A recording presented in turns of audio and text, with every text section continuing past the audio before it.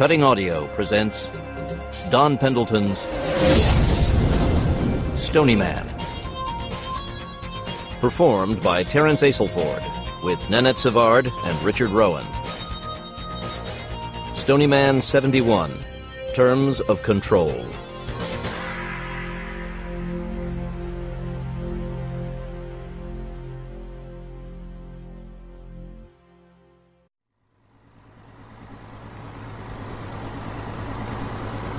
Pacific Ocean. The sailor held the old shotgun away from his body as if he were holding on to someone else's stinking laundry. He'd fired the weapon twice that afternoon off the rail. The sailor was 22 years old, and this was only his second Asia to America voyage.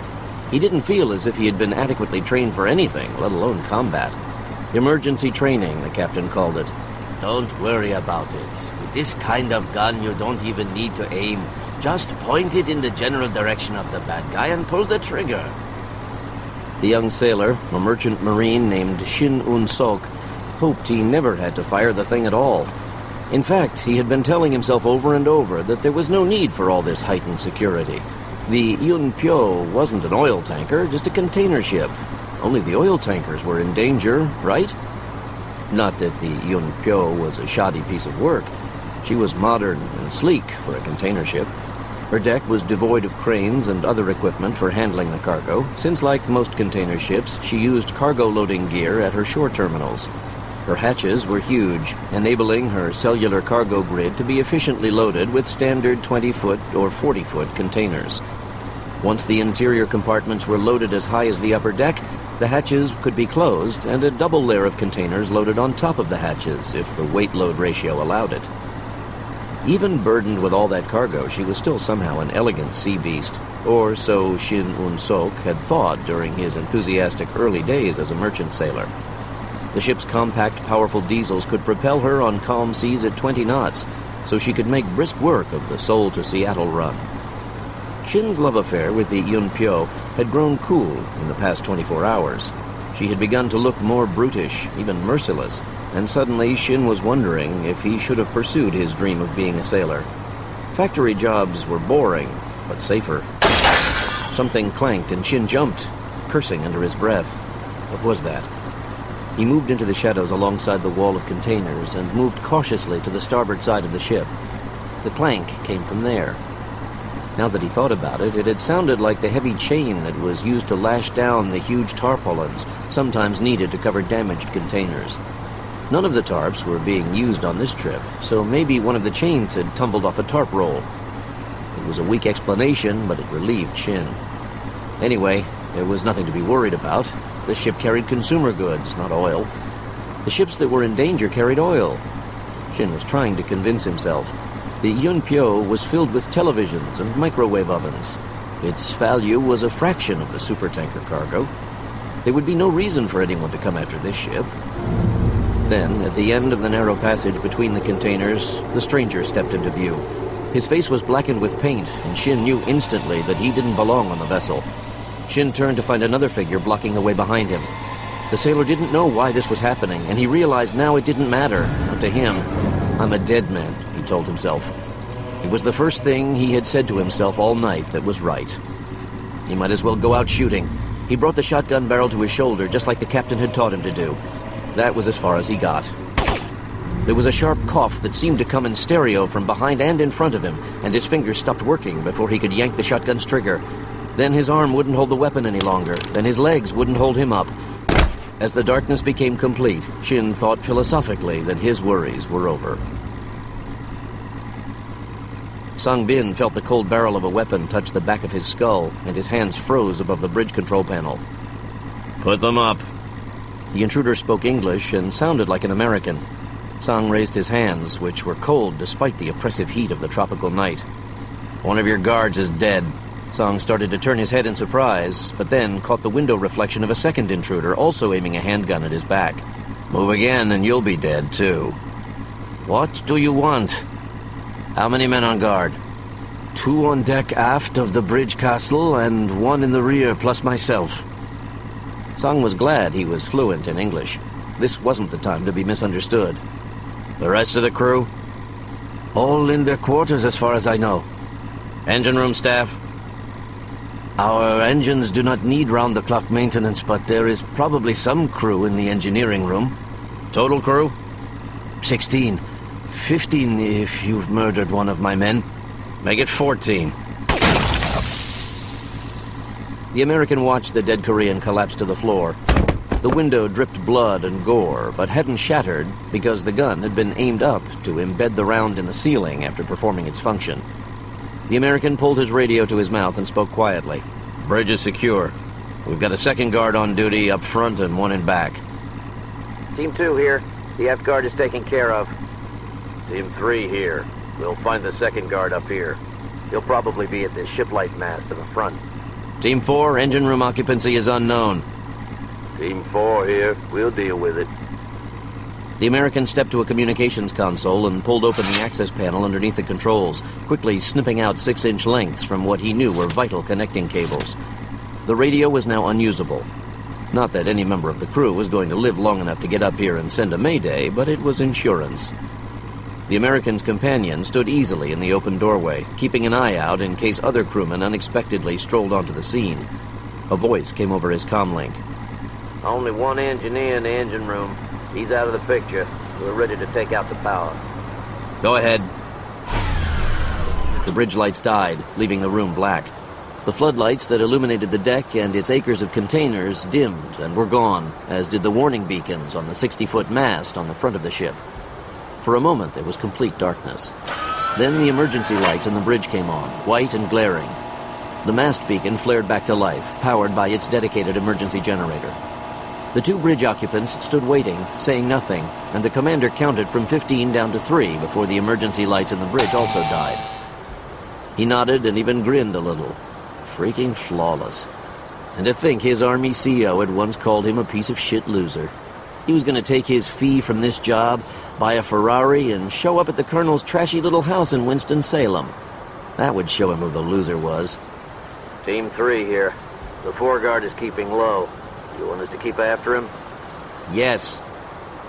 The guard wasn't going to be causing any trouble if he was busy evading Team 3. The American commander didn't want any problems. Diligence, combined with the operation's extensive planning, meant there would be no surprises. He hated surprises. Bloody hell! MacArthur was falling through the night sky. He hated surprises. Plummeting earthward a half-mile above the planet, with a black, cloud-swollen sky above and black ocean underneath, the only thing he could see was the distant glimmer of the container ship's lights. Then the ship lights went out. With a protective helmet covering his head, it was oddly quiet, like being in a dark room all alone. Stony, we've got a problem. Even as he spoke into the radio, he saw the lights reappear and flicker, then dissolve to leave just a single red beacon. Go ahead, Phoenix 1. Even amplified above the rush of the wind, the female voice in his headset sounded cool and calm. The ship just lost power. Her emergency lights came and went. All that's left is the aft beacon. The ship's plans say the beacon has an emergency generator independent of ship's other power grids. That beacon will get hit soon enough. Another voice broke in. Phoenix 5 here. The screws stopped. We'll have that going for us at least. Then it occurred to him it might not be a good thing at all. Phoenix 5, how's your targeting? Shot to hell. Phoenix 1 craned his neck to look down between his feet. He couldn't see Phoenix 5, of course. Can you still make it to the boat? I'm gonna try. Don't kill yourself in the process. Phoenix 1 attempted to fix the odds. They had made the jump when and where Phoenix 5 estimated they had the best chance of hitting the moving target that was the Korean container ship Yunpyo. The trick was to get all 5 commandos onto a moving ship in the dark without killing any of them. Phoenix 5 was the man with the best experience, so he was the natural choice to lead the insertion and to make the critical dark touchdown to set up markers for the others to follow. Phoenix 5 had stepped out of the aircraft well ahead of the others to give him the time he needed to set those markers. The jump was riskiest for him. There was no room for deviation, and now they had a deviation. Phoenix 1 had no way of even guessing the outcome, let alone making odds. No bullshit, Phoenix 5. Can you make it or not? It's going to be close. That's not a precise answer. That's as precise as I can get, Phoenix 1. How's our arrangement, Phoenix 4? The last commando to make the jump was keeping an eye on their grouping during the dark descent. We're sticking close together, Phoenix 1. Okay. Talk to me, Phoenix 5. We'll open up in a few seconds. Anyone eavesdropping on the encrypted radio exchange would have been confused to hear an accent that didn't match that of the man called Phoenix 1. In fact, it was pure Texas. Leading the freefall, Thomas Jackson Hawkins was an extremely competent commando, and he brought skydiving expertise that started with a set of paratrooper wings and a stint with airborne. He had been on so many jumps he couldn't keep track, but this one would stick in his memory. Hawkins eyed his altimeter and squinted into the blackness of the vast Pacific Ocean with its one tiny dot of illumination. He was diving through the atmosphere, trying to propel his body toward the tiny beacon. The ship was getting closer, but not close enough. He had timed the jump to hit the ship where it should have been if it had maintained its chugging pace through the South Pacific Ocean. When the engine stopped, the ship slowed quickly, and Hawkins found himself fighting for distance. He not only had to reach the ship, he had to reach its aft end to touch down with the best chances of remaining unseen. Above him, the others waited for his signal. They would deploy at the same time, and their extra few thousand feet of slow descent would allow them to steer themselves to the vessel, but only if they had a good marker to aim for. Hawkins couldn't fail. He ignored the altimeter when the ship got close. This one was too hairy to trust instruments. He'd have to go on instinct or they'd never hit their target. His altimeter didn't ignore him. It started its shrill beep in his headphones as the planet approached. It wouldn't force his chute to deploy, unlike most freefall packs, but its warning was shrill, and all the others were hearing it too. The beep became faster and louder. The air was like the roaring of monstrous flames, even through the protective helmet. Hawkins watched the red beacon grow. The beep became a piercing electronic scream. Phoenix 5! Deploy in 5, 4, 3, 2, 1. Hawkins pulled his release and felt his rushing fall stop with an abrupt jerk, and then he was gliding, the wind dying to a rush. He steered the invisible black parafoil into a controlled dive just as the beacon dimmed and disappeared. He was flying in blackness. T.J. Hawkins was a small boy when his father took him on a walking tour through Carlsbad Caverns.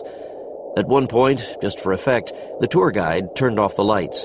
It was unlike any darkness Hawkins had ever seen, blackness too total for the mind to accept. That was the kind of blackness he saw now. No moon, no stars, no detail of light anywhere on the surface of the Black Pacific. Even his tiny headgear LCDs were off. He flipped the night vision glasses into place as he simultaneously snapped on the altimeter display. The Korean container ship appeared on the flat, featureless blur of thermally neutral ocean water. She was nearly stopped, but Hawkins refused to trust the depth perception of the thermal image. He steered toward her and made rapid calculations with the height of the top container level on the deck and the altimeter readings, and homed in on the rear containers. He was thankful he had decided to go in using the standard square MC-5 ram airs instead of the newly available canopies based on the XT-11 prototypes. The new chutes allowed for slower landings with loads up to 400 pounds, so a heavily equipped soldier could touch down at a soft 5 miles per hour. But the new chutes weren't as maneuverable. He'd decided maneuverability was key, and his executive decision had forced Phoenix 1 to cull the equipment load. But it now proved to have been the right decision.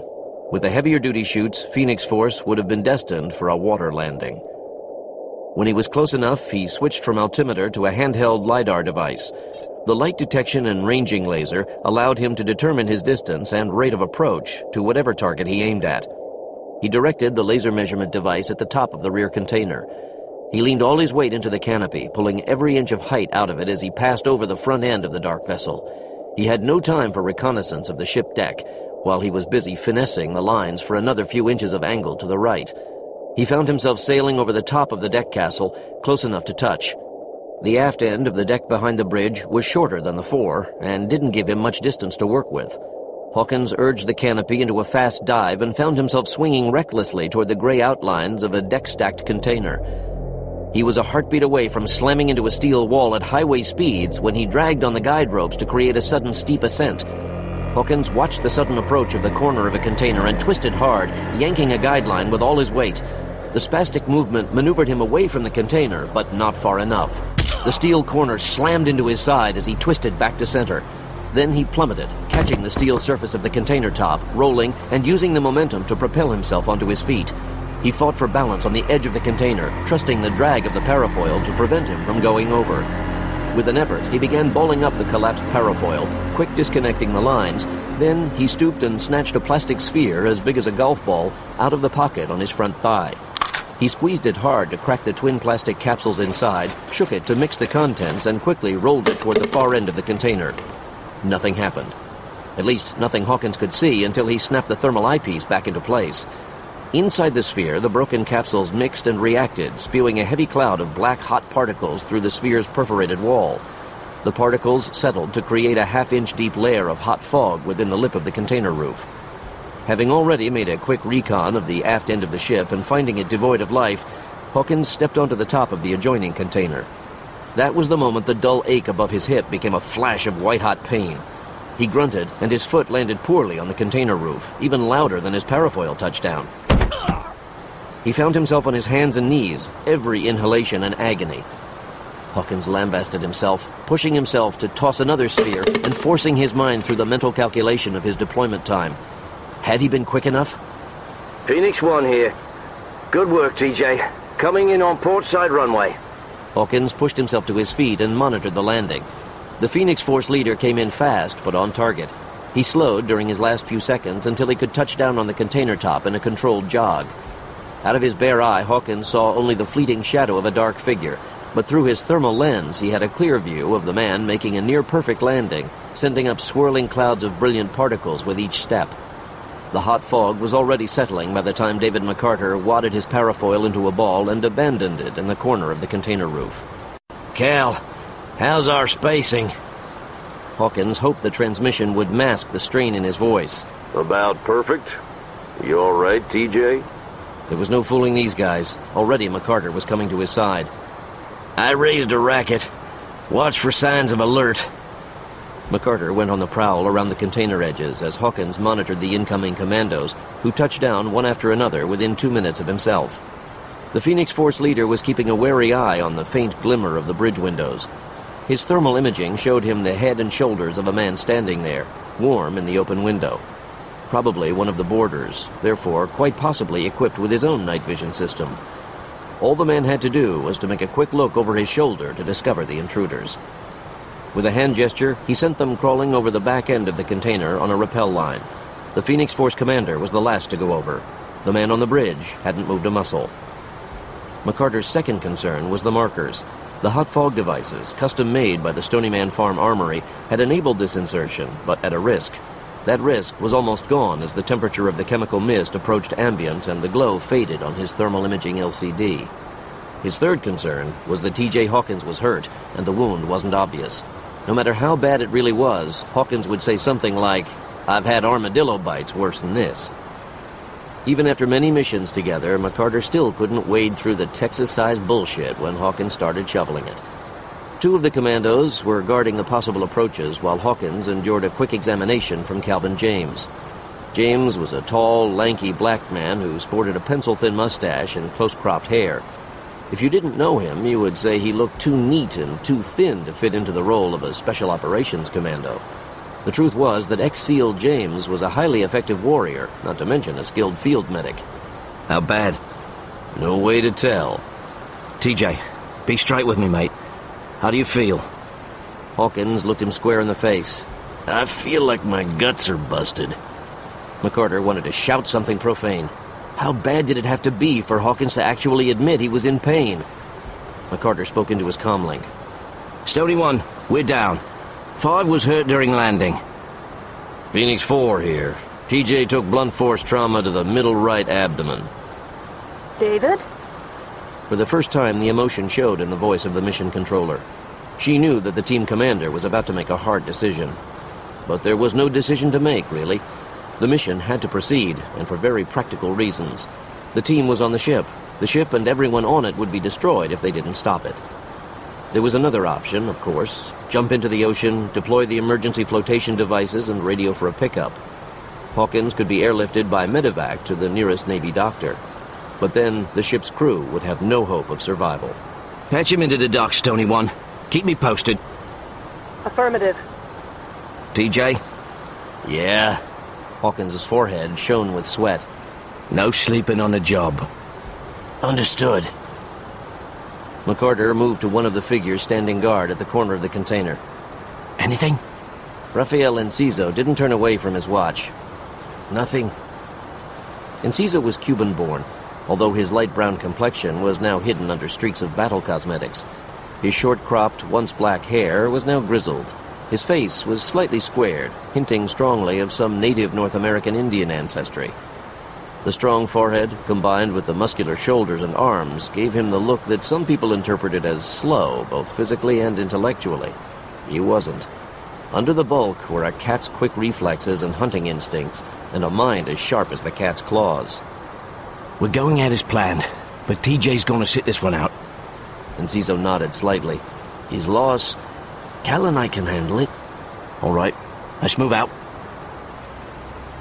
Calvin Thomas James and Rafael Enciso moved along the port rail of the container ship, needing no discussion. They had studied the vessel schematics, so they were confident in their position, but more important, they had the confidence that came with having fought side by side for years. With one eye covered by a thermal lens and the other bare, Enciso watched through the narrow gaps between the containers and glared into every shadow and niche that could hide a person. By the time they reached the bridge castle, the silence was thick. Enciso brought them to a halt before they reached the deck-level doors into the castle, pointing out the pair of human shapes sprawled against the rail behind a plank davit. A quick check confirmed they were corpses. The Korean crew. One of them sprawled on top of an unfired hunting rifle. They had armed themselves against just such an attack, but these were merchant mariners, not soldiers. They weren't trained to defend themselves. They hadn't slowed the intruders, let alone challenged them. The bridge castle was essentially a 5-story building built 1/3 of the way from the back end of the container ship. The bridge dominated the top floor, windowed on all sides for visibility in all directions. On lower floors would be found radar and communications gear, crew and officer quarters, galley, lounge, maybe even an exercise room. Every function and piece of equipment that could be packed into the bridge castle freed up cargo space elsewhere, and maximizing cargo space was the whole purpose of a ship like the Yunpyo. When Enciso put his hand to the door and listened, he heard nothing. It was bizarre, too dark and too quiet.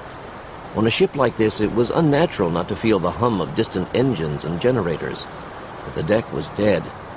She had drifted to a stop, and she was too big to rock gently in the waves of a calm sea. The wind was motionless, and even under the oppressive mantle of clouds, it was above 90 degrees. The effect was unnatural. This is Phoenix 2. We're at the wheelhouse door. We're going in. Enciso swung the door, and Calvin James stepped inside, sweeping the room with the business end of the Heckler & Koch MP5 SD3. The room was empty. The entryway had storage for foul-weather gear and portable tools. Beyond it was a spotless galley. Breakfast preparations hadn't yet started. An orange light glowed on a coffee urn bolted to the stainless steel counter, but the bitter smell told them it was hours old. A recreation room across the hall was dark and empty. Enciso put the backs of his fingers on the cabinet of the widescreen TV, finding no residual warmth. One floor up, they found 3 rooms for officers and 2 dorm-like crew quarters. Their flashlights illuminated some unmade bunks, while the bedclothes on the other bunks were so neatly made Enciso was sure they'd passed the quarter test. The captain of the Yunpyo ran a tight ship. Well, he used to. The captain was probably dead. Phoenix 2. Find any crew? Not a soul. The wheelhouse is deserted up to the 2nd floor. Watch your step. You got at least 1 man on the bridge, unless he's left in the last few minutes. I spotted him when we landed. James and Enciso ascended again, emerging into the dark, silent upper floor. Enciso covered the man at the window, while James swept the bridge and the adjoining equipment room. In seconds, James was back at his side. He and Enciso watched the man, who stood staring out through the open windows into the silent black night. The Cuban lowered his weapon. James gave him a sidelong glance. The question was asked silently, and Enciso answered silently, flipping on the flashlight to show James the man who stood watch on the bridge of the container ship. This is Phoenix 2. The wheelhouse is clear. McCarter pulled into the shadows at the starboard rail, glancing up at the bridge windows 50 feet above him. Gary Manning joined him. What about my sighting? He's still here. Manning watched the interesting thermal imaging display of McCarter compressing the flesh of his forehead into a high-contrast frown. He got it right between the eyes. Looks like 60-70% of his skull mass went out the front of the bridge. They propped him up at the window. Gary Manning frowned now, too. Any clue why they put him there? James cut in. For laughs? Manning had an answer. To draw out the crew. Some sailor is in hiding and looks up and sees the captain or mate standing on the bridge as if nothing is wrong. Maybe he'll think the crisis was a false alarm. He'd have to be bloody stupid to go barging into the bridge castle as if nothing's happening. Maybe all he has to do is make an approach across the deck to spring the trap. That's right, Phoenix 3. Our man here would be visible from somebody on the deck level after the wheelhouse. Could be they have an ambush in place. McCarter stared into the blackness and then nodded, deciding the possibility made sense. Manning, however, wasn't sure why the intruders would go to the trouble after they already had the ship under control. Okay, we've spotted them. 2 nests of 2 showing up on thermal. They've got radios on their belts. Maybe we can take them down before they get the word to their friends below decks. Rafe, what can you do from there? I'm not equipped for sniping, but Cal and I might take down the nearest pair. What does might mean, mate? It means I'm not making promises. What's your confidence level? In taking out the nearest pair? High. It's the behind-the-curtain actors who are the worry. McCarter issued his instructions, then he and Manning waited. They heard brief dual bursts that originated from the bridge above them, then shouts from the deck. 2 figures emerged from the shadows, sprinting in their direction while keeping a close eye on the bridge above. One of them dropped before his 3rd step. His companion didn't look back until he had flattened against the wheelhouse in the darkness, breathing hard and snatching at the radio in his belt. He never saw the hand that came out of the darkness to snatch the radio. But he was trained, and he was fast, and he made exactly the right move, stepping away and raising the mini-Uzi in a single fluid motion. Manning was faster and stayed close enough to land a palm against the man's skull, sending it into the steel wall with a resounding crack. The mini-Uzi clattered on the deck, and its owner slumped beside it. Manning had the man trussed in plastic handcuffs in seconds. The figure who had fallen on the deck was moving his arms and legs mindlessly, but slowly. McCarter didn't approach, but glared into the blackness. Manning kept one thermal lens on the wounded man, now in the middle of a lake of warm but cooling liquid.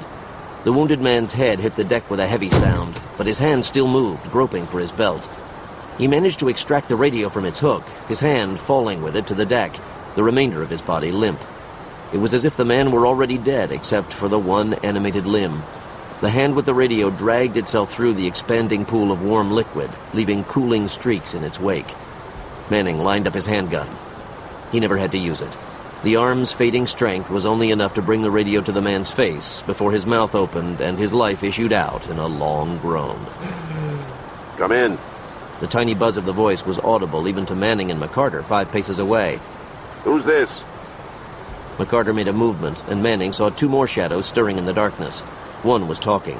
As they stepped around the end of the rows of containers, the words became audible. So maybe one of the crew went rogue. None of these bastards have the balls to fight back. I don't think... What the fuck, man? He almost tripped over the corpse, and his companion stumbled into him. The first man flipped on a penlight. The tiny beam was brilliant in the pervasive darkness, and the gunners instantly found themselves standing in a lake of blood, in which lay the slack-jawed cadaver. Jesus! That's Worth! Shut the fuck up! He snatched his radio from his belt as he flipped off the penlight. Manning triggered a 3-round burst from the Heckler & Koch sound-suppressed MP5 SD3 submachine gun. The radio and the hand that held it disintegrated, sending the radio man stumbling away. His companion reacted with a lightning move that brought the barrel of his Uzi toward the source of the shots. Manning triggered another 3-round burst that cut open his chest. At the same instant, a burst of fire chopped into him from above. His legs folded, and he flopped alongside his companion. Phoenix 2, anybody else? Looks clear. Cover us. McCarter turned to Manning. Come on. They sprinted the distance between themselves and the wounded man, already on the verge of hyperventilating as he stared in shock at the ruined mass at the end of his wrist. His wide eyes looked up at them, and he recognized the enemy at the last second. He had to let go of his wrist to snatch at the shoulder-holstered handgun with his good hand, but he was already weak from blood loss, and McCarter removed the weapon from his fingers before he could make it work. The Phoenix Force leader tightened a plastic handcuff loop on the wounded hand as an impromptu tourniquet, securing the good wrist alongside it. He cuffed the man's ankles for good measure. One hand struggled briefly and rolled his eyes helplessly as his shallow breathing became more rapid. McCarter slapped the side of his face hard enough to snap him out of it momentarily. Listen to me, mate. You struggle any more and you'll rip off the cuff. Then you'll bleed to death. Understand? It's keeping you alive. The man nodded. How many of your men are above deck? The wounded man looked confused. There were 6 of us. How many below? You gotta get me off the boat. It's going down. Answer the question. How many more? 10 more down below. You gotta take me. We'll try to catch you on our way back. McCarter radioed his upstairs pair. Rafe, Cal, we've still got 2 shooters sharing the deck with us. Any sign of them? Maybe. I think I saw somebody moving between the containers, but it was way up front. Too far to be sure. We've got to get below decks in a hurry. I hate to leave 2 blokes unaccounted for, but we don't have time to flush them out. Understood. We're on our way down. Phoenix 5, what's your status? Just sitting here with my thumb up my ass. Remove the thumb from your ass and use it to hold onto your weapon. We're leaving you up here on your own. You are your only defense. I'm tucked away like a gator carcass in a meat locker. Nobody's getting at me. Then stay there. As the shadowy, silent shapes of James and Enciso drifted into visibility at the base of the bridge castle, McCarter made a quick evaluation of the probe so far. It was proceeding as well as could be expected, excepting Hawkins's injury, which was bad enough. He hadn't much of an idea what they would be dealing with when they got below. All McCarter knew was that the goal was critical sabotage. He wasn't happy to be landing his team into this mess with so little intelligence, but it was far too late for misgivings. With a jerk of his head, McCarter ushered his teammates to the hatch and led the way down. Stony Man Farm, Virginia. The small medical facility was compact but extremely well-equipped. State-of-the-art and then some. Too bad he couldn't use any of this great equipment, the U.S. Army doctor thought as he performed remote diagnostics with the help of long-distance sensor input. At least he had been doing that a minute ago. He raised an eyebrow. You with me, Phoenix 5? The Army MD was experienced in special operations medical support, and his exemplary record had brought him to the attention of Stony Man Farm principals. He'd been convinced to serve a rotation at the farm. He found it fascinating when he actually had work to do, which was maybe 10% of the time. At the moment, he was carefully trying to get a read on his patient, whom he understood to be somewhere in the equatorial Pacific. The commando suit was equipped with quick-application diagnostic sensors for field use. The man had simply pulled the tab to expose the adhesive on the sensors already wired into his outfit. Then the data relayed to the doctor's system over the commando's existing communications link. The sensors his patient had self-applied fed the doctor readings of basic vital signs as the doctor led the man through a set of diagnostic exercises in the hope of receiving more good information. But the nature of the injury meant heart rate, respiration, and blood pressure weren't going to tell him what he needed to know. He had been questioning the man about notable physical symptoms, but the patient was now giving him the silent treatment. The doctor didn't know TJ's real name. He'd been instructed to refer to him only by his team designation. Talk to me, Phoenix 5. Nothing. The doctor wrinkled his brow and leaned closer to the diagnostics displayed on his monitor. The data, for a man who had suffered abdominal trauma during a bad parachute landing, wasn't worrisome. No dramatic blood pressure changes, no reported weakness or other symptoms to indicate internal bleeding. The sensor feedback was not, however, a replacement for a medical examination. That man needed to have his guts x-rayed. The readings were still there, but altered slightly. Heart rate increased marginally. Breathing actually slowed and steadied. Silent running, Phoenix 5? There was a single beep, which the doctor knew came when the commando responded with the press of a button on his headset, allowing him to answer noiselessly. One beep for yes. So much for my diagnostics. He notified the mission controller. The Stony Man Farm mission controller had honey blonde hair, but she didn't fit any blonde stereotype. First of all, she had the intelligence of a great strategist.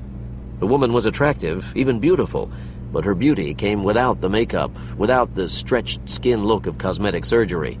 She wasn't a woman attempting to hang on to her college looks, and she was far more attractive for it. In an embroidered cowboy shirt and old jeans, She would have been at home on a Montana ranch, but her eyes flashed with piercing intellect that told any casual acquaintance she was far more than a ranch hand. Barbara Price sat at a desk with a collection of monitors, charts, and paper. She spoke into the wireless headset. Stony 1 here. I'm on the line, Phoenix 5. Update me when you can. A beep was her only answer. She tapped into the video feed, which Hawkins had been equipped with for the risky airdrop. His night vision set was specially made to pick up a long-distance thermal IR signature. Without it, he might never have been able to drop himself onto the Korean container ship, but the video pickup was doing nobody any good now. The image feed back to Stony Man Farm showed blackness and nothing but. Finally, TJ spoke. Phoenix 5 here. I got a visual on our top deck pair, all 3 of them. Phoenix 1, did you catch that? Got it, Stony. We'll keep an eye out for them. Phoenix 5, we can handle it. Understood? Understood. Tell us what you see, TJ. 2 of them are the guys who were guarding the front end of the ship, I'm guessing. Automatic weapons and face paint. The other guy's unarmed as far as I can tell. Hey, he's going over the side. Voluntarily? Yeah, he's one of them, Stony. Looks like there's a boarding ladder there, maybe 10 yards from the container we landed on. They must have one of their boats down there. We're pretty damn lucky that guy was below when I landed, or he'd have had every top deck gun ready when the rest of us came down. They know you're there now. Yeah, they're stalking around like bobcats. Maybe they don't know everybody's in the basement. Maybe they know there's one of you still hanging around up top. Keep your head down. Hawkins stared into the blackness and didn't answer. Price might be right. One of them was headed for his hiding place, and even worse, the other was pretending to wander off in another direction, but keeping a direct line of sight on his companion and Hawkins's niche. Phoenix 5? The first gunner was trying to look as if he were performing a general sweep of the aft end of the container ship by following the open trail between the deck rail and the containers. At the very end of the ship, there was a collection of equipment, including a winch box filled with a 6-foot diameter roll of inch-thick metal fiber rope. Hawkins's hiding place was inside. Since half the rope was missing, there had been enough room for him. He could peer out through the closed access panel via the wide vents. It was a pretty good hiding place, but hiding sucked. The gunner was closing in, and Hawkins watched as the second man vanished from sight with a burst of speed. He was heading behind the cargo, moving to the starboard side of the ship so he could cover his companion from a better angle. Price was asking for a report, and he put her off with a beep as he considered his options. But did he have any options? He could take out one of them easily enough, but then the other guy would call in reinforcements, and a gun battle of any kind would bring someone scrambling up from the boarding craft after he made a radio call for help. Hawkins felt his body tense as an unexpected blossom of pain flowered in his stomach. He clamped his teeth on his lower lip to keep himself quiet. The breath labored out of his nostrils like a winded horse. The pain felt big enough for a damn horse. Like a pain that couldn't have fit into a body as small as a human's, and it peaked in just seconds, so intense it turned his hearing and vision to starburst on a backdrop of blood. His mind reeled for an explanation. Had he taken a bullet without even hearing the shot? Had there been an explosion and shrapnel? The pain faded again, and the rush of noise and lights went away a second later. Hawkins found himself standing exactly where he had been, and amazingly the situation hadn't changed, although he'd been virtually helpless for what seemed like a good 10 seconds. He concentrated on sighting the gunners through the vents. Adjusting the thermal low-light mix of his night vision glasses allowed Hawkins to spot the coverman, crouched in the blackness at the base of the rear starboard cargo stack. Just 1/3 of his body showed around the corner of the container, but his head protruded so he could stare intently in Hawkins's direction. So where was the front man? Hawkins heard a scrape of metal just inches away and realized the gunner had reached the winch box and was fiddling with the latch. Hawkins sank to a one-legged crouch, his back pressed against the cold coils of steel rope, raising his handgun in front of him in 2 hands and finding he just barely had room to make the full extension in the tight quarters. The flower in his gut was opening again, red and fiery, and Hawkins ignored it. Not again. He wouldn't let it happen. The access panel creaked slightly as it was nudged open, then a foot kicked it quickly. The panel swung all the way open on creaking metal hinges, and Hawkins smiled through the agony as he strategized his shots. Just as he expected, the door slammed into the side of the winch box with a clang loud enough to mask Hawkins' shot from the suppressed handgun.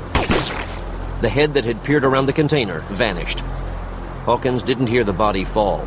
but he saw one motionless leg protrude from the corner and knew he'd been on target.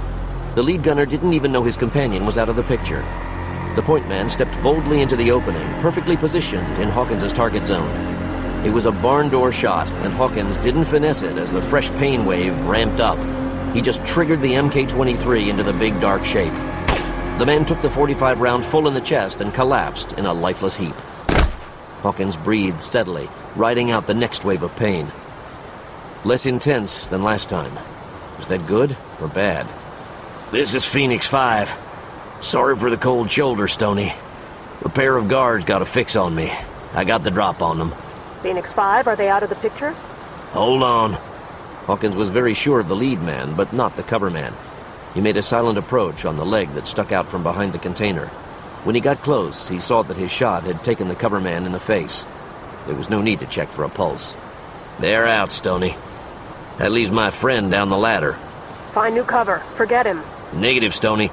He witnessed us at some point. He's the one who knew where I was. Too loose an end to leave dangling. Hawkins made a slow trek around the aft end, stepping gingerly in case a wrong move should make the throbbing in his belly go nova again. When he reached the right spot on the rail, he listened, hearing nothing but the distant lapping tongues of sea against the hull. Then he peered over the rail. The man on the ladder gaped at him from 12 inches away. Hawkins lashed out with his gun hand before the man clinging to the ladder had time to get the radio to his face. The blow turned his shout into a yelp, and the radio plummeted into the blackness. Hawkins smashed down at him again, fast, and his weapon crunched into the man's cheekbone. The figure gagged, and one of his feet lost its purchase on the ladder. He pirouetted wildly, 5 stories above the ocean, and Hawkins' backswing slammed the handgun into the fingers that gripped the rung, mashing them like sidewalk worms. The man issued a curious cry and sent his other arm out in a wild flail that managed to connect with a lower rung before he plummeted. He should have stabilized himself before going on the offensive, but with a hiss of rage and pain, he snatched at the handgun in the shoulder holster. He unleathered the gun and pointed it up, but by then, Hawkins had noticed the state of the ladder. He grabbed one of the wobbly steel hooks and yanked it to the side, then withdrew behind the rail just in case. The shot never came, but Hawkins heard an intake of breath. When he looked over the rail again, the gunner had lost his purchase with both feet. The gun was gone. The man clawed at the rungs for another handhold. Hawkins used a fist to knock away the climber's one good hand. The gunner made another throaty sound as he started his long, long fall. He somehow managed to miss the thousands of square miles of Pacific Ocean and instead impacted on a 3-foot square boat landing platform with a crunch. Hawkins descended cautiously, finding the unsteady platform to be a square of corrugated aluminum on flotation cylinders. It was affixed to the hull with chains that could pull it flat against the hull above the waterline. He shoved the body into the ocean with his foot, then made a quick examination of the watercraft the boarders had used to get to the Korean container ship. The power was on, so he made out the control panel displays. He opened her up and found he could even make out enough of the power plant to know what he was looking at. It was one sweet piece of work. Are you telling me they attacked a 25,000-ton cargo ship using personal watercraft? The door opened and she waved in a smiling John Cowboy Kissinger, whose muscular bulk stressed the hydraulic lift on the desk chair when he sat in it.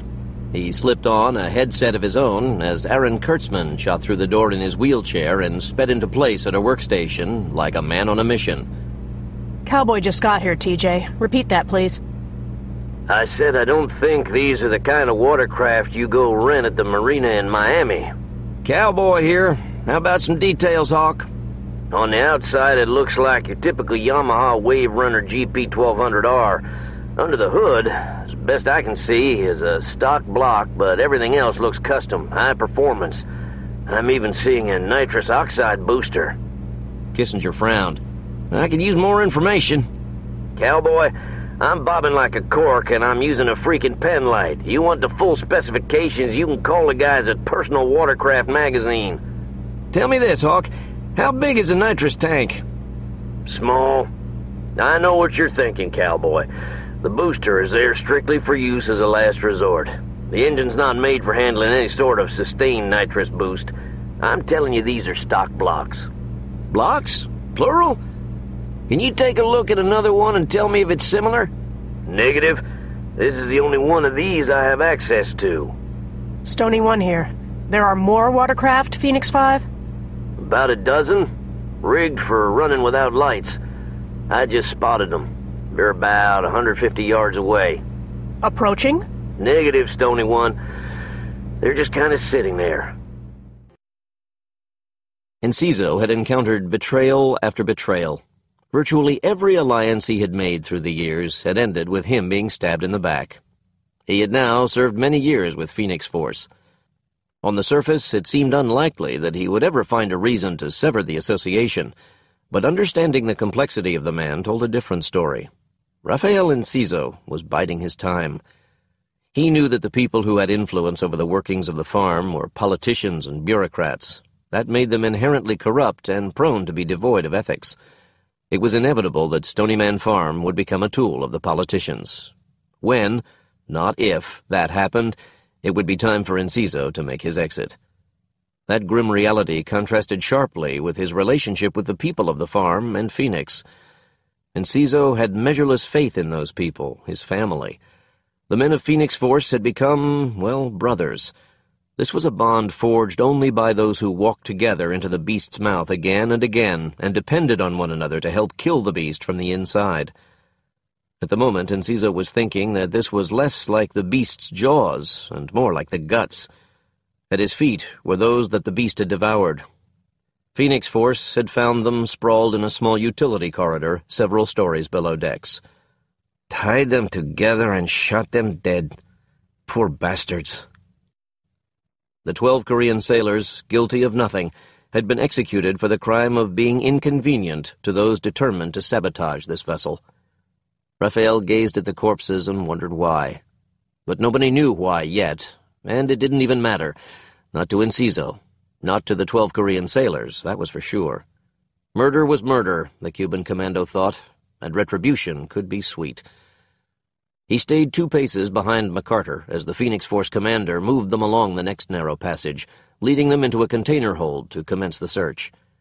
The hold was vast, but stuffed with stacked containers.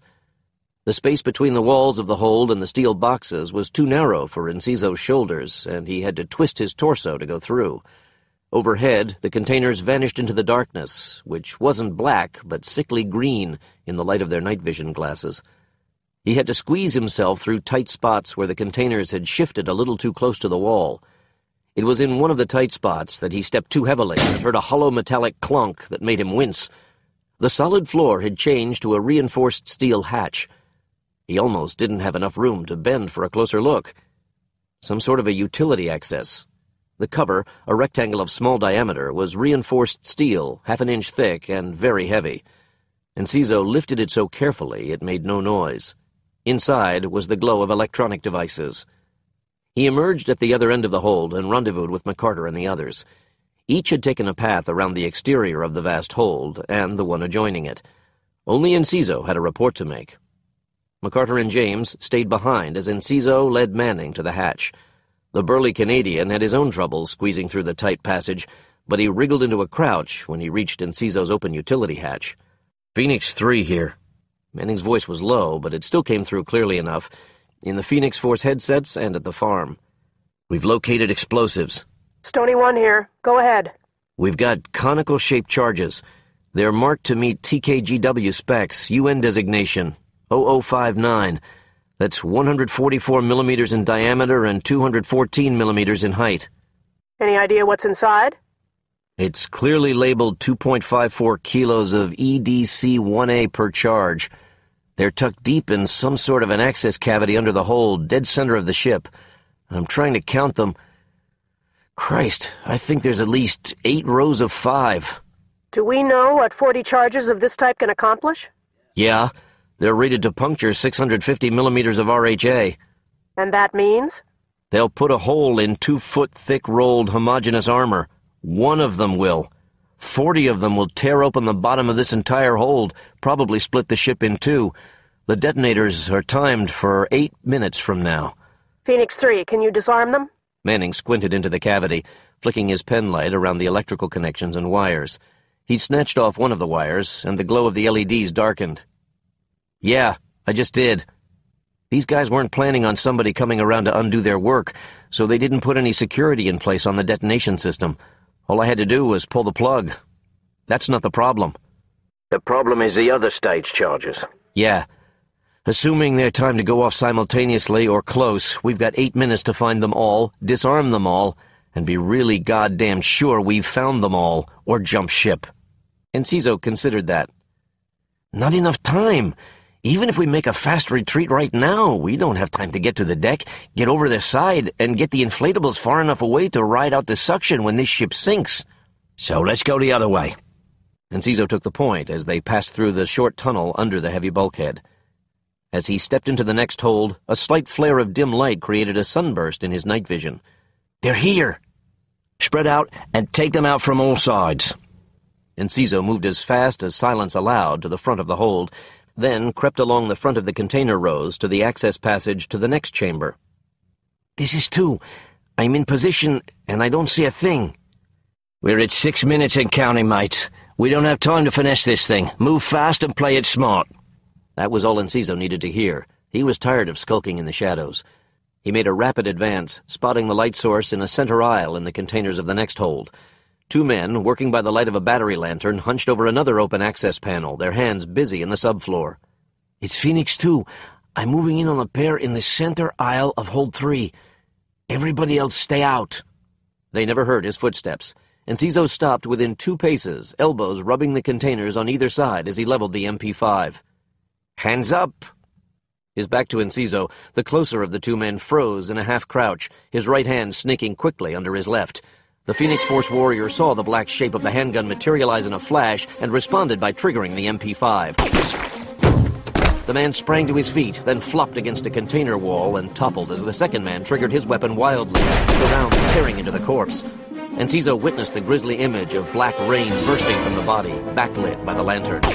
He put another burst into the wild man, sending him to the mat before he got his aim corrected. The damage was done. The thunder of the large-caliber rounds echoed through the bowels of the ship. In one clap of gunfire, Phoenix Force's clandestine activity was exposed. Enciso heard the shouts of alarm from the next cargo hold. Phoenix 2 here. There's more of them in the next hold. I'm going in. Right behind you, Rafe. Phoenix 3, pull the plug on this one. Enciso raced ahead to the short corridor that opened in the next hold, triggered his weapon, and raced after his burst of 9mm rounds as if he were trying to catch up to them. He emerged into another hold and aimed a sustained burst of submachine gun fire at the fleeing shadows in the narrow central alley between containers. He put himself behind the stacks as one gutsy gunner stayed in the open, triggering an automatic rifle, the rounds caroming off the containers just inches away. Enciso felt for the pause in the fire, then twisted himself bodily into the open, squeezing out a quartet of rounds that chopped the legs out from under the gunner, who went down with a scream. Enciso emptied the remains of the 30-shot magazine into the fallen figure, then pulled back as more shadows stepped into the open at the far end of the hold to return fire. There were at least 2 or 3 of them. As Enciso switched out the magazine on the MP5, he heard McCarter's voice in his earpiece. They're keeping us pinned down in this bloody hold.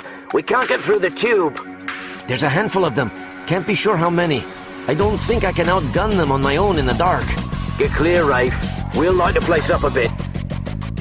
The Cuban moved along the aft end of the hold in a hurry, found the corner, and balled himself up in it, his fingers plugging his ears. Even with his eyes squeezed shut, Enciso saw the interior of the dark hold light up like high noon, and he felt the shriek of noise resonate in the metal walls. Then he was on his feet again, even before the blinding light and deafening shriek from the flashbang grenades had dissipated. He jogged along the port bulkhead and twisted around the front, finding a space so tight he was forced to move sideways. He flipped on the barrel-mounted light, and the brilliant beam made the wriggling bodies visible. Temporarily blinded and deafened by the grenades, they were all but helpless.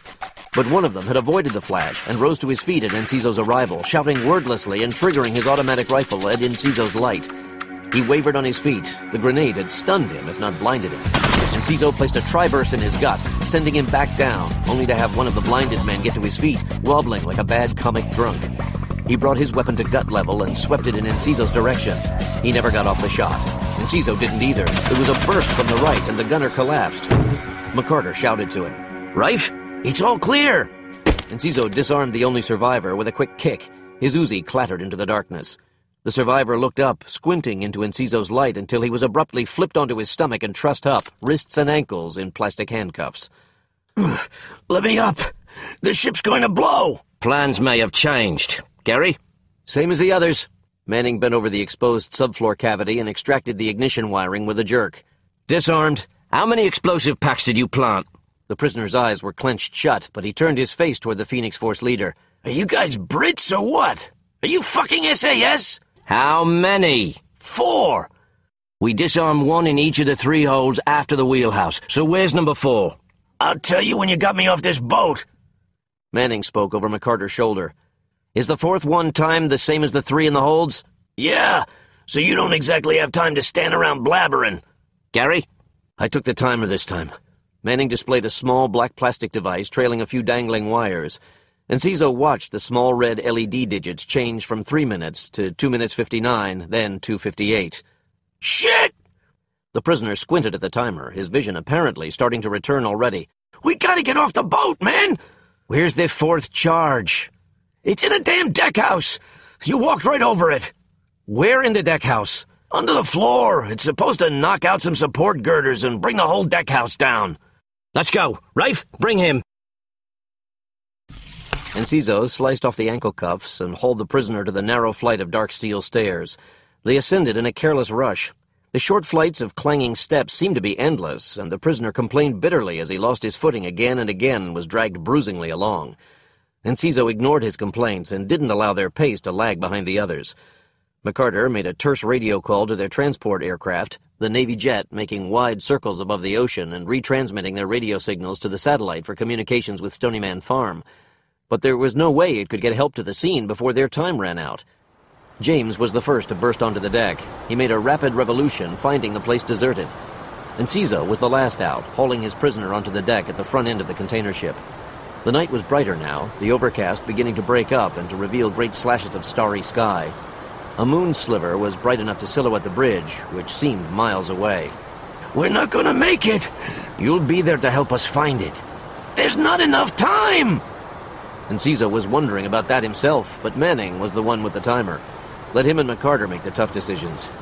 Gary? 1:10. We're not gonna make it! Down! The group flattened as a torrent of automatic rifle fire erupted in the night, clustering at chest height above the deck like an angry bee swarm, the rounds ricocheting off the above-deck container stacks. In the narrow open aisle between the port rail and the containers, the commando team was totally exposed. Enciso returned fire from a crouch, targeting the figures that were now bolting from their own hiding places between the containers and the bridge, and heading for the rail. He emptied the magazine, taking down a pair of runners. When the MP5 cycled dry, he snatched at his handgun holster. By then, the others were getting back to their feet, but before any of them had a chance to get off another shot, a new, distant echo of suppressed machine gun fire flew over the deck, and they watched 3 more of the fleeing gunners collapse abruptly, one of them throwing his arms up and flopping over the rail where he had been about to climb over. Phoenix 5 here to clean up your messes. Hawk, where are you? Here I am. They could see him now, stepping out of the darkness from behind the bridge castle and waving. Gary, time. 029. Phoenix 5, get out of there. That wheelhouse will blow in 25 seconds. As if he'd been waiting for the go-ahead, the dark shadow that was Hawkins bolted for the rail and slid over without hesitation. Hawk! Phoenix 1, exit the ship at the aft port anchor winch. I'll meet you there with water transport as soon as I can. McCarter didn't bother to ask for an explanation, and they headed out. I told you you weren't gonna make it in time! They reached the aft port anchor winch. Time! 4, 3, 2... Enciso didn't need to see the LED display. The countdown had continued in vivid mental images in his head. He and the others turned back, and with the giant containers towering in front of them, they could only see the port side of the bridge castle. It seemed to swell, then burst open as its walls were obliterated by the cloud of explosive gas expanding from inside. The bizarre, pervasive darkness of the night was replaced by the strange, high-contrast shadows of orange firelight, and the deck rumbled under their feet. The first hold. How long until they'll detonate? The fire won't reach it unless and until the bridge collapses. Let's not wait for it. James had ignored the spectacle of the blast to make a quick deployment of the Kevlar line in his pack. It was secured to the anchor winch, and he gripped the line as he walked over the rail and plummeted out of sight. Manning jumped onto the rail and grabbed the line, sighted James, then dropped after him. Undo my hands! I can rappel! No time for that! The prisoner felt himself being hoisted off his feet by Enciso's powerful arms. Don't do it! I'll drown! Like I care. Then he stepped to the rail and sent the handcuffed killer flying out into the blackness of night with 68 feet of empty air between himself and the concrete-hard surface of the Pacific Ocean. McCarter launched himself over the rail just seconds after Enciso and felt the ship heave, bucking him like an irate metal horse. He tightened his grip and swore under his breath, twisting his body just as he swung into the hull. His backpack took the blow, and the electronics gear inside flattened. Combat tested or not, they weren't made to take wrecking ball treatment. McCarter's body felt as if he'd endured a bad body slam without the benefit of a gym mat.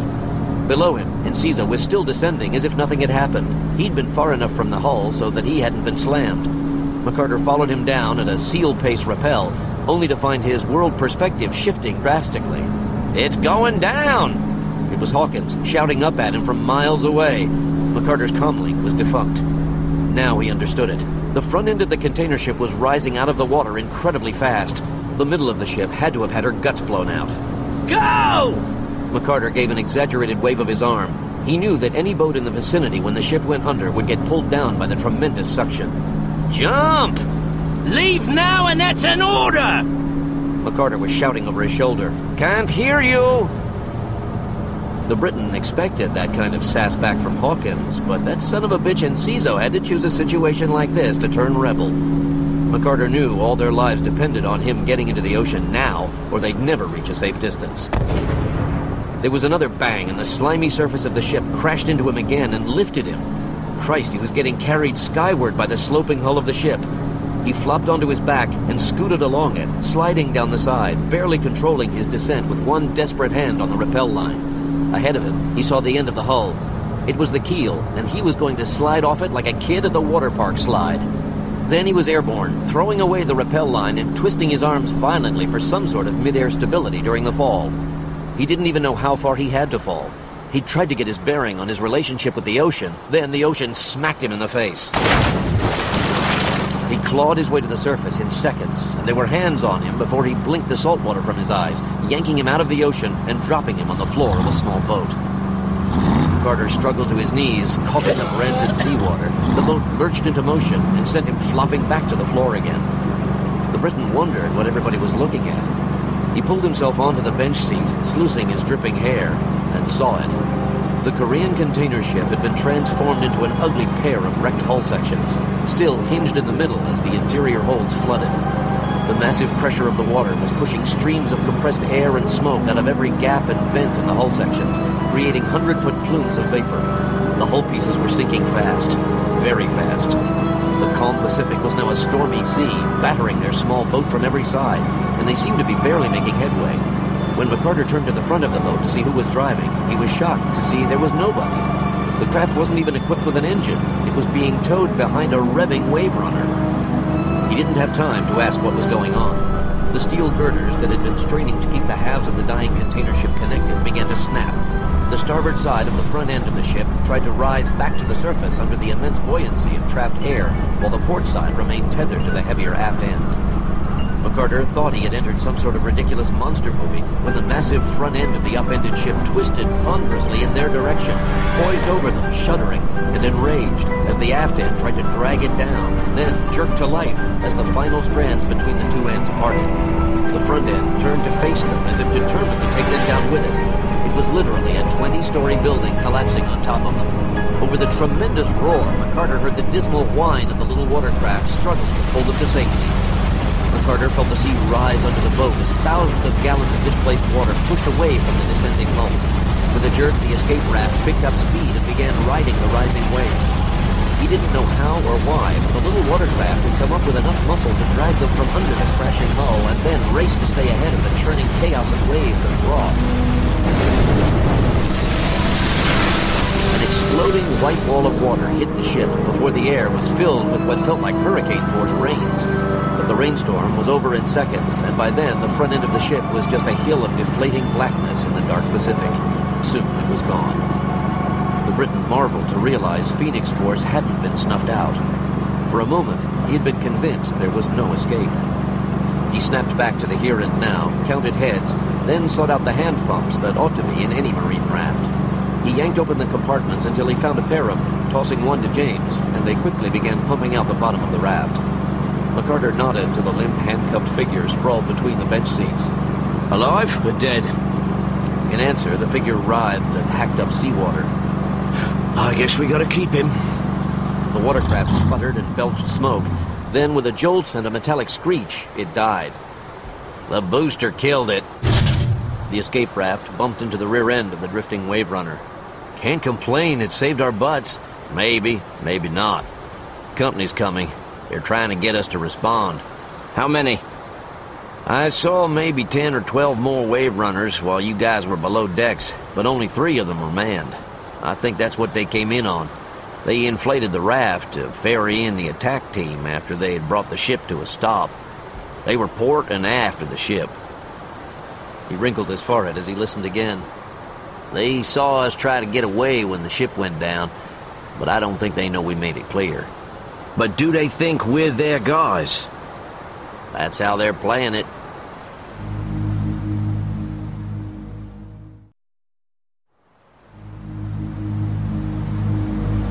Bert Rolling drifted out of unconsciousness and into a world of pain. There wasn't a single wound that he couldn't have handled. He'd been shot in the ribs in Bosnia and never stopped grinning.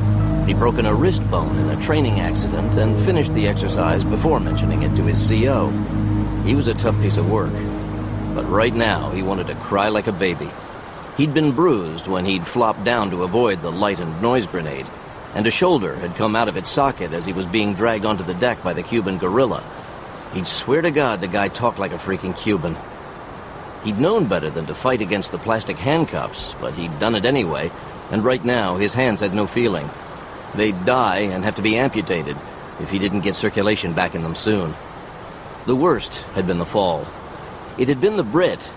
Now, what the hell were a Cuban and a Brit doing in the same outfit? The Brit had told the Cuban to launch him into the water. The impact had been the worst belly flop in history. Ribs were broken, Rolling's skin was flayed through his clothes, and his head had been snapped back hard with a crack. He could still make his body work, but he was sure there was damage to his vertebrae. One false move and the crack would become a break. Instant paralysis. Then Rolling would be nothing but a talking head in a wheelchair. He'd rather die. New pain made him suck in air. It was his hands. The cuffs were off, and the blood was flowing back into them. He concentrated on his hands. If they hurt, it meant he could keep them. And that was good news, because he was going to need a new career path pretty soon. This wasn't the easy money he'd been promised. He forced himself to raise his head and found himself slumped over the handlebars of one of the wave runners. He wasn't sure how he got here. There was a vague memory of lying in the bottom of the inflatable raft and half drowning in a couple of inches of slopped-in seawater. The enemy commando outfit had to have propped him up in the wave runner. But why the hell had they done that? More wave runners. Rolling could hear the engines and saw a headlight closing in from the front, another from the right, and one from the left. 3. Was all the rest of the team dead? Probably. The commandos had been effective. Very, very effective. So where were they now? He felt a grinding of bone on bone at the base of his neck and froze with his head raised inches above the handlebars. He saw the lights of the approaching watercraft, and in the rearview mirror, he saw their headlights playing over the inflatable that floated in the water, one end bumping the aft end of his Yamaha. 5 stealthy bodies ducked low behind the plastic sides of the raft. You should probably keep your mouth shut at this point, mate. It was the Brit. It was sage advice, and Bert Rolling had a healthy respect for the guy. Maybe if he'd had some role models like that in the army, he would have re-upped. All the commandos were toting heavy hardware, but it was the black guy who'd armed himself with what had to be an M79 grenade launcher. This one fitted with a thin frame of metal to replace the heavy wood stock of the units that Rolling had trained on. The Cuban was toting some sort of sniper rifle. Rolling was sweating as he'd never sweated an operation before. The commandos would be hard to kill, but Rolling's teammates were well-trained, well-equipped, and homing in on them from every direction. Rolling was sitting right in their line of fire. Rolling, is that you? The prisoner on the watercraft moved his hand in a slight wave, then lowered his head again to the handlebars. Rolling, you hurt? McCarter felt the water swirl around him and strained to hear more. There was a rumble from one of the engines, and then the front watercraft began a slow approach. From the front, he'd have the toughest time seeing the team of 5 men hiding inside the inflatable. But the approaching craft veered to the side and came in slow, pausing 40 feet away, the engine throbbing. The driver called the prisoner's name again, but the prisoner was slumped on the handlebars and didn't move a muscle. There was a frustrated curse, and the engine thrummed to life, then approached. McCarter gave the signal. Now! James sat up fast and fired the M79 grenade launcher in an eye blink. Aiming past the approaching watercraft at one of the more distant parked wave runners, Enciso inserted the butt of the sniper rifle into the ball of his shoulder and triggered a round at the headlights of the second Sentinel, 100 yards off to the other side of the inflatable, while Hawkins, Manning, and McCarter were cutting into the figure on the nearest watercraft. He toppled into the ocean as the high-explosive round blew his partner's craft out of existence. Enciso's sniping had killed the headlights on the last watercraft, and it throbbed to life, spinning in a tight circle of spraying water until the weapons of the Phoenix Force warriors turned on it. Enciso's next round chopped the driver through the middle, and a barrage of machine gun fire managed to reach the distant target well enough to pepper the body with rounds as it collapsed. James had hastily loaded the single-shot M79 with another HE round, but the battle was decided. He extracted the round, then looked up sharply. The prisoner was moving, but it was the limp collapse of dead weight, and he slithered into the ocean without a sound. Enciso snatched him by the collar and pulled his head and shoulders out of the water. Did he take a round? James glanced over the body, then put the fingers of both hands at the back of Rolling's neck. There's a fracture. It was just a matter of time before he moved it wrong and severed the nerves. He might have provided some answers. Let's go see what else we've got. It was an eerie, surreal place now. The surface of the ocean was uncannily smooth, placated by the growing slick of oil. The cloud cover had mostly cleared, opening a sparkling vista of stars and a sliver of moon that reflected brilliantly off the Pacific. It was an immense, empty silence on the sea that should have contained a massive, chugging structure of steel and aluminum.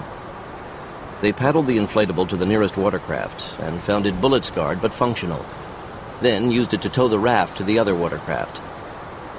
10 more identical wave runners, tethered together, floated unmanned on the ocean. McCarter, who had appropriated Manning's radio, gave a terse but complete report to Barbara Price.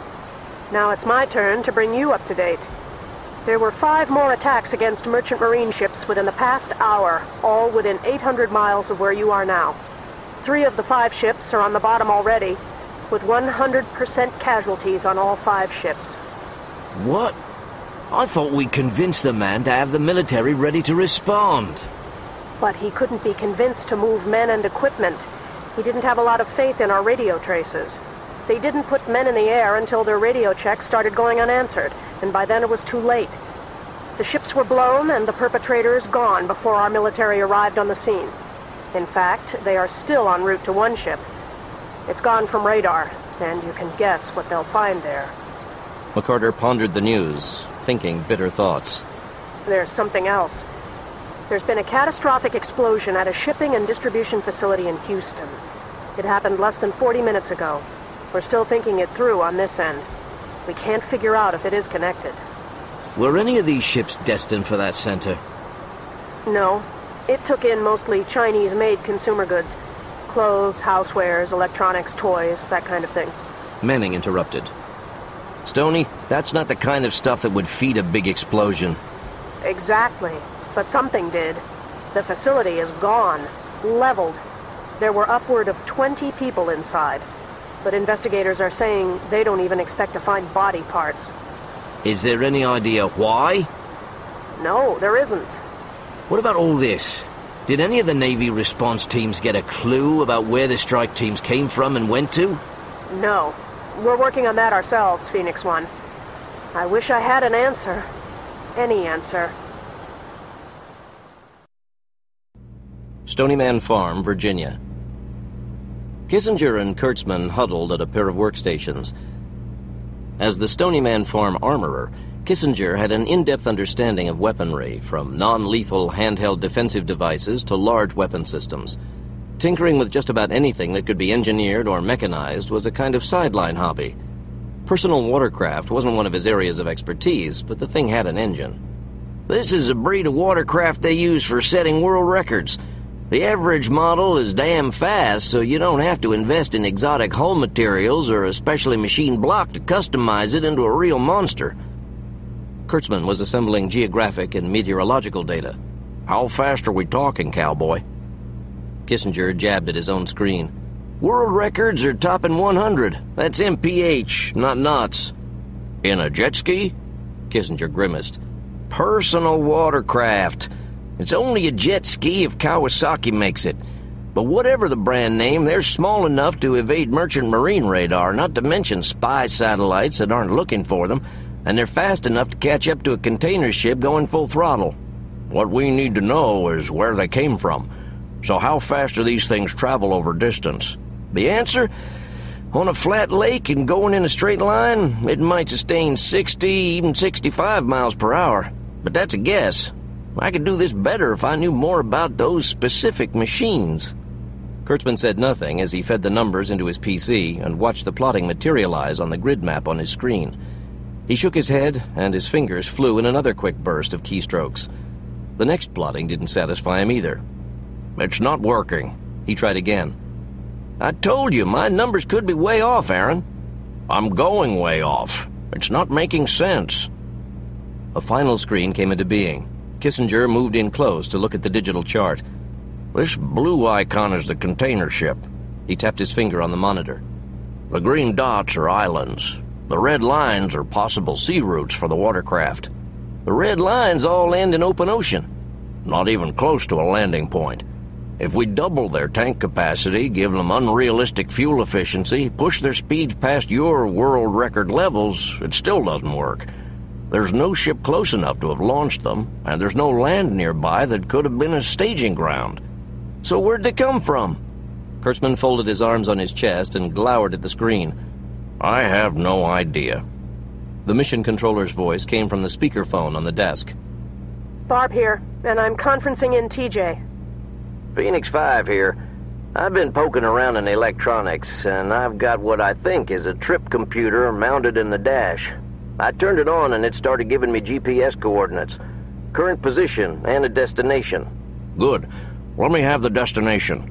Hawkins read it out, and Kurtzman wrinkled his brow at the screen. Well? What's the verdict, Bear? Well, it's doable with the fuel you've got, but it leaves you sitting in the middle of the Pacific Ocean. There's not so much as a sandbar in the vicinity. McCarter's voice broke in. Phoenix 1 here. It's got to be a water pickup, then. Negative. We'd see the pickup ship from the SATs. I thought the NRO eyes were off limits. The man changed his tune the minute I was able to confirm we had a hit on our hands. He put through the order to NRO, and we've got very high-res eyes on that part of the ocean. There's not a damn thing going on. No ships anywhere near you. No aircraft capable of making a pickup. I guess we might as well go check it out. We haven't got any other ideas to follow up on at the moment. And I, for one, would like to know what the hell is going on around here. The world had witnessed many catastrophes in recent years, but this time, the events were so strange it made them seem unreal. Even taking a terrorist's point of view, it was tough to understand why. Barbara Price and Aaron Kurtzman were having a cup of coffee together on the front porch of the farmhouse when it started. It was a sunny, crisp morning in the Virginia mountains, and they were enjoying the fresh air while they could. Their opportunity ended with a bang. It was the screen door, swinging open and slapping against the house. Carmen Delahunt was there, a beautiful, fiery redhead and a cybernetic detective of rare talent.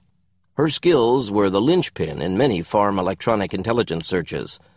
Her eyes swept over them, dark and hollow. Come on.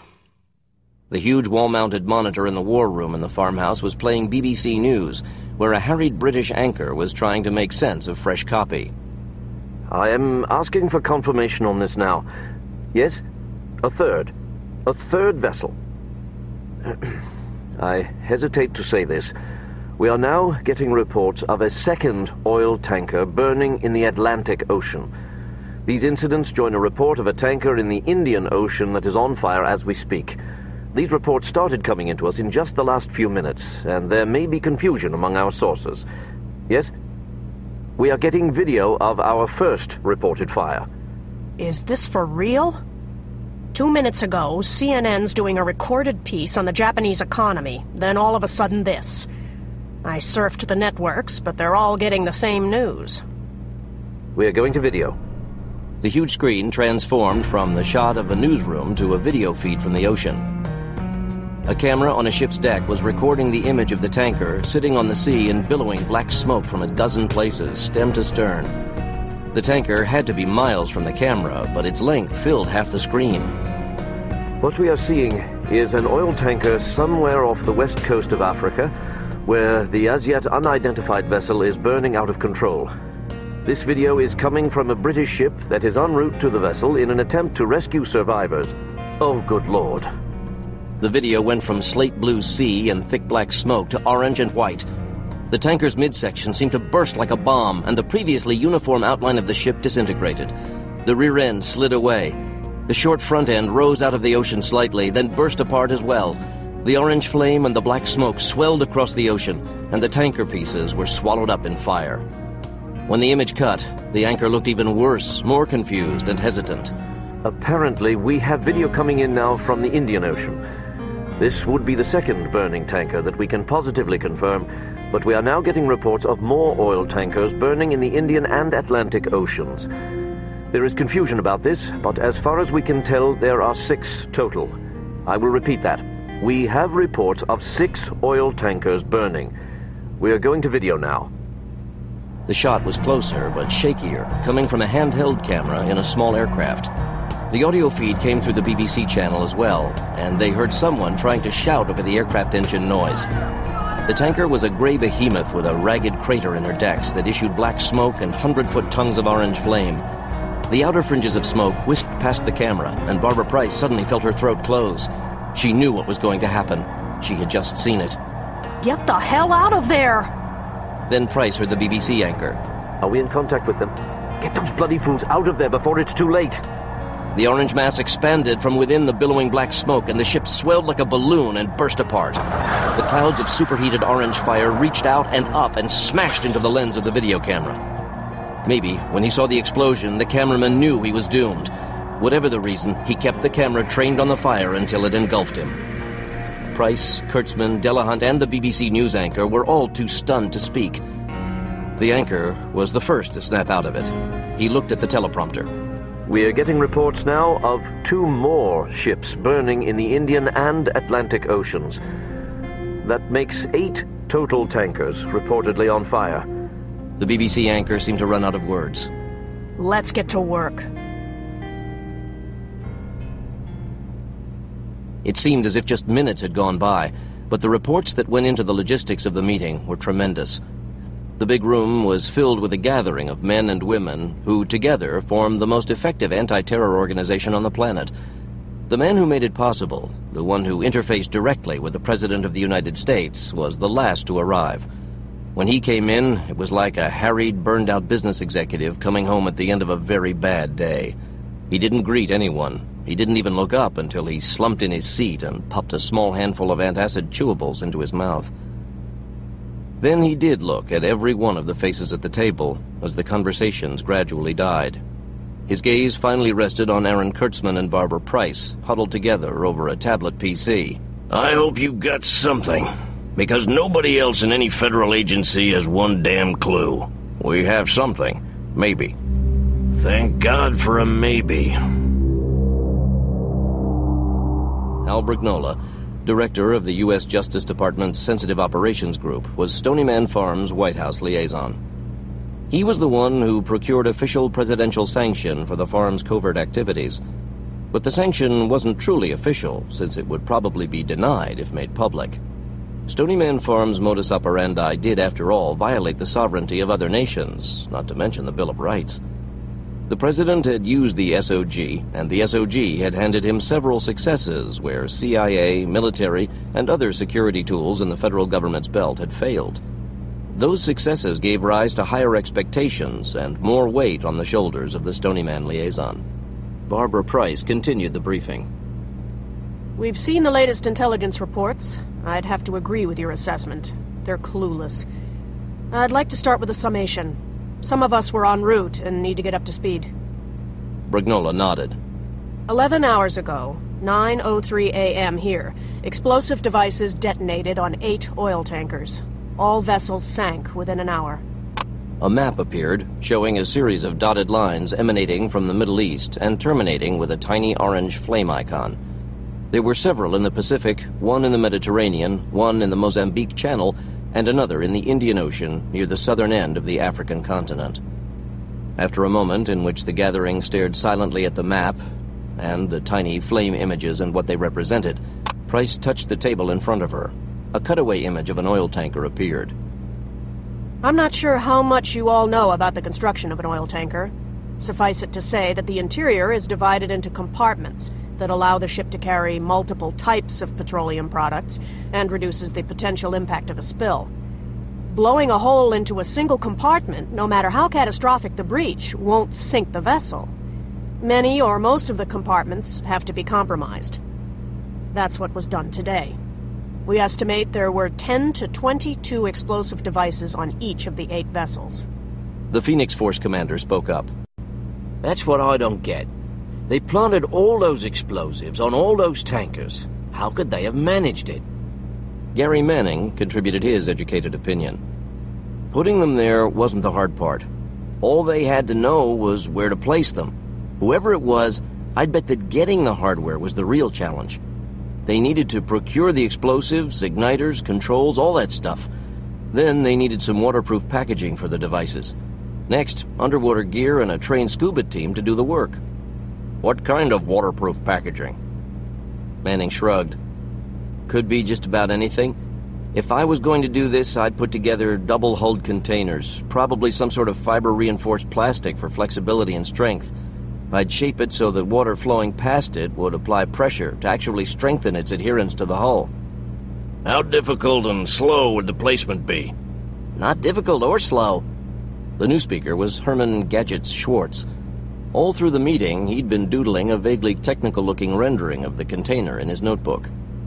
All the explosives can be installed in the container ahead of time, days or weeks ahead of time, so the containers can be dropped into the water at the dock when it's not being guarded, before the ship even gets there. Then, when the ship is on the scene, a single man in scuba gear could actually attach the devices, find them on the bottom, open a release valve to flood the hollow hull of the device with seawater until the buoyancy is neutral, release the weights, and guide the thing up to the underside of the tanker. Then, all they'd have to do is adhere it to the tanker hull. You make it sound easy. Placing the units would be easy. Manning agreed. Gadgets is right. Placing the units would simply require a lot of man-hours underwater, but nothing complicated. Not as long as the preparation was good. Brignola frowned. They simultaneously destroyed 8 oil tankers. I think it's safe to assume their planning was good. And well-funded. The blonde, scowling Carl Ironman Lyons spoke. Manning picked up his train of thought. Yeah, that's a lot of explosives. It's a lot of manpower. Lyons wasn't looking at the display or at anybody, but frowning into the tabletop as if to intimidate it into giving up its secrets. Not necessarily. Not if they used a strategy like we're talking about. One team of just a few divers at each docking facility could have submerged the devices, then placed them as the ship came and went. The ships originated from the same facility? No. Price nodded at the display, which had switched to a map of the Arabian Peninsula. 4 originated from Persian Gulf tanker terminals. 2 came from a terminal at Yemen. 2 more originated in the Med. Any chance this was an elaborate insurance scheme? The payoff would be in the tens of millions at least. Probably in the hundreds of millions. I thought of that one myself. It could be a way for a cash-strapped oil company to restore themselves to solvency if they got away with it. Price shook her head. Which doesn't seem likely. There are other reasons why this probably isn't insurance fraud. One, this can only be deemed an act of terrorism, and insurance coverage on terrorism has been slashed since the World Trade Center attacks of 2001. Also, ownership wasn't common for all the ships. 3 were oil company tankers. The rest are owned by shipping companies. We're following the paperwork trails to find any sort of a behind-the-scenes link to tie the ships together, but we've got 0 so far. That's no help. What about the ownership of the cargo? Whose oil was it? Yemen, Qatar, Syria, Kuwait, UAE, Egypt, and Oman. Blancanales was studying the map on the display. What? What could that possibly tell you, Paul? Rosario politician Blancanales rubbed his chin. He was big, and he looked tough, even sitting casually at the meeting table. Paul was perceptive and intelligent. Saudi Arabia is conspicuous by its absence from the list. Just about every other nation on that map lost oil except Saudi Arabia. Gadgets looked up. Hey, yeah! That seems a little too odd to be unplanned. So the finger points at a Saudi entity. Seems to me someone is trying to point the finger at Saudi Arabia. It's too obvious. I think it's a decoy. Barb? I came to the same conclusion as Rosario. It's too easy to look at the facts and place the blame on Saudi Arabia. We have anything else to go on? Price touched her hidden tabletop controls again. She didn't look at the display, but every other pair of eyes locked on the new image. It was a map of the world, just like the first graphic they had been shown. In this image, the dotted lines of the tanker routes didn't terminate with the little flame icon, but extended farther to illustrate the complete route each ship had planned to take and where it would have ended up. Every one of the dotted lines converged on North America. Schwartz smacked a fist into an open palm. Sons of bitches! That was our oil they blew up. The door opened and the young Japanese man jerked his head in time with a rhythm only heard in his tiny headphones. He froze when he found himself in a room that was uncannily silent for having such a large number of people inside. They were staring at the wall graphic. He'd seen it earlier. Every one of those tankers had been headed for the U.S., just one more compelling and inexplicable piece of the whole bizarre puzzle. I can't believe this was kept under wraps. I wonder if anybody on our side has figured this one out yet. It wasn't as easy as you'd think to track down this information. Half of these ships were unscheduled, to fill special orders or take the place of disabled vessels. Somebody was pulling strings to make that happen. Lyons spoke for several people in the war room. We're trying to trace exactly how it all came about. It will take time to do so. We have a more promising lead that might be about to bear fruit. Akira, what do you have for us? The young Japanese man, Akira Tokaido, found every eye turned on him. He grinned and waved a half-page printout. I've got fruit. Price made a brief gesture with her hands toward the gathering, and Tokaido dragged the headphones off his ears. When the tanker attack started, we initiated a scan and archive function of any and all communications we have access to in the region of the attacks. It's a big job, but we make it work through all sorts of digital network spiders you don't want to hear about. We just dump everything on the drives as fast as we can and start searching it for anomalies. T.J. Hawkins looked at him. You talking satellite feeds? Well, yeah. Every kind of sat feed there is, including commercial, military, scientific, the networks, the global phone systems, everything. Lots of radio stuff gets shuttled digitally at some point, so we tap into the public and private networks and the internet, which carries a lot more audio communications than anybody realizes. Schwartz knew that Akira was talking about a massive amount of information. You end up with a huge junk dump, even if you know what to look for. Isn't it almost impossible to find in all that chaff? First of all, our spiders kick ass, Gadgets. We've been databasing communication protocols and content samples, and the system gets almost exponentially better every time we make a full-scale run of it. But when we do a dump from territory that big, it does take 3 or 4 hours for the system to flag the suspicious data in just 10 minutes of real-time communications. And? Tokaido didn't seem intimidated by Brignola. And we found hidden voice and data inside a set of satellite telephone signals. It looked as though somebody was transferring his collection of topless beach videos over a satellite data modem, but the video had quadraphonic sound, and all 4 of the audio channels were encrypted voice communications. This system decrypted the voice and matched the time codes to the events, and when we took a listen, it was pretty obvious we had observers reporting back to the perpetrators. The communications didn't tell us a thing, but once we knew what we were looking for, we started hunting for more communications coded the same way. Akira's come to tell us that we've found it. Yeah, Hunt's back there listening in live, and this time it's not observers. Now it's the guys who are actually planning the next stage of the operation. What? Brignola half rose from his seat.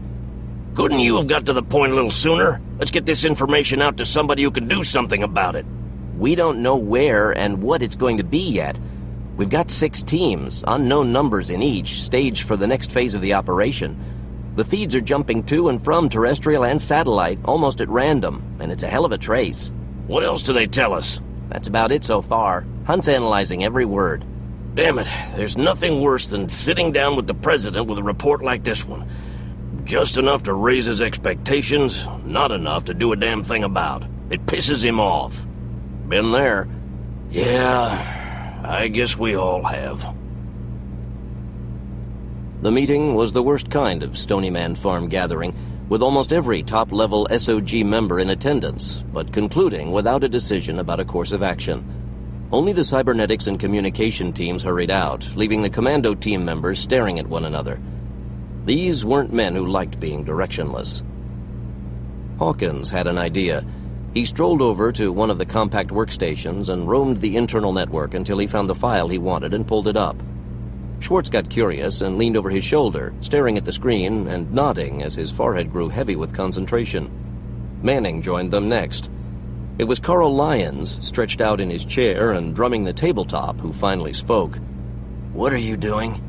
Hawkins looked over the fold-down screen. Intelligence analysis? Lyons frowned. He turned to Blancanales for an explanation. Blancanales had figured it out. Topless beach videos. Able Team Leader Lyons closed his eyes as if in great pain.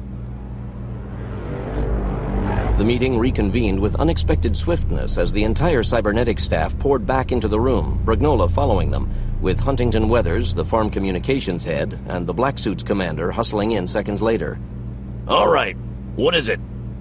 We've traced the new communications to a satellite uplink coming from the Pacific, Micronesia.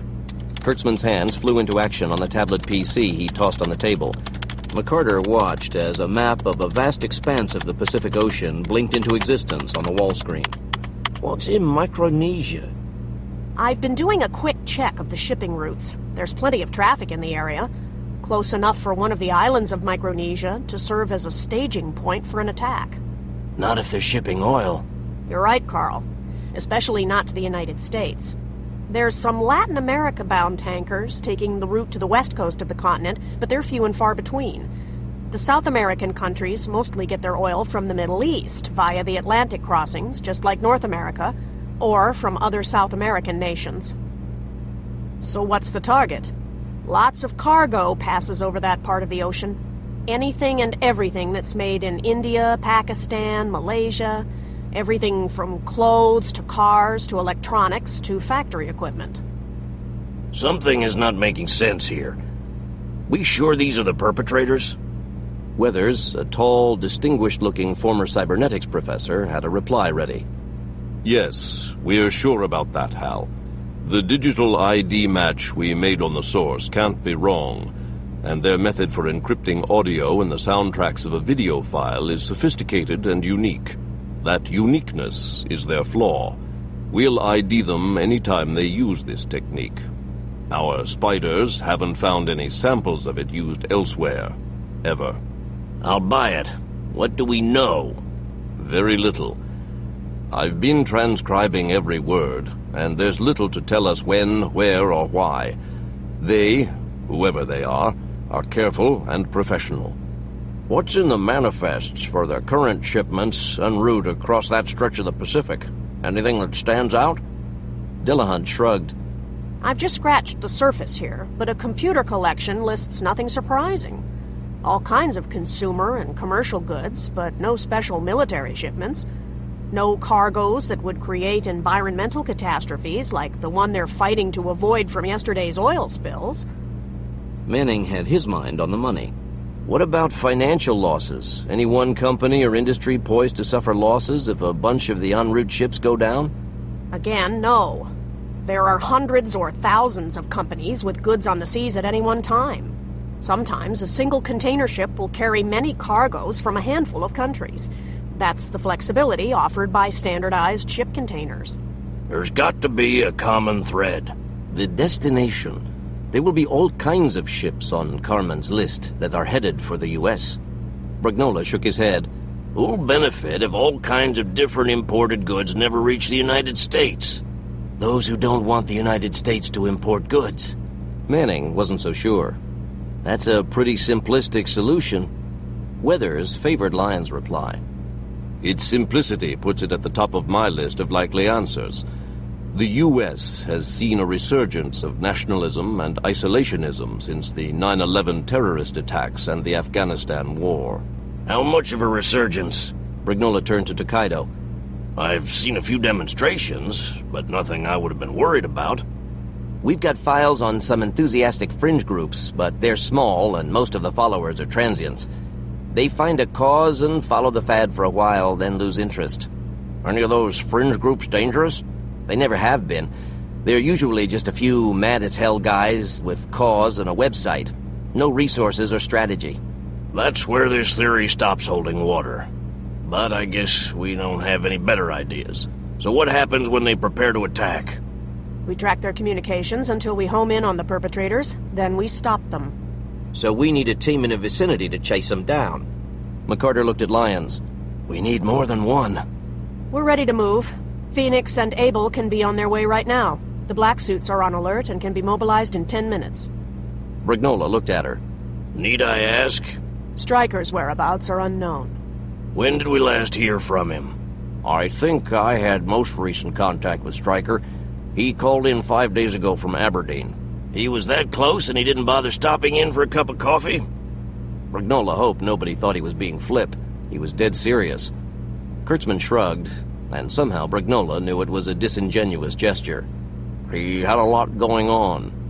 Brignola frowned and leaned over the table, staring his friend straight in the eye. Kurtzman did something he almost never did.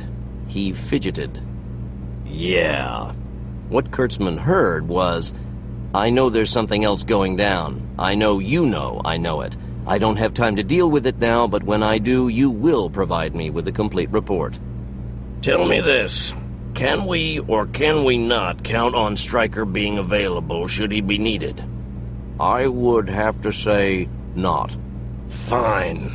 Brignola got to his feet. I meet with the President in less than 1 hour. He demanded a face-to-face on this one. I'll be in touch. Brignola sounded no happier when Price and Kurtzman heard from him on the speakerphone an hour and 20 minutes later. They were in Price's office, situated in the basement of the farmhouse just a few steps from the war room. The man said something about a waste of taxpayers' hard-earned dollars, and then he told me to go ahead and do it anyway. Price wasn't quite satisfied with the answer. Are you saying we're going? Phoenix is going. I think the man just wanted me to know he didn't trust our conclusions, but he's low on options. We've been down this road before. Even when he thinks we're wasting time and resources, we deliver results. Usually. Most of the time.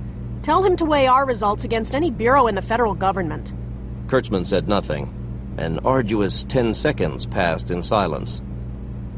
You are absolutely right. I didn't mean to cast aspersions on Stony Man.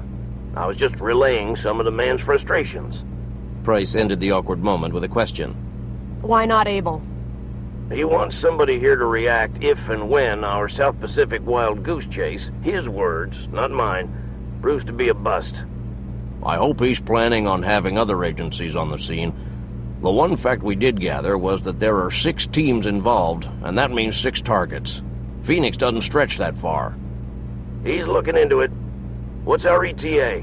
Phoenix can be on the scene in 12 hours or less. We're loaded and prepped to get them to Micronesia. Jack's got an aircraft checked out and ready to go. I hope we can figure out a more precise target than just Micronesia within 12 hours. The dry land doesn't add up to much acreage, but it covers a whole lot of square ocean miles.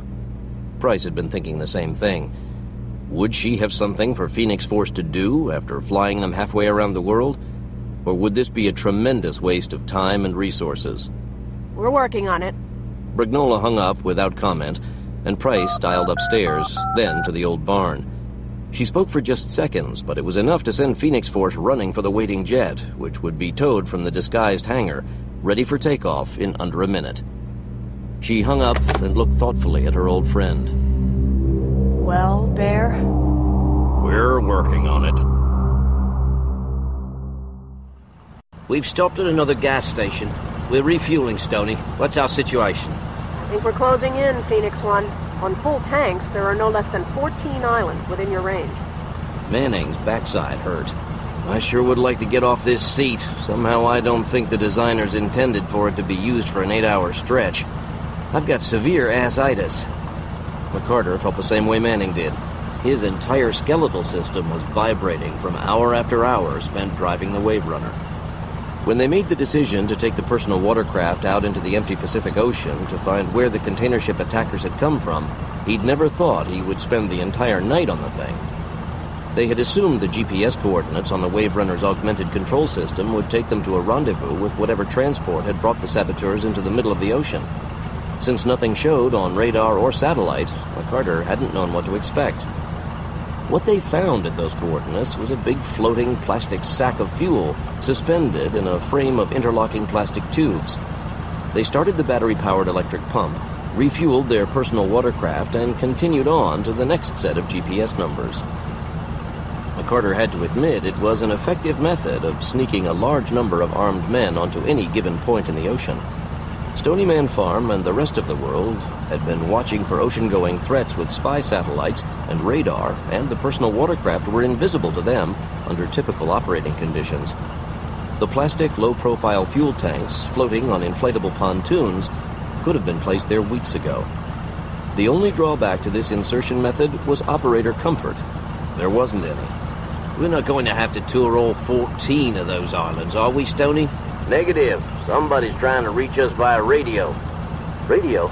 Regular, real, non-satellite radio waves? Yeah. Pretty low powered, too. I just heard a short message and then it was gone. It said, "Base remains secure." Where from? It was too quick to track. Stony, did you hear it on my feed? Affirmative, Phoenix 5. Aaron's isolating the message. Hawkins had taken the personal watercraft that was rigged for communications. A waterproof compartment bolted near the handlebars contained the pre-programmed GPS and the radio gear, not to mention a satellite telephone. Hawkins had made a few quick connections to hardwire his Stony-supplied communications gear into the watercraft electronics. The signals would go through Hawkins's compact communications computer and piggyback on his comm feed as a separate data stream. All their communications were being sent back to the Navy aircraft that shadowed them, too high and too far back to be seen or heard in the night. They were now on their third USN escort. There had been shift changes when the fuel tanks grew low. Kurtzman came on the line.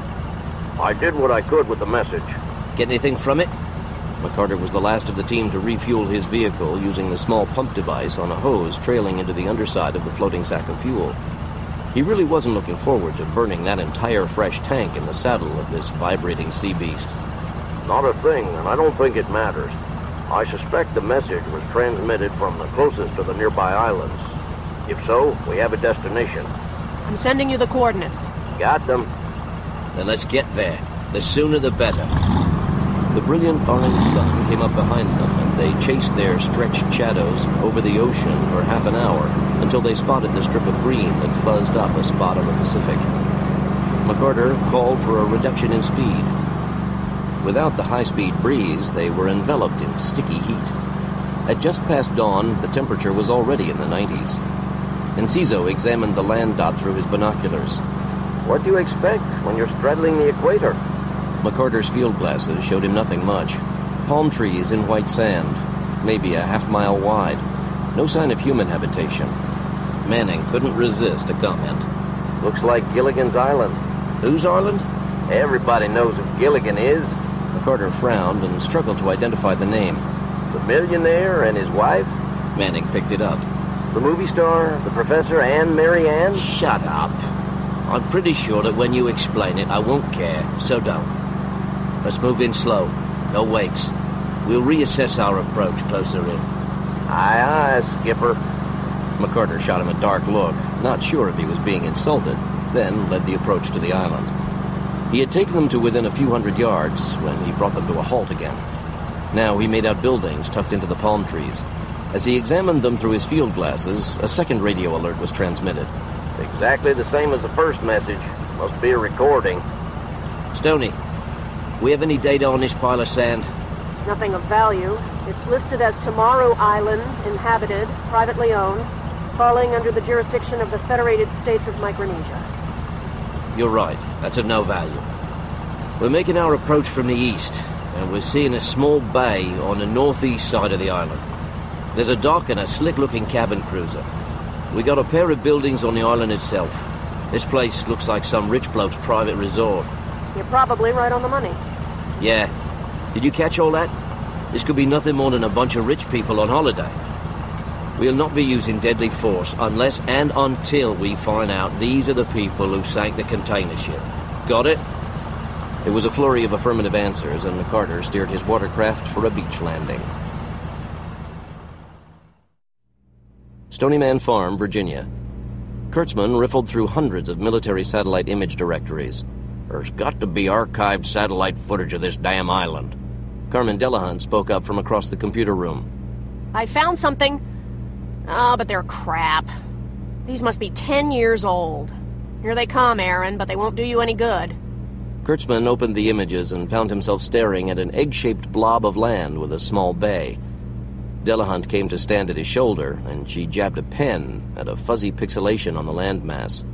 Those could be buildings. Or woolly mammoth, for all we can see. You're right. They're worthless.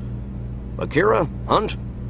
At other workstations, Takedo and Weathers were making their own cybernetic probes, each approaching the investigation from different angles. Each man responded with a shake of his head. Kurtzman frowned again at the messy blob on his screen. It told him nothing, and somehow it was symbolic of this entire operation. An unfocused picture without any real detailed intelligence. Delahunt was reading his mind. We're pretty slim on facts this time around, Aaron. Yeah. We don't know who. We don't know how. We haven't a clue as to why. We've got Paul's nationalist/isolationist theory. Just a theory. It's not taking us in any good direction. Even with this little island, we've got nothing but a fuzzy understanding. It feels like we're missing a linchpin piece of data. There's some basic component of information that we haven't latched onto yet. We just need to figure out what that component is, and the whole picture is going to pull into focus. She tapped the monochrome pixelated graphic. Tamaru Island and all the rest of it. Got any ideas where we'll locate that linchpin? Sure. 100 ideas. All of them long shots. Tamaru Island, Pacific Ocean. Calvin James looked so sharp he almost, but not quite, came across as a pretty boy. Chances were, if you passed him walking down the sidewalk, you'd think he was a high-priced attorney or even a successful stage actor. A little too clean cut, a little too neatly groomed, a little too thin to be tough, let alone dangerous. The image was a lie. Few men on the planet were more dangerous than James. Take away his gun, and he could best you with a knife. Take away his knife, and he could snap your limbs with his bare hands. Tie his arms behind his back, and he'd dance in close, kick your feet out from under you, and deliver a fatal kick to the throat. His hands were his weapon of choice when he made the attack on the guard, who was stationed just a few paces inside the palm tree cover on the southernmost end of the island. They'd come across him while on a perimeter check, discovering him lounging against a curved palm tree trunk, bored and inattentive. He was idly watching the ocean, occasionally strolling to the edge of the sand to look up and down the beach, and talking to himself. James didn't catch much of the conversation before he sprinted to the guard and rapped his skull into the palm tree trunk with a crack. The guard slithered to the ground, his weapon landing next to him. 45 seconds later, he was in shackles. McCarter checked the prisoner, relieved to find a pulse. So much for pulling our punches. James looked at the guard. You think we should have negotiated and hoped the M16 was for show? If I find this is the wrong place, I'll deliver a sincere apology when he wakes up. McCarter, Manning, James, and Enciso circled the island, avoiding occasional video cameras. There must have been surveillance when we landed, so why haven't we raised a ruckus? Let's go figure it out. They took up positions at the edge of the sparse stand of palms. In front of them were a few acres of green, manicured lawn, totally out of place on the island, and a low building that had to cover a couple of acres of ground on its own. Enciso put the only visible video camera in his sights and obliterated it with a quick shot. Then the 5 men crossed the manicured lawn and reached planned points along the exterior of the building. The walls were rough-hewn native timber, but it was just for show. Underneath were typhoon-resistant concrete walls. McCarter and Manning flanked a wide set of glass doors leading onto a brick patio the size of a baseball diamond. Manning waited for a heartbeat, then stepped in front of the glass and yanked on the handle. The door slid wide, and Manning leaped out of sight. No shouts of alarm or hails of gunfire emerged. McCarter took the next risky step by leading the way inside, covering the rear great room to the left as Manning entered and swept the right. They were alone. Phoenix 1 here. Come on in. The team gathered wordlessly in the great room, ears seeking signs of life in the heavy stillness of the resort. Hawkins and Manning gravitated to a small electronic panel alongside the sliding door, while the others fanned out to investigate the entrances to the room. Enciso found a tiny office adjoining the great room. Rough-hewn wood paneling, wicker chairs with hand-carved legs, and a man-sized Maori teko-teko standing patiently in the corner. In the desk was a leather-bound guest register, but the last checkout date was 8 months earlier. He slipped the register into his pack. Manning and Hawkins abandoned the security system panel without bothering to screw the cover on again. The small LCD panel McCarter had discovered was much more interesting. It was on the wall alongside 4 paintings in frames of polished bamboo, matching the LCD display, showing an image similar to the paintings, until McCarter zeroed in and touched a button camouflaged in the woody frame. Now there was a meteorological radar display. The Briton flipped down a section of the bamboo to reveal more controls, and he began flipping channels. All were static. Just get anything except the weather channel. A view of the beach appeared, and Manning nodded. Local cable access. They saw the big cabin cruiser, lifeless and rocking gently on the water. There was a distant figure under a small leafy shelter at the farthest end of the palm tree forest. I don't see a way to zoom from this display. I bet you the Queen's jewels that guy's sleeping like a baby. Guess that's why he didn't spot us coming in. McCarter cycled to the next screen. It was the zoom image they had been looking for, focused on the ocean beyond the northern end of the island, but showing the guard in the lower right corner. He was in a wooden chair, leaned back against the base of a tree, the M16 on his chest rising and falling slowly. I'm surprised we can't hear him snoring all the way down here. His catnap is just about over. Look who's coming. Manning squinted into the display, then caught the glint of metal on the surface of the ocean. A ripple on the water added enough contrast to show him the outlines of more watercraft. McCarter gathered the team with a gesture as Manning clicked through the other security camera displays, stopping on the final screen.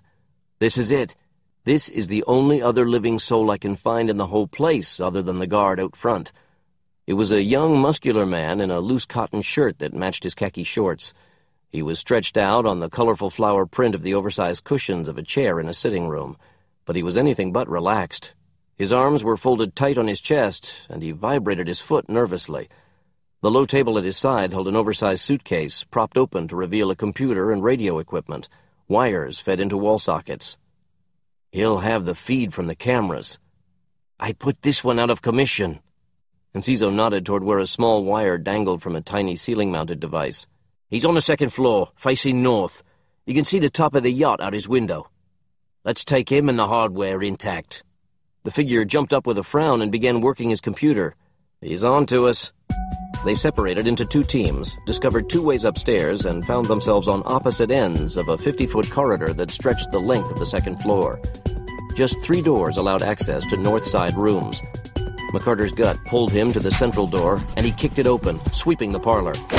It was the right place, but the suitcase was gone, just a couple of empty wires slack on the table. As Enciso and James sprinted left and right to check the other rooms of the suite, McCarter went to the balcony and spotted the young man in beige limping away in a hurry. The Phoenix Force commander stopped him with a burst of machine gun fire into the air. The man stood there, breathing harshly, and turned slowly to face him.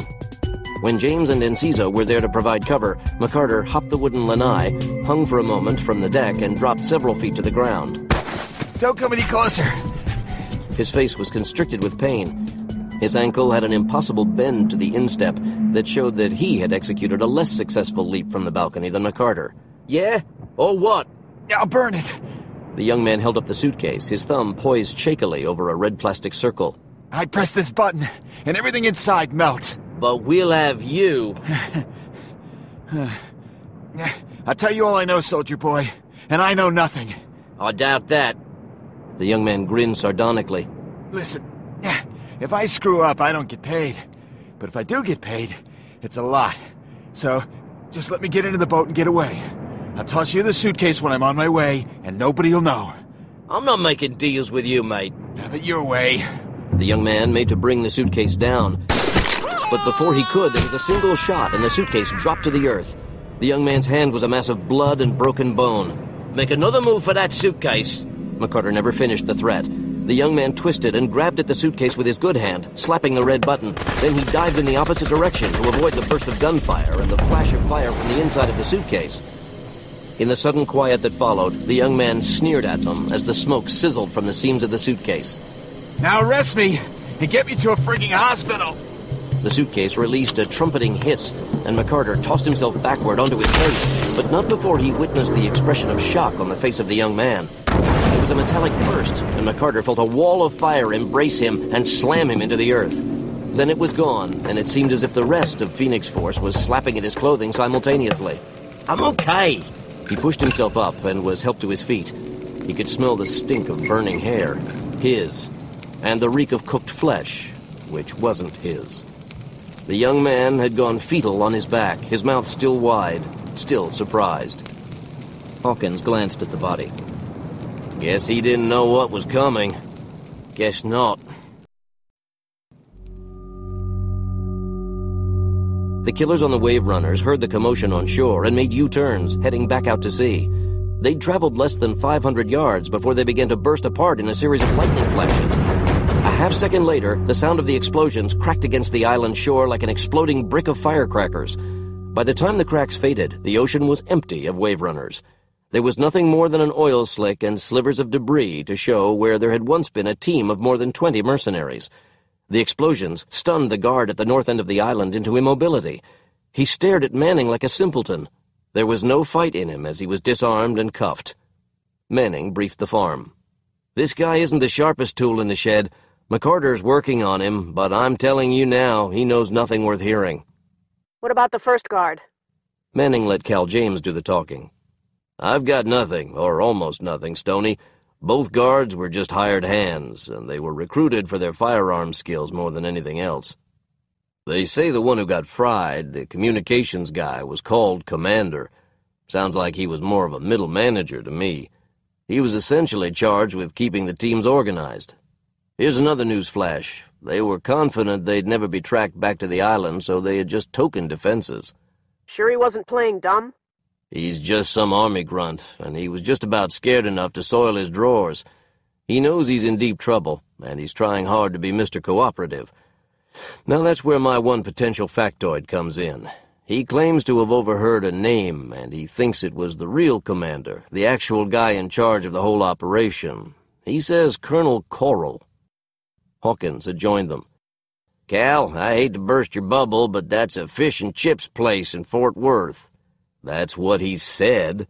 Well, you're right about the guards, Cal. We've got their military records. Both were U.S. Army enlisted until last year. They were unexceptional MPs, but both scored high marks in special firearms and sniper training. They didn't know each other while in the military, as far as we know, and were based 1,000 miles apart. Neither of them opted to re-up, and that's when the Army lost interest. Phoenix Force had gravitated to the patio outside the empty resort, where the exhausted team shed their gear and collapsed in poolside chairs to await the transport chopper that was on its way.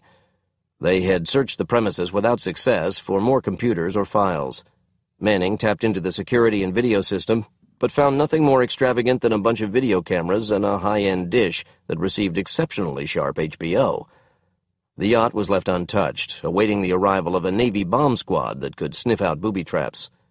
The two guards were now cuffed in chairs under umbrellas, too far away to converse with each other, their clothing drenched with sweat. When McCarter joined the others, he found them chugging tall, frosty glasses of something. Manning gave him a dog-tired grin and handed him one. It was pineapple juice, canned. Price came back on the line. Stony 1 here. Colonel Coral looks like a bust. There are several Corals in the military, but none of them are likely suspects. We'll go a little deeper on them, to be sure, but sorry, Cal. James shrugged. Hey, I wasn't personally invested in Colonel Coral. McCarter drained his glass. What about Rife's ledger, Stony? He faxed us all of it, but there's nothing. We see no tie between the folks listed there and yesterday's occupants. We traced the ownership of the island and the resort to a struggling Seattle investment firm. They rented out the island 3 months ago in a quasi-legal agreement to another company called TV Enlightenment Unlimited, ostensibly to produce infomercials. The deal was for cash, and the income probably saved the investment firm, but they look clean. TV Enlightenment Unlimited, of course, doesn't exist. Good Lord, we're at a dead end, Stony? Price's reply was a bit more diplomatic. We're stalled for the moment, Phoenix. So what's our next move? A Navy forensics team will try to ID the body of your middle manager. The boat might yield some clues. Meanwhile, you can sit tight and get some rest. None of you has slept in more than 20 hours. Understood, Stony. He understood just fine. They were at a dead end. Stonyman Farm, Virginia. Carmen Delahunt wasn't a game player, which was a flaw for any agent trying to climb the Federal Bureau of Investigation's seniority ladder in Quantico. The excellence of her work was less important to career advancement than political maneuvering, which she refused to engage in, so she'd languished. Then her work and her impressive list of successes had come to the attention of Hal Bragnola, and he'd brought the small, vivacious redhead into the Stonyman Farm family. Delahunt thrived at the farm, where she was judged by her work, and where brown-nosing wasn't a required job skill. She respected the people of the farm. She thrilled at the excitement of the cybernetic hunt. She knew she was a part of what could be the most effective electronic intelligence-gathering entity on the planet. When she unearthed some scrap of intelligence that was critical to the effort, well, that was job satisfaction. At the moment, however, Delahunt was feeling extremely dissatisfied. It was out there, somewhere, the one critical piece of data that would get this whole thing moving again. Once, Delahunt heard Kurtzman compare her investigative technique to the work of a very careful terrier who methodically tore at a slipper until there was nothing left except threads and scattered stuffing. She'd known Kurtzman meant it as a compliment, although he'd turned red when she said thanks. Well, the slipper was in shreds, the stuffing was spread all over the living room, and the terrier had run out of pieces big enough to chew on. If only she could find the matching slipper. She looked at the notes on the notebook beside her keyboard. Every useless fact was listed in a few key words. Time to start from the top, do it all again to see if anything fresh popped up. Plugging in the name of the Seattle investment firm that had rented out the Pacific Island, she found her answer in seconds. It's Elliot Anderson Investment Realty. Delahunt plopped down her printout in the war room with Kurtzman and Price gathering around. Controlling interest is held by this company, Whiting Realty and Investments. That's a subsidiary of Formation Holdings. The list goes on, and I had to tap into 3 European banking systems to follow it to the source, but the source is here. She poked at the last line of the printout. Jackson American Home Stores. Is that like Jackson's American Mart? Yes, but you may know Jackson's American Mart was bought out by a conglomerate, and that's what caused all the lawsuits that were in the news a few years ago. Jackson American Home Stores is a very small chain of retailers with more high-end merchandise. It's still under its original ownership, and the company owns Tamaru Island by way of Elliot Anderson Investment Realty. Price saw where Delahunt's trail was leading, but she almost couldn't believe it. Jackson's American Mart is still owned by Franklin Jackson? Delahunt nodded. Franklin Jackson? Senator Franklin Jackson? Yes. Carmen, I can see why this makes sense to you. We all know Jackson's views, and it's a suspicious link between the two companies, but we can't go after a U.S. senator without some pretty compelling evidence. I've got it. I found it in the newspaper. She flipped to the second page of her printout from a Washington Post subscriber webpage. There was a picture of a U.S. Army officer, 50-ish and buzz-cut. The small item had a small headline. U.S. Senator hires his own protection, calls Secret Service inept. Carmen read the photo caption. Senator Jackson's new head of security, ex-Army Colonel Warren Corll, K-O-R-L. Hal is not going to like this at all. Explain it to me again. I'm not convinced. All right, Hal. You know Jackson. You know what he stands for. Of course I know Jackson. Any moron who's watched the news in the past 2 years knows Jackson. His purpose in life is to educate America about his point of view. He's a fervent proponent of U.S. isolationism. That's putting it mildly, and that's the problem. He's too high profile. He owns the island, and he's tried very hard to cover that up. There are at least 3 illegal corporations set up to hide that fact. So impeach him. That's not damning evidence. Our one piece of intelligence from the guards on the island named a Colonel Coral as the mastermind of the attacks. We were thinking coral as in ocean, but Senator Jackson has just hired Colonel Warren Coral. That's a publicity thing to embarrass the federal government and draw more attention to himself. This is all circumstantial evidence. We're not preparing a judicial indictment, Hal. We're looking for a course of action. It's a risky course of action. We're playing with fire once we start hunting down U.S. senators. I know for a fact that the president isn't on friendly terms with Senator Jackson. Of course not. Nobody is. But Jackson's an elected representative of the people of the United States. If we target him, the man's going to assume he's next. A senator is not an acceptable target. It is if it's the correct target. And that remains to be proved. I say proved. Prove it how? You know how to track the perpetrators back to their source. It's what we do. Then let us do it. Fine, do it. But keep your hands off the senator. Barb, you have to trust me to know when it's a matter of our survival. We can't get anywhere near the senator unless we have irrefutable evidence. Anything less, and we're cutting our own throats. Okay, Hal. We'll keep our distance from Jackson.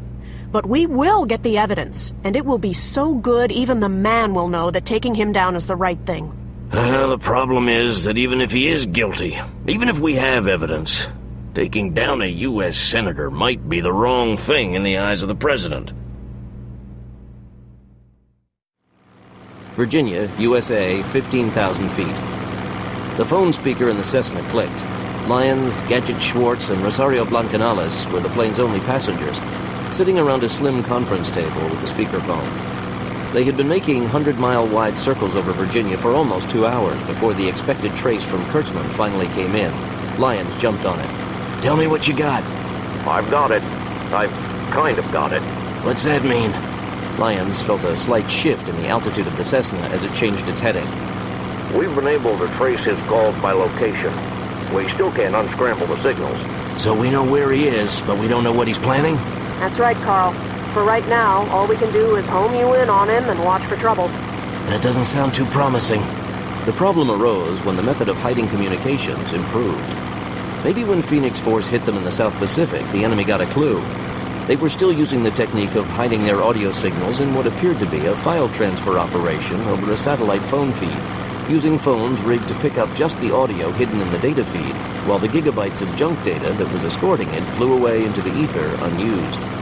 But now, on top of this method of disguise, they were using 128-bit encryption to make the signals unbreakable.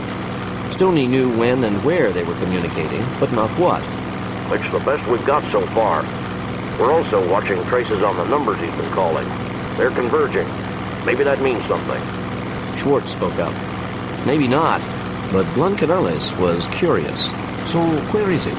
It's the where that makes this a compelling lead. Kentucky, south of Louisville.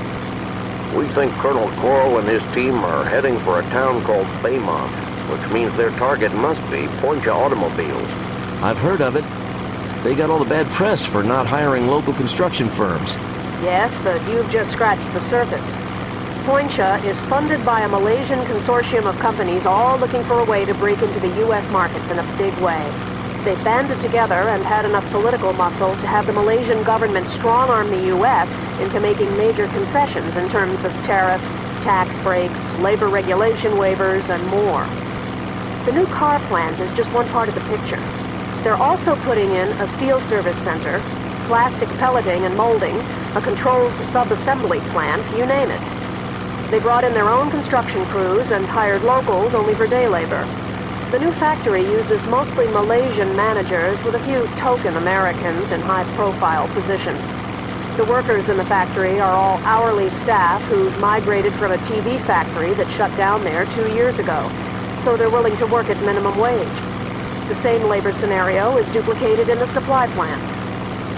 All the money funnels back to Malaysia, and the U.S. gets nothing but some low-wage jobs.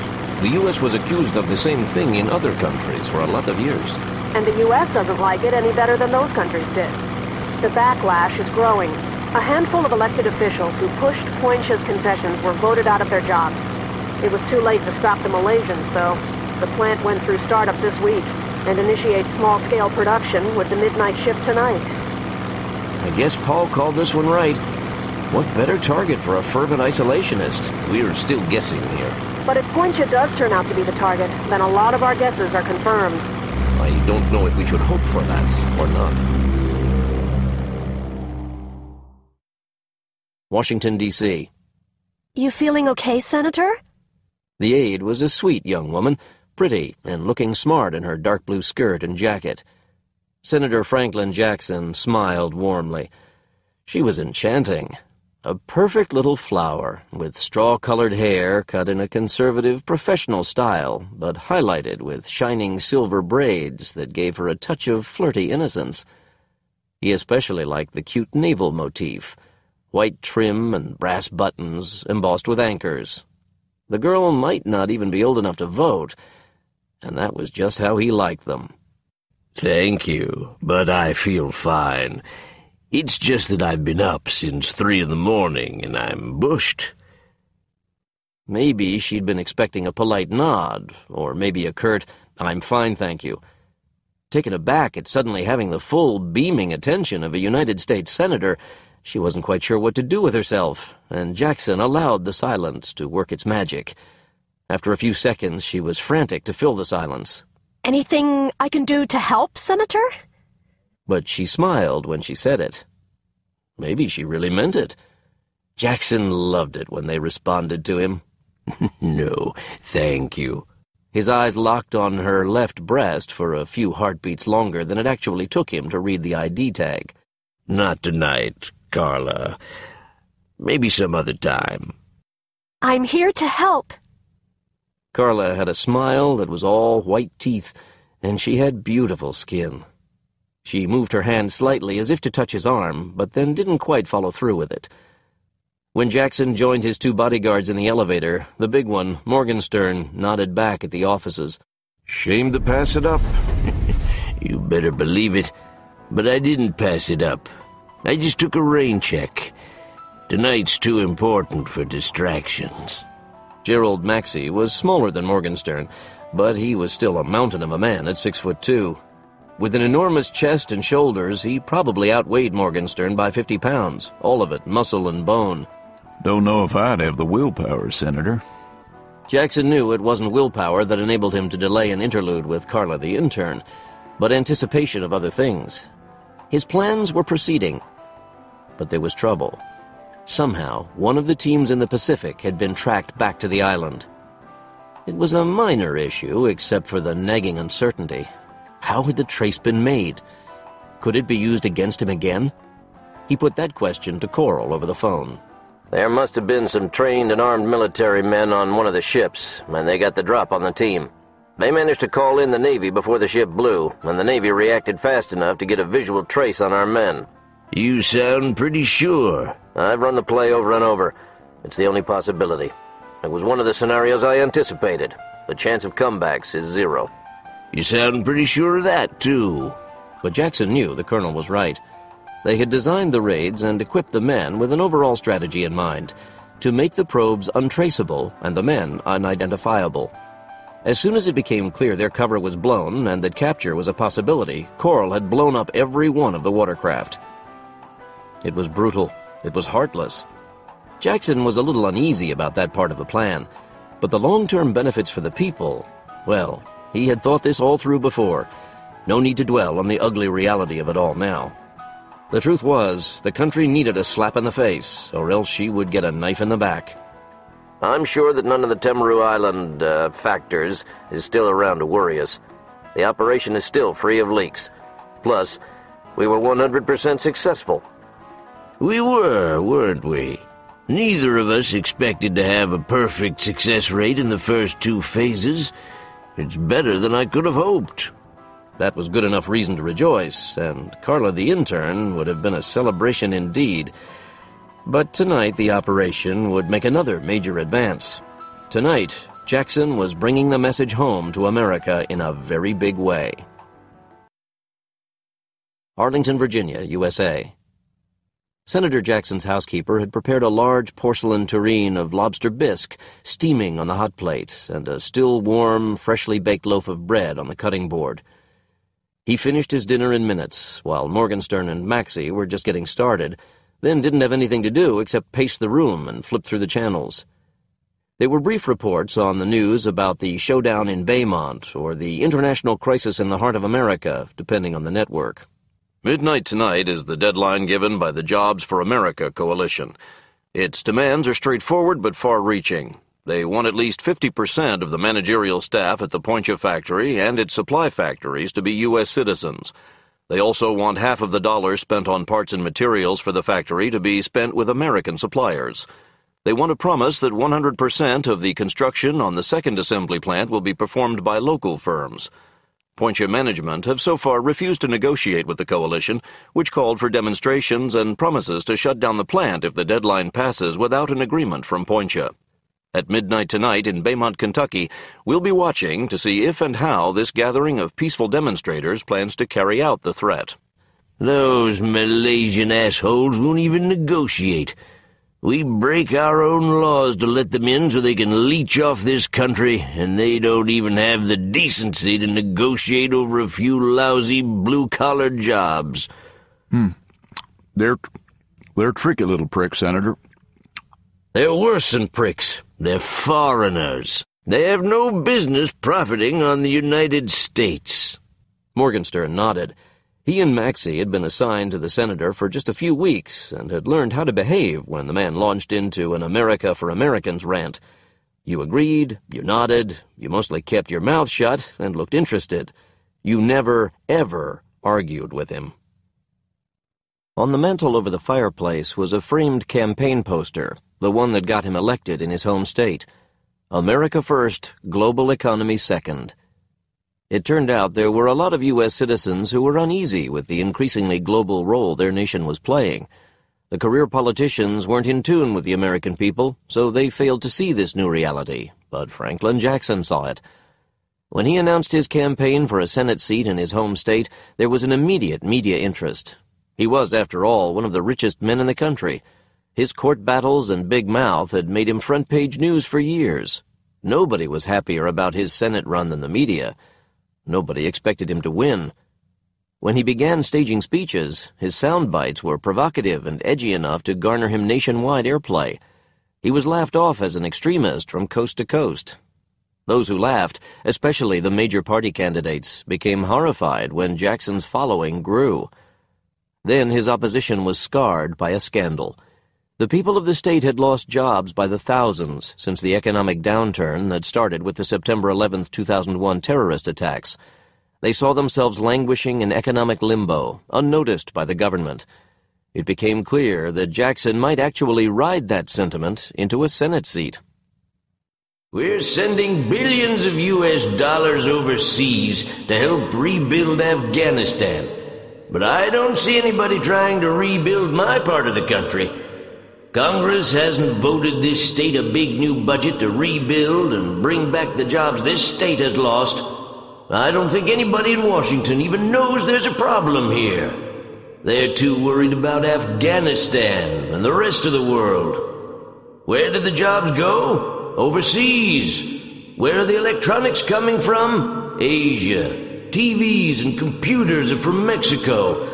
All our clothes are made in sweatshops in South America and Southeast Asia.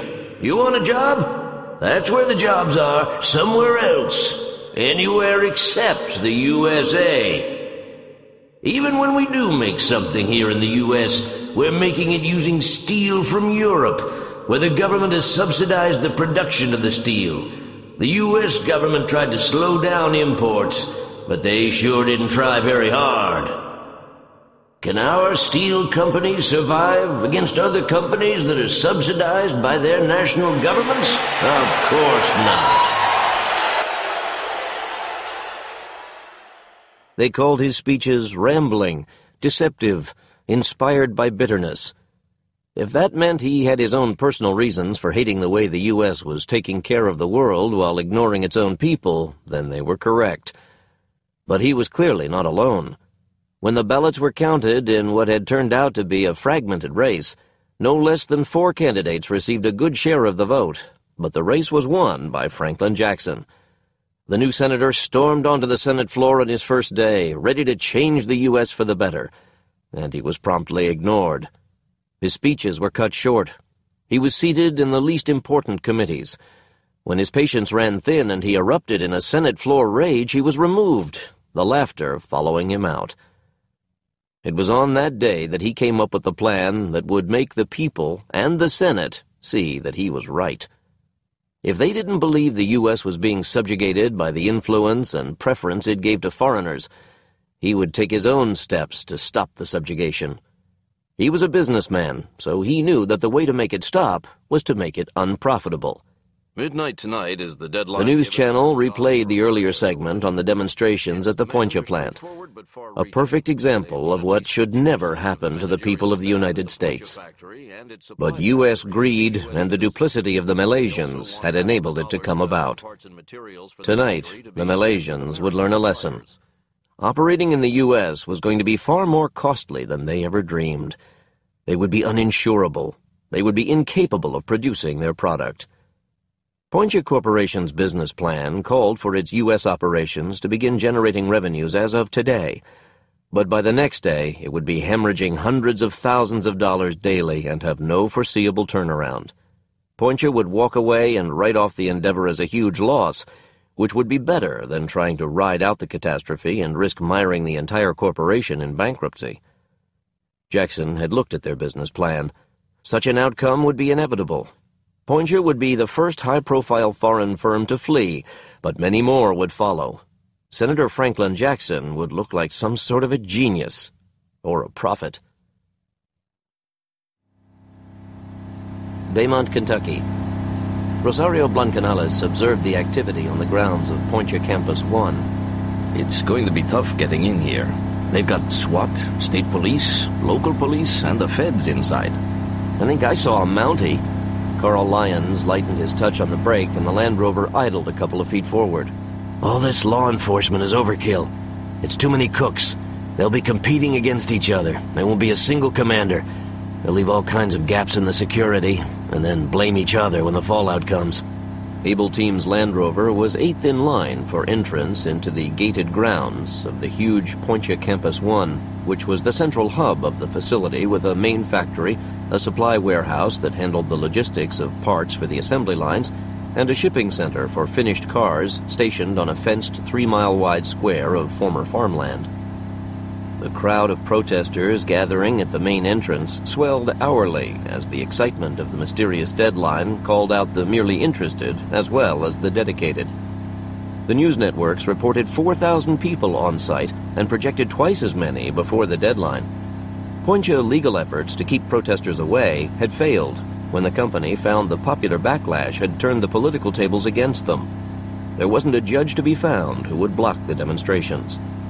The hordes were pushing in the police barricades alongside the pavement, the red-faced protesters venting their fury at every vehicle without knowing or caring who was inside. The real problem for an intruder is from the media. Schwartz smiled and waved at a shouting 50-ish woman with braided hair and a home-sewn sack dress just outside his window. She had the look of a hippie radical now making her way through life as a professional demonstrator, but her anger looked forced.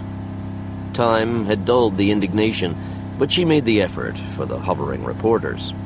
There must be 100 cameras surrounding this place, and they'll have to get in without getting picked up on video. Check it out. He jabbed a finger up at the bright yellow wing of an ultralight aircraft, carefully staying away from the crowds while a remotely operated camera dangled from the skeletal aluminum frame. Lyons was silent as they worked their way to the security gate, heavily reinforced with Kentucky state troopers, and were passed through on their Justice Department IDs. They parked in the visitor's lot in front of the elegant brick facade of the small managerial building adjacent to the manufacturing plant. Most of the cars had government plates. Guess it's okay to use U.S. law enforcement even if you import all the rest of your workforce. Why not? It's free. The curved flight of concrete steps to the reception area was grandiose and flanked with a pair of statues on granite pedestals. One was the crescent moon and starburst from the Malaysian flag, a full yard in diameter and 6 inches thick. The other statue was an eagle, so Americana it could have been pilfered from the front of a small-town library. I feel like I'm entering the state courthouse. Schwartz stopped halfway up and turned to gaze out. The campus was designed for expansion, with several hundred yards of sodded landscape cushioning the existing buildings from the fence. The ground's machine-made contours and the occasional copse of saplings gave it the look of a new golf course, with several years needed to make it mature. It was peaceful and vacant, odd in contrast to the throngs of people pressed against the gates and the blinking lights of news aircraft. They'll come in like we did, in disguise. No other way. They'd never strong-arm their way in without risk. It's got to be an undercover job. So they'll come in the front door, just like we did. "Good evening." A suspicious private security guard was descending the steps. "Help you, gentlemen? Checking things out." Lyons thrust his justice ID at the guard and gave him all the time he needed to examine it. "All employees have ID tags like that?" The guard looked at the laminated card pinned to his windbreaker as if trying to figure out which ID tag was in question. "Yeah, they're coded with an RF serial number." "Easy to duplicate." "I know it. They're a handicap. Nobody looks at the pictures anymore as long as the RF reader thinks it's legit. I tried telling them that we're checking the tag instead of the tag wearer." "You could turn it off and use humans to check the ID photos, at least for the time being." "Common sense, right? But when I suggested it, they looked at me like I'd come up with some sort of brilliant plan. But at least they started doing it. There's a biometrics ID system going online in a week. In the meantime, my company was hired to watch the place and consult as needed. Here's my card." Schwartz took it and read the details on a security consulting firm in Indianapolis. "Thanks. I've kind of been interested in justice. Maybe you could let me know what you guys are looking for in new recruits." "Sure. I'll send you something." Schwartz gave him a polite grin. The guard was Schwartz's new best friend, and he hurried to open the front doors, which were 2-story glass panels that had a drive assist so they could move with a light touch. "Nice guy. Maybe Phoenix could use another name on the roster." Schwartz pocketed the business card. The comfortable carpeted halls gave way to sterile floor tile and brick walls as they passed from the managerial wing into manufacturing. They went through 4 checkpoints, manned alternately by Americans from the Indianapolis firm and Malays, who were a part of the standard security force. Their bags went unsearched, but the ID tags supplied at the front gate were scanned repeatedly. "Check it out." Blancanales nodded at a ceiling fixture next to a security camera. "RF reader. They can monitor and record the movements of every employee." "Easy to beat?" "Yeah, you just take the tag off." They emerged through a pair of double doors, plastic sealed to keep the air conditioning in the offices, and stood on a concrete landing overlooking the main factory entrance. Teams of guards were milling around in wait for the shift change. Beyond the entrance, there was the 50-foot-tall enclosure containing a vast landscape of machinery, shelving, overhead cranes, autonomous vehicles with blinking red lights, and churning machinery. The dangling overhead fluorescent lights were brilliant but sickly yellow. The deluge of rumbling equipment and the occasional crash of a 500-ton metal forming press filled the open space with an almost visible haze of sound. The far wall, hundreds of yards from where they stood, was obscured by the polarizing effect of the lights and machinery exhausts and gave the impression of an unending horizon, as if they had entered a vast mechanical world out of a grim science fiction film. "Suddenly, I don't understand all the commotion outside the gates. Who would want to work here?" "Anybody who doesn't have other options." Blancanales and the others descended to the manufacturing level and moved into the depths of the plant, receiving a nod from a bored-looking Baymont police officer. "I see only 3 guard posts. They must be pretty confident that whoever gets inside is supposed to be there. Look at us, walking around like we belong here." Lyons pulled out his mobile phone and touched it. The line was permanently open to Stony Man, but a phone was less alarming to observers than the headset they often used in the field. Able 1 here. What's Coral's status? Nothing yet, Able 1. We're tracking communications from 3 of their phones in the vicinity, but they haven't been making calls in the past 35 minutes. We can only assume they're in transit and still together. Before you even ask again, I'll tell you we have had no luck breaking their encryption. The 3 commandos looked at one another when a percussive thump reached them, felt in the concrete floor as well as heard. There was a distinction to it that was impossible to describe, but they knew it wasn't another miscellaneous plant noise. They bolted for the main entrance, where most of the guards and law enforcement had yet to realize something was happening, although it was dawning on them as plant workers who noticed the slight aberration were showing alarm.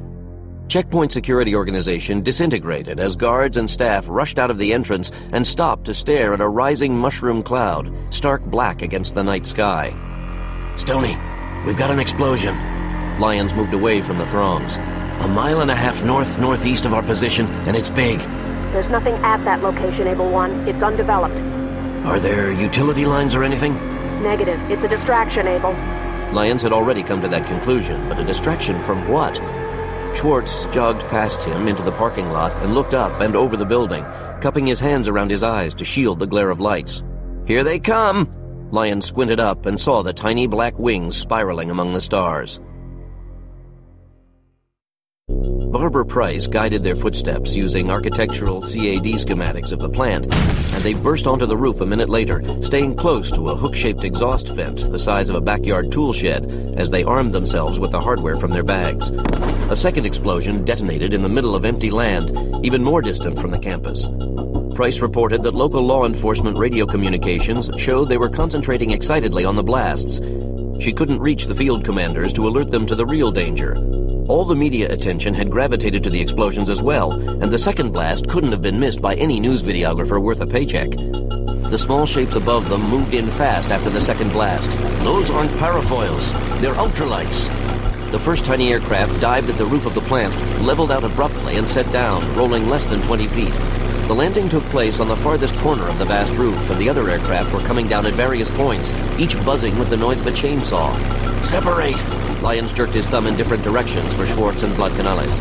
Take out the vehicles if you get the chance. They would deploy their loads if they don't have a way out of here.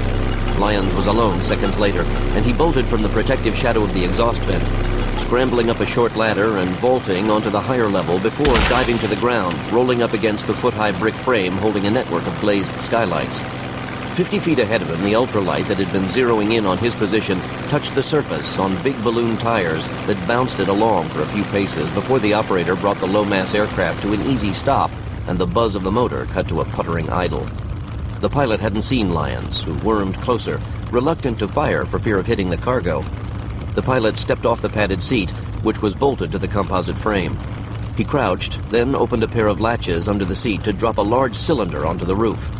It was thickly covered with corrugated plastic wrapping for cushioning, and the wrapping uncoiled as the pilot rolled it. He stood the cylinder on its end, yanked out 3 stabilizing legs one after another, and tapped at a set of buttons on the top of the device. A pair of red lights came to life on the nose and tail of the device. The deployment was well rehearsed. It hadn't taken half a minute. The pilot then turned and took a step away from the device, and Lyons was free to strike. He ran from behind the nearest air exchange fan box and targeted the pilot from 10 paces. The man grabbed at his own gun and almost had it out of his shoulder holster when he spotted the red dot of the laser aiming module on his chest and knew he was doomed. As the bullet ripped his heart, he collapsed to the rooftop. Lyons inspected the device in a hurry. Able 1 here, Stony. Check this thing out. He snapped a digital photo from the tiny lens on the handheld PDA and sent it winging back to Stony Man Farm. I've got the photo, Able 1. We're looking into it. I'm not exactly flush with free time, Stony. Cowboy here, Able 1. I'm looking at your photo. It's a shaped charge.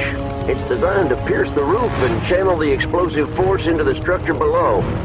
The display is simply an on-off. The electronics inside will tell us more about the controls, but the lack of a time display leads me to believe it's radio-activated. I need to see the innards before I can tell you how to turn it off. I've got news for you, Cowboy. The top is welded in place. There's no way I'm getting at the innards. I suppose that means there's no way I can turn it off. That's right. Can I dump it on a parking lot? Maybe it won't kill as many people. Don't touch it, Able One. Those are self-leveling legs, damn it. Shit. He should have noticed that. The implication was obvious. Able 2 and Able 3, this is Able 1. Respond now. Respond now! I don't care what your situation is! It was as commanding as Carl Lyons could be. You had to have a hell of a big set of cojones, or be dead, to ignore an order like that. Able 2 and Able 3 didn't answer. Rosario Blancanales went through a series of twists and turns before leaping up a 3-foot rise in the roof and getting his bearing on an incoming ultralight, which was now directly overhead and descending fast. He had timed his movements carefully, exposing himself only when the craft was directly overhead and the pilot unlikely to see. He paused long enough to catch a progress report on the first ultralight. The pilot had put some sort of a bomb on the roof, upended on tripod legs. It looked like an oversized sniper rifle shell, and it was as big as his thigh. It didn't take great brains to know that the slender tip was designed to penetrate the roof. Then the wider body would detonate inside the plant, directing the force down in a funnel-shaped blast. Very effective. These guys were sophisticated, good at their job. An amateur would have just chucked his charges at the plant from the air and headed home, and the damage might not have even penetrated the roof. Blancanales waited for the ultralight to bounce onto the roof and came up behind it before it had rolled to a stop. He aimed well above the cargo on the belly of the aircraft and triggered his Heckler & Koch Mk-23 Mod 0 repeatedly, perfecting his aim on the run. The first 2 shots crashed through shafts of the composite frame, and chunks of debris made a metallic ring when they slammed into the slowing propellers. The pilot twisted out of the ultralight, and Blancanales' third shot took him in the side, tearing out his hip. He was still spinning when he impacted the roof surface. When he came up again, he had extracted his handgun and shoved it skyward at Blancanales. The Able Team Commando triggered a final no-nonsense headshot, and the .45 caliber round painted a bloody V that glistened in the harsh xenon lights. A quick burst of machine gun rounds splattered into the asphalt roof, sending the stocky commando bolting across the surface until he came to a drop-off and plummeted 8 feet to a lower level. He flattened his body against the wall and tucked away the suppressed Mk-23. The fact that there was an ultralight-mounted machine gun blazing in his direction meant he had been noticed. The pilot had witnessed his tortoise-shell retreat and was going to come at him from an unprotected angle. Good strategy. Not much alternative cover in the vicinity except for a small mushroom-shaped steam exhaust that wasn't any taller than his chest. He took out the Mk-23 again, pressed the rifle against his body to shield it from view, then bolted into the open as the buzz of the ultralight grew to a whine. He fired wildly at the little aircraft, although it was still outside the reach of the handgun, then dropped onto his knees behind the steam vent as the pilot began to return fire. The ultralight pilot didn't bother to put a cushion of distance between them this time, but turned sharp and quick and homed in on the steam vent. Blancanales had him fooled, at least for the moment, and he wasn't the kind of guy to let special moments slip through his fingers. He got to his feet with the M16 A2 M203 combo and triggered a single 40mm buckshot round from the M203 grenade launcher. The ultralight had foolishly closed to just 150 yards. The pellets rattled around within the frame for a fraction of a second before they succeeded in tearing it to shreds. The craft was transformed into stringy fiberglass shards, fluttering nylon confetti, and spraying blood. The heavy engine and the bulky cargo separated from the smaller pieces and sped to earth, end over end. Somebody was shouting from the radio on his belt, and vaguely Blancanales knew it was Lyons, but he couldn't respond. All he could do was watch the pieces fall, and he was silently talking to the cargo of the ultralight. Or maybe he was praying. Don't blow. Don't blow. Don't blow!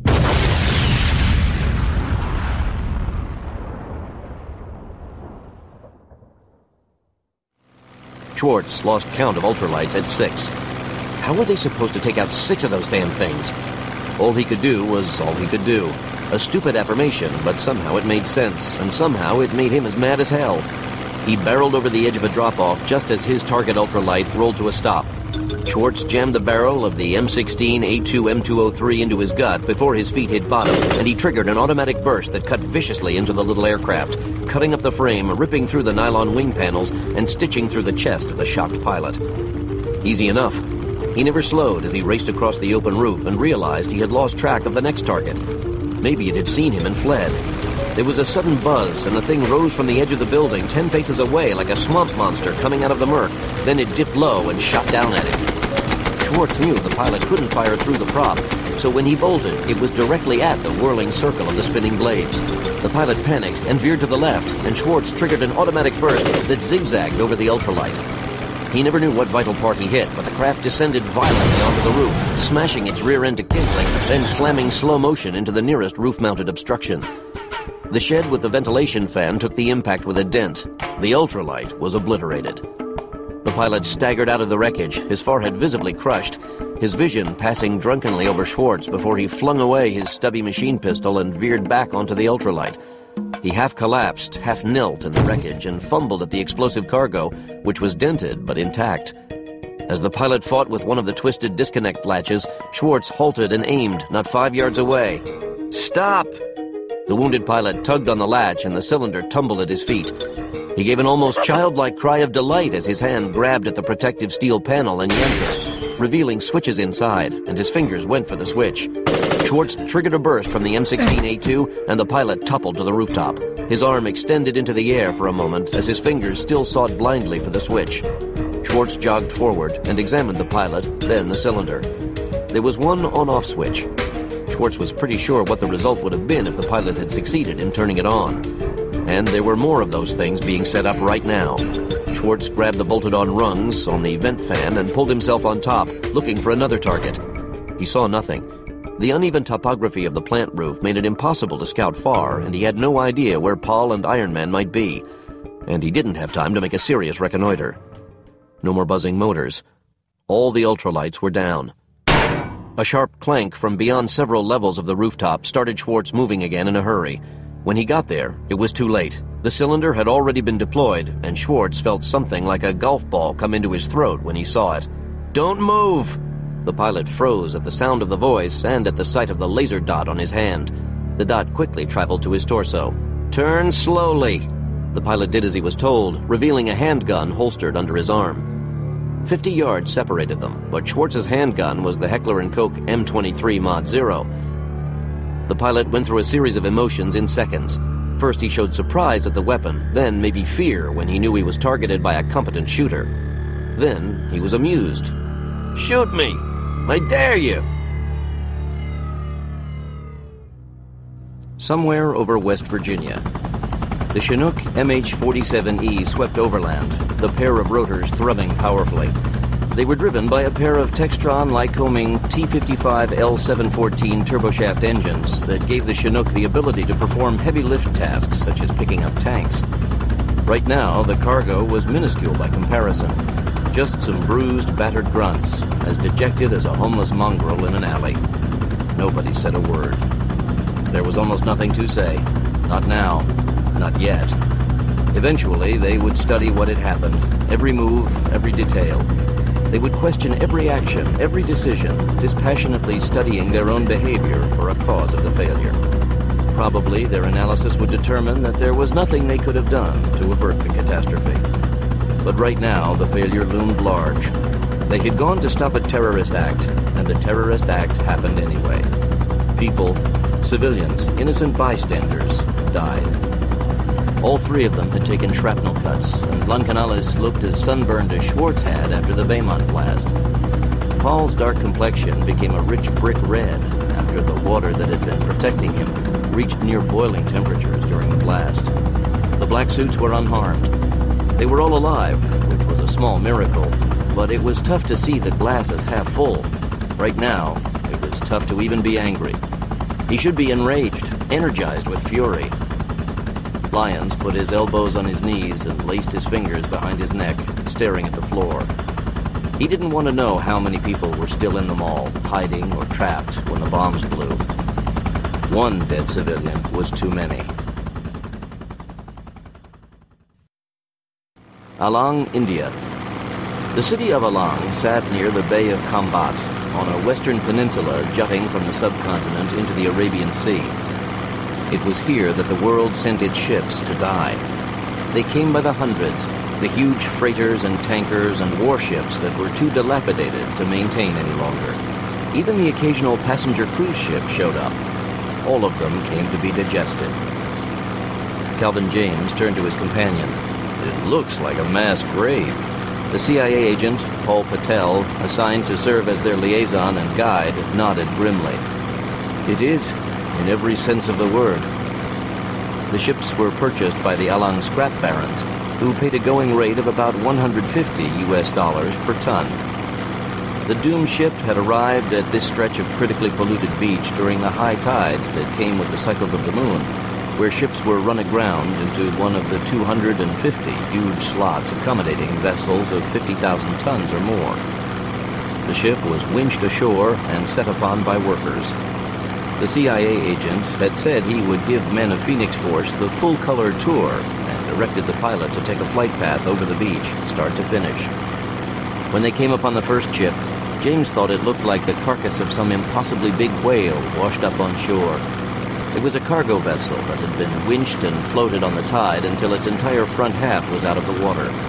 The hull was a mottled red and streaked with rust, adding to the illusion of some creature that died after suffering bloody wounds. A once vibrant yellow image painted on the bow was now so faded James couldn't make it out at first. Then he recognized the outlines of the 4 red stars and the Union Jack design of the flag of New Zealand. Like maggots eating a mouse. The CIA agent was of Indian ancestry himself, so James wasn't sure if the remark was racist or if it stemmed from the infamous Indian caste bigotry. Regardless, he had to admit that from where he sat, the workers on the big cargo ship did look like maggots as they hurried the carcass through the process of corruption. There had to be hundreds of them swarming around the vessel, most of them operating acetylene torches that glimmered like stars. Others guided massive chunks of metal as they were lifted on crane wires and swung to the shore.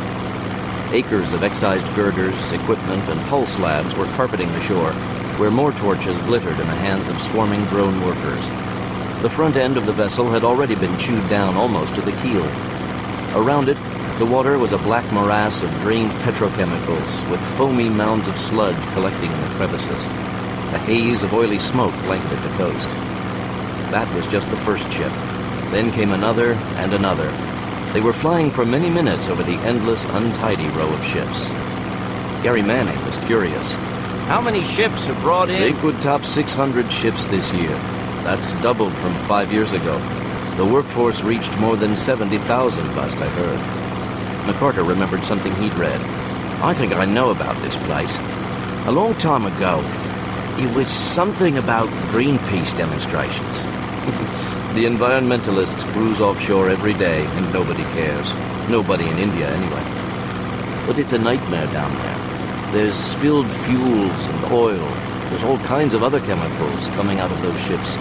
Lead, mercury levels are sky high in the water and the soil. Half the time, the air is cloudy with asbestos. But working here is still better than starving. As they finally came to the end of the long line of ships, James pointed to a small group of workers bearing a covered stretcher. They were wading through the muck alongside the skeletonized lower keel of a ship that was once huge, now nearly obliterated.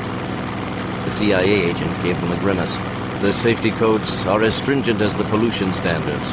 The Alang workers have a saying, 1 to 1. 1 man killed for every ship that's processed.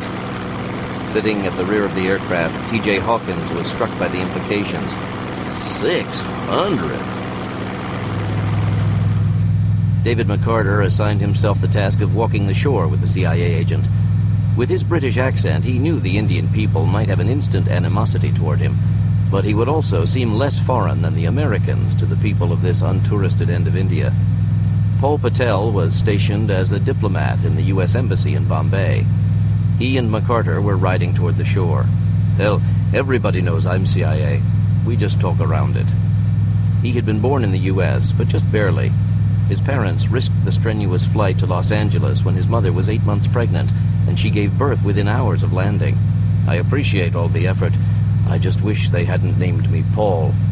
Paul Patel. It's like they couldn't decide if I should be Indian or American. They arrived in front of an oversized shack, constructed mostly of scrap steel sheets welded together. A wheezing ship's air conditioner dominated the front entrance, where the elegant plaster arch from a long-gone cruise ship was wedged into the corroding walls.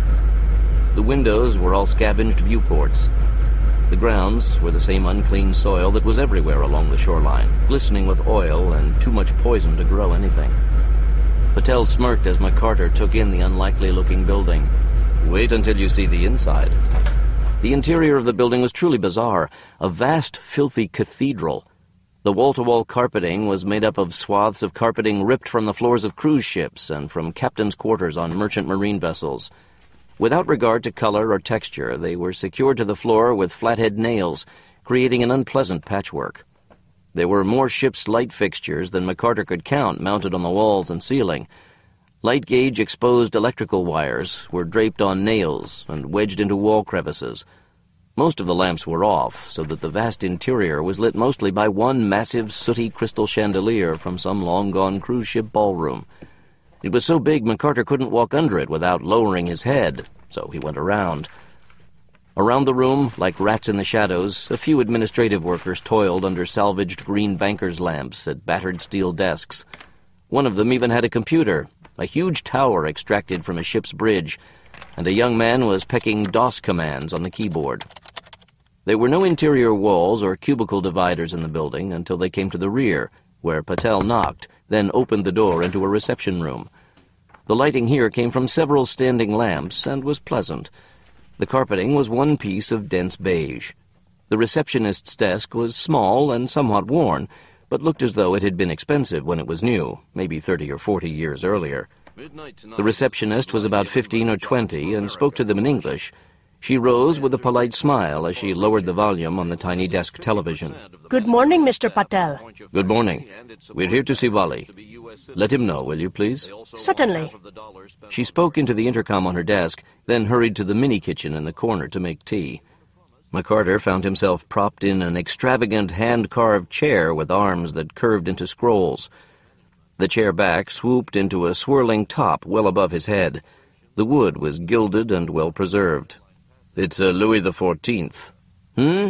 McCarter tried not to sound totally disinterested. I'm lying. It's a reproduction. But this entire suite of rooms was dismantled from an owner's office suite on an Italian cargo ship and rebuilt here. Walls, carpet, furnishings, everything. Quite an accomplishment. Yeah, I'm flabbergasted. That about sums it up. McCarter had assumed the girl was the daughter of Oscar Wally. Patel explained in a low voice she was his concubine. She somehow heard him over the television, which was turned up again, and flashed McCarter a vibrant smile. She was indeed a beautiful girl, McCarter thought, and she would probably be a very attractive woman after she actually went through puberty. Oscar Wally was physically the polar opposite to his child paramour. He was corpulent and stooped, his spine bending under the constant stress of carrying a massive stomach. His office looked immaculate, but it was permeated with his odor, and McCarter felt his eyes almost start to water at the assault on his senses when he shook the man's hand. The human stench made the polluted air of the scrapyard seem pleasant. Wally waved at the chairs. Please, have a seat. He was actually trying to demonstrate good manners. McCarter didn't know if this situation could get weirder. I must say I'm impressed by all you've done. McCarter gave a restrained wave at the walls. Wally beamed. There's no building like this anywhere in the world. I have never seen anything like it. Only in Alang could you even find all the parts for a building like this. It is one of a kind. Wally was still grinning. Patel had said that a little flattery went a long way with Wally, and it was good advice. So, Ambassador Patel says you want to take a look around this place. Patel's glance told McCarter not to correct the title. Wally was clearly a man who desired status, and a man of status interacted with others of elevated status. Therefore, the Bombay Embassy employee became an ambassador. You've seen the news reports about the sabotage of the oil tankers, I take it? There have been several reports of a small cargo vessel in the vicinity of some of those tankers. An old Indonesian freighter named Singep. It was supposed to have been broken down here a year ago. Wally put on a perturbed face. Yes, and I have already shown papers on the Singep to your CIA and to Delhi officials. They made some rather insulting insinuations. McCarter wondered how many times Wally had practiced the phrase, rather insulting insinuations. He smiled easily. Director Wally, the CIA men who came here were just middle management, not our top people. I apologize if they were insulting. We at the top level have been thinking through the problem. We think we know what happened, and we've come to look for new leads. You know what happened?" Even Paul Patel looked interested now. "Here is how we see it. Whoever planned to sabotage the oil tankers already had a certain kind of vessel that he intended to use for the job. He knew there would be an investigation, naturally, so he wanted to make sure the trail was hard to follow. So he hired someone here on your staff to watch for a vessel that was the same size and configuration as the vessel he already had. The Singep came to your facility and fit the bill." Wally was frowning, and now he nodded cautiously. "So, you went ahead and broke up the Singep, but the other vessel was painted with the same markings. The people who did this even went to the trouble of painting the name onto the hull, then painting over it.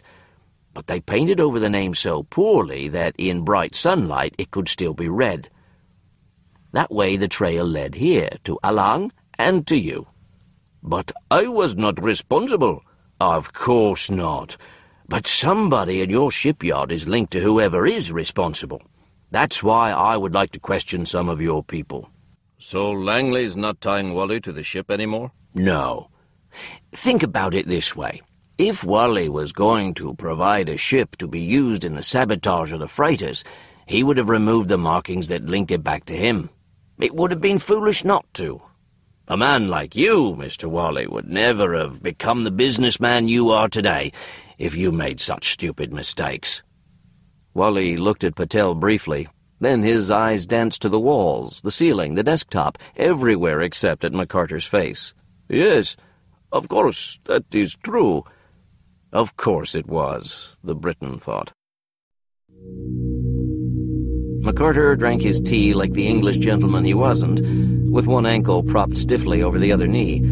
He idly adjusted the buckle on his ankle-high riding boot. The boots were from Italy, but the soles had been modified in Virginia by Cowboy Kissinger. Adjusting the buckle retracted the cover over an indentation in the sole. The bug was held inside by a mild adhesive until McCarter pressed his heel down. Then the tiny barbed hooks grabbed at the carpet fibers, and the slight movements of his foot drove the tiny device deeper into the carpet. After McCarter offered up a substantial fee to cover your inconvenience, Wally was more than happy to allow him to question his workforce. "You do know there's many thousands of them, but I hope you find the right man." "I hope so, too." McCarter spent a few hours with Patel, making a good show of questioning the shipbreakers, asking for signs of sudden wealth among the workforce at the time that the Singep had been brought in for dismantling.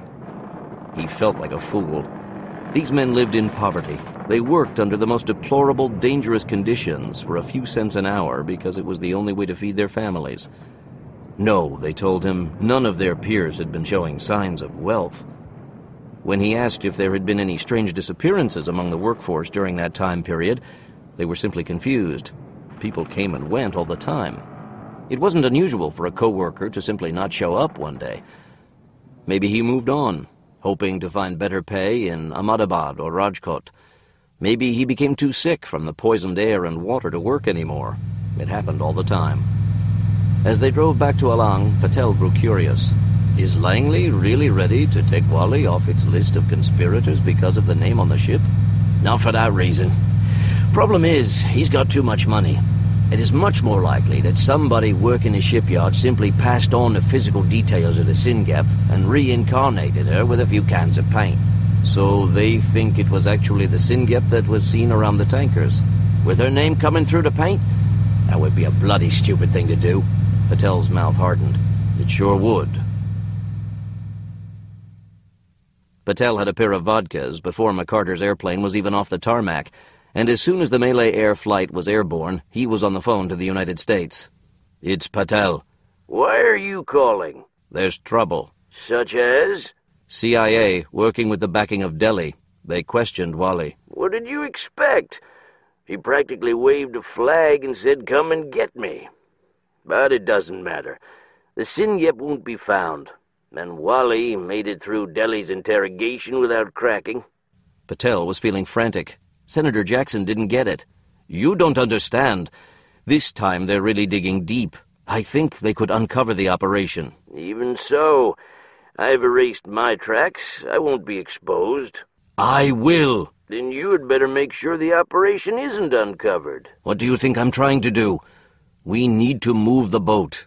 Tonight is our only chance for another 2 weeks. The boat is safe. But don't worry, it is going to prove useful again. Tonight, in fact. As luck would have it, there's an unexpected target making its way through in the next 8 hours. The Singep can get to it and send it to the bottom without even being seen. Patel was aghast. No, they'll track her for sure. It's too risky. It's too rare an opportunity to pass up. Paul, you're overreacting. You're new to this venture, but I've been planning it a long time. Believe me when I say that the Singep will never be found. Franklin Jackson was the laughingstock of the U.S. Senate. But a senator had certain privileges provided for by law, even if he didn't have the respect of the rest of the Senate. These privileges included access to certain international intelligence reports, too important to trust the U.S. citizenry with, but after all not that important. Mostly it had to do with the comings and goings of high-profile political and business figures.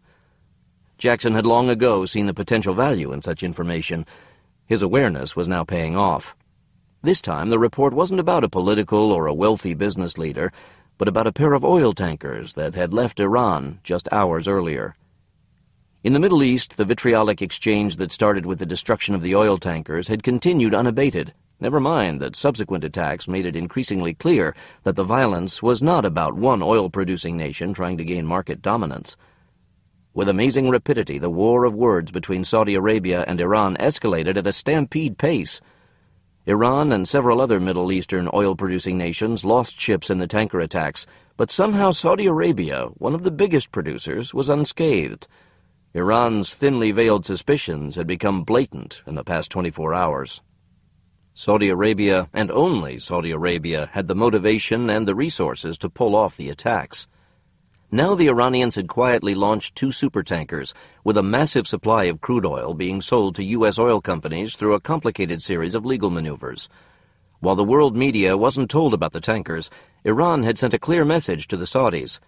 If their U.S.-bound tanker twins came under attack, the Iranian government would hold the Saudis solely responsible and would consider the attacks an act of war. This was what Jackson learned from his intelligence reports. Nothing top secret, but useful nonetheless. He knew precisely what time the tankers would move through the Gulf of Oman and into the Arabian Sea.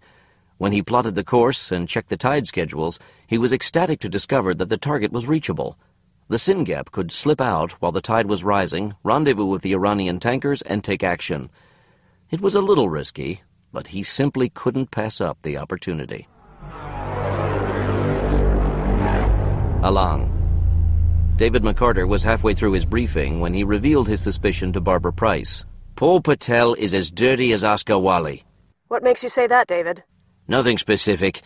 It was his behavior. Whatever Wally is guilty of, Patel knows about it, but I don't think he's been in on it all along. Patel is very cool, very in control, but I think he's new to the Benedict Arnold role. His guilt was showing. They had gathered in the sitting room of a hotel room suite in the small high-rent district of Alang, using a satellite phone connection to link with Stony Man Farm. He found out Wally was involved and agreed to steer the U.S. away for a fee? A fee big enough to justify betraying his country and his allegiance to the CIA. He was ready to believe my story about the company not suspecting Wally. You could see how relieved he was. The CIA file on Patel shows 15 years of service without a blemish. Unless he's got a personal vendetta we don't know about, you'd expect it to take a lot of cash to make him turn traitor. Anyway, I'm not sure what that does for us. We've had translators listening in on Wally since you planted the bug, and we've learned nothing. There was no discussion about my visit? No. His phone calls were all business-related, and he spent a half hour involved in some office hanky-panky with his receptionist. She sounds young. Bastard. Stony, Patel is flying back to Bombay now. He'll be on the ground in half an hour, and if I'm right about his complicity, he'll be the one who gets Wally to discuss their involvement. He's nervous, so we'll take extra precautions and call from home or a public phone. Well, there's a problem, David. The bug's power is tiny. We were able to get a feed while you were wearing the retransmitter, but it's been offline since you left the premises. Hawkins piped in. We can put the retransmitter into place somewhere on the building. Better yet, we can get in and plant more bugs. Did the building look secure? No. I doubt there would be anything on the premises that would be worth an electronic security system. But I wouldn't be surprised to find a junkyard dog. The entire facility works a 7 to 7 shift. The place should be clearing out now. By the time you get down there, you'll have the place mostly to yourselves. Raphael and Cizo knew someone would be left behind. There'll be some sort of guard patrol. Are we going to go taking out a bunch of night watchmen if they spot us? No. So we can't allow ourselves to be noticed. The black inflatable drifted on a surface of muck that rose and fell with the tide. Anywhere else, the water would have curled under and broken on the shore, but along the shore of Alang, the sea was suffocated under a thick soup of petrochemicals. Even after the work had stopped for the day, the partially dismantled hulks dripped oil, fuel, and sewage into the ocean. Each time Manning and Enciso lifted their oars out of the water, it seemed as if a thick, slimy skin clung to them, making them heavy. It was like rowing through mud. But the consistency of the water also made the raft virtually silent. The descending ball of the sun disappeared behind the hulk of an old Russian cargo ship that was aground within sight of Askawali's patchwork headquarters. James took an oar and crouched on Manning's side of the raft to keep it from coming in contact with any part of the wreckage. Despite the ceramic mesh on top of the flat armor panels protecting the inflatable, they couldn't afford to allow a jagged scrap of metal to make a puncture. They beached on the oil mud of the shore, tucked up against a 4-yard-tall curved hull section. The shadows were dark, but the sun shone bright enough to make long shadows amid the piles of wreckage and sorted metal scrap. Hawkins, James, and McCarter left the inflatable, making their way through from cover to cover. At a radio call from Enciso, they halted, dwarfed beneath a mesh cage holding thousands of feet of steel pipe.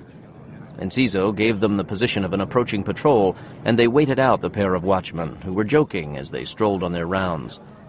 The watchmen never saw the trio of black-clad figures that silently crossed the mud flats after they walked by. McCarter powered up the narrow-profile retransmitter he had fixed underneath his body armor and heard Price's voice coming through. Stony 1, we're getting a signal from the bug. Wally's rutting again. It's good he's still on the premises in case he does get that call from Patel. They reached the last of the stacked scrap and found themselves with a long stretch of open ground between them and Wally's headquarters. But there was no guard in sight, and their careful examination showed them no sign of a security system. They covered the open ground in a quick jog and stepped into darkness again on the shadowed side of the building. While McCarter stood guard on the ground, Hawkins and James scaled the side of the building, finding easy finger and footholds in the putty-filled rivet holes where the hull pieces had once joined and in the deep seams between them. Even without gear, they were on the roof in seconds. Hawkins quickly erected the permanent retransmitter, which consisted of a receiver tuned to the bug, feeding into a global satellite phone. From his backpack, he extracted the Solardyne power pack, which was under 30 pounds even with the added field protection and camouflage panels. His main concern in setting it up was to make the solar panel invisible, even to workers on the deck of the huge ships parked nearby. With good sun, the unit would provide 120 watt-hours of power every day. Even under the Alang haze, it would be more than enough to keep the global phone running all day and provide enough charge to keep its battery pack running all night. Hawkins flipped the unit on, and it automatically dialed out to the Stony Man Farm receiving number. Phoenix 5 here. It's setting up. Let's see how it's working. Back at Stony Man Farm, the communications staff would make a quick diagnostic of the incoming signal. Stony 1, it's loud and clear. We'll be listening in on Mr. Wally for as long as we need to. That wasn't exactly true. The solar panel was designed to last for 20 years. The battery would keep going for more than 600 charge cycles, or more than a year and a half of daily cycling to keep the retransmitter going. But the bug that McCarter had planted would run out of power in just days. Hawkins was hoping they'd find a reason to leave this foul-smelling junkyard a lot sooner than that. TJ, hit the deck. Calvin James gave the alert, and Hawkins went down fast, cushioning his landing on the roof with his outstretched hands, while he listened furiously for the report of weapons or a shout of alarm. There was nothing. James was flat on the roof, too, pulling out his field glasses. "Cal, come here." Hawkins crabbed silently to the roof edge, where the irregular wall panels protruded, and he pulled out his field glasses, peering into them in the same general direction as James. "See the big one that looks like a tanker, maybe a half-mile from us? The one in the middle." Hawkins found it. They were a pair of what he took to be cargo ships, both partially dismantled, noses out of the water and leaning on their keels. Between them was the bulbous, rounded rear end of an ancient tanker, stained with corrosion along its seams and rivets. "I see the boat, yeah. What about it?" "I think I saw a crewman." "Crew? As in somebody to sail the ship?" "Yeah." James touched his radio and issued a report. "Whoever it was, he was definitely not a shipbreaker. He was as blond as I'm not, and he was in light clothing. I think he was drinking a beer." "Beer?" "Looked like it." Phoenix 1 here. I don't see Cal's Caucasian, but I do see some lights. "Phoenix 1, you going to check it out?" "Yeah. I can't think of a good explanation for somebody to be there, let alone a non-Indian. Definitely worth looking into." "Plus, there might be beer." Hawkins and James were trapped on the roof when they heard a voice at ground level at the front of the building. They crawled to the front on their elbows and watched as a woman in a sari leisurely approached, carrying a large basket under one arm and humming, occasionally singing a few words. She knocked, and the front door was unlocked for her. Over the pervasive stench of the place, they could smell the rich aroma of hot food. A minute later, the woman re-emerged with an empty basket as well as Oscar Wally's pubescent concubine. The woman and the girl chatted easily. McCarter was watching from below, trying to figure out how he felt about Wally's little arrangement. Wally was a disgusting pig of a human being, but the girl and her mother seemed okay with their little prostitution and meals business. If it was keeping a poor family fed, was it a bad thing? He made a disgusted sound as he radioed Hawkins and James to descend. The whole thing appalled him. He preferred his ethics devoid of dilemma. The shadows were stretching across the mud, longer and darker, and the trio had an easy time reaching the inflatable. Manning and Enciso guided the raft into the open, then over the swell of the waves, until they reached the three closely parked ships. They moved in tight against the first huge derelict, a cargo vessel from the late 1960s, and stayed against the hulk as they worked their way carefully around the rear end. The sun was gone. In this place of endless wreckage and destruction, the shadows of night were total at sea level, even while the western sky, when they could see it, was still pale blue. Still, the darkness was not sufficient to disguise the secret that was nestled between the two derelict cargo ships. Phoenix 1 here. We just found the Singep. The Singep had been identified by name by witnesses at the originating points of 3 of the 5 fuel tankers that had originally burned. The description of the boat fit that of a registered Indonesian freighter that had been sent to the shipbreakers in Alang, India 12 months earlier. Oscar Wally had reportedly scrapped it long ago. The witnesses had all reported that the Singep's name had been painted over with a flat white paint that, under direct sunlight, became translucent enough to make the name legible. The imperfectly hidden name had turned out to be an attention-getter. It made the boat memorable. And here she was, right back in Alang. Singep was an ugly hag, well past retirement age, with chronic corrosion and her last complete paint job now peeling and flaking like an uncontrolled skin condition. She was small by the standards of shipping vessels that came after her, and it was her comparably slim girth that had allowed her to be slipped into the hiding place. The hollow rear end of a long-gone oil tanker had been left on shore between the 2 cargo ships, and the Singep had been steered into the vast empty shell, which covered more than half of her. Her own rear end protruded from the shell, but was hidden by the ships on either side. McCarter was describing the scene to Stony Man. You can't see it from the shore, and from the water you would have to know what to look for. Otherwise, it's just another hunk of junk. Her keel's in the mud, but it's high tide, so she'll have enough water under her bow to get out. She could even go tonight. Even as McCarter spoke, he heard the sound of old metal as the water level rose and the ship's ancient hull groaned for the 15,000th time to the daily alteration in the sea level and the redistribution of pressure against its plates. The sound was close to human, filled with weariness. What was that? She's floating with the incoming tide. We're putting a tracker on her. The inflatable nudged up against the hull, and while the others held the raft in place, Hawkins attached a tracking device in the highest hidden niche he could reach. The device had a long-life battery pack that dwarfed the actual unit. It would transmit GPS coordinates continually for weeks, so Stony would always know the Singep's exact whereabouts. But Phoenix Force's priority was to keep her from going anywhere at all. At the first set of hull-mounted rungs, McCarter sent up James and Enciso. This could be an intelligence windfall, but only if we leave survivors who can provide the intelligence. The pair answered with quick nods and descended into darkness. Manning and now Hawkins propelled the raft alongside the Singep's waterline until the hollow black shell of the tanker engulfed them. McCarter had thought they were in darkness before, but it was nothing compared to the cavernous interior of the tanker. The sky, the sea, and all around them was light-swallowing blackness. Only when he looked back, outside the tanker shell, could he see slight variations in the darkness that indicated some sort of barely definable illumination. He put his hands on the hull to guide them and to keep them alongside the cargo vessel. Then he felt the Singep tremble and move as if she were alive. There was another groan, this one more sonorous, agitating the water. McCarter heard a small splash not far away, then another, and a moment later felt a shower of grit against his face. Rust! What's happening? It's the tanker shell. The keel of the Singep was resting against it. The weight was hundreds of tons, and now the high tide is releasing it. Think the tanker will collapse? Who knows? Whoever parked the Singep inside it thought it would hold together. Up we go, mates. McCarter took the raft line with him as he ascended the next set of rungs, tying it when he was certain he was above the waterline. He sure as bloody hell didn't want to swim his way out of here. He reached the rail and climbed over. Seconds later, Hawkins and Manning were at his side. They found themselves on a canted deck, the walkway marked with tiny lights enclosed in plastic strips like the lights in aircraft aisles. Across the deck was a dark, low bridge. Hawkins silently pointed. Manning and McCarter could see it.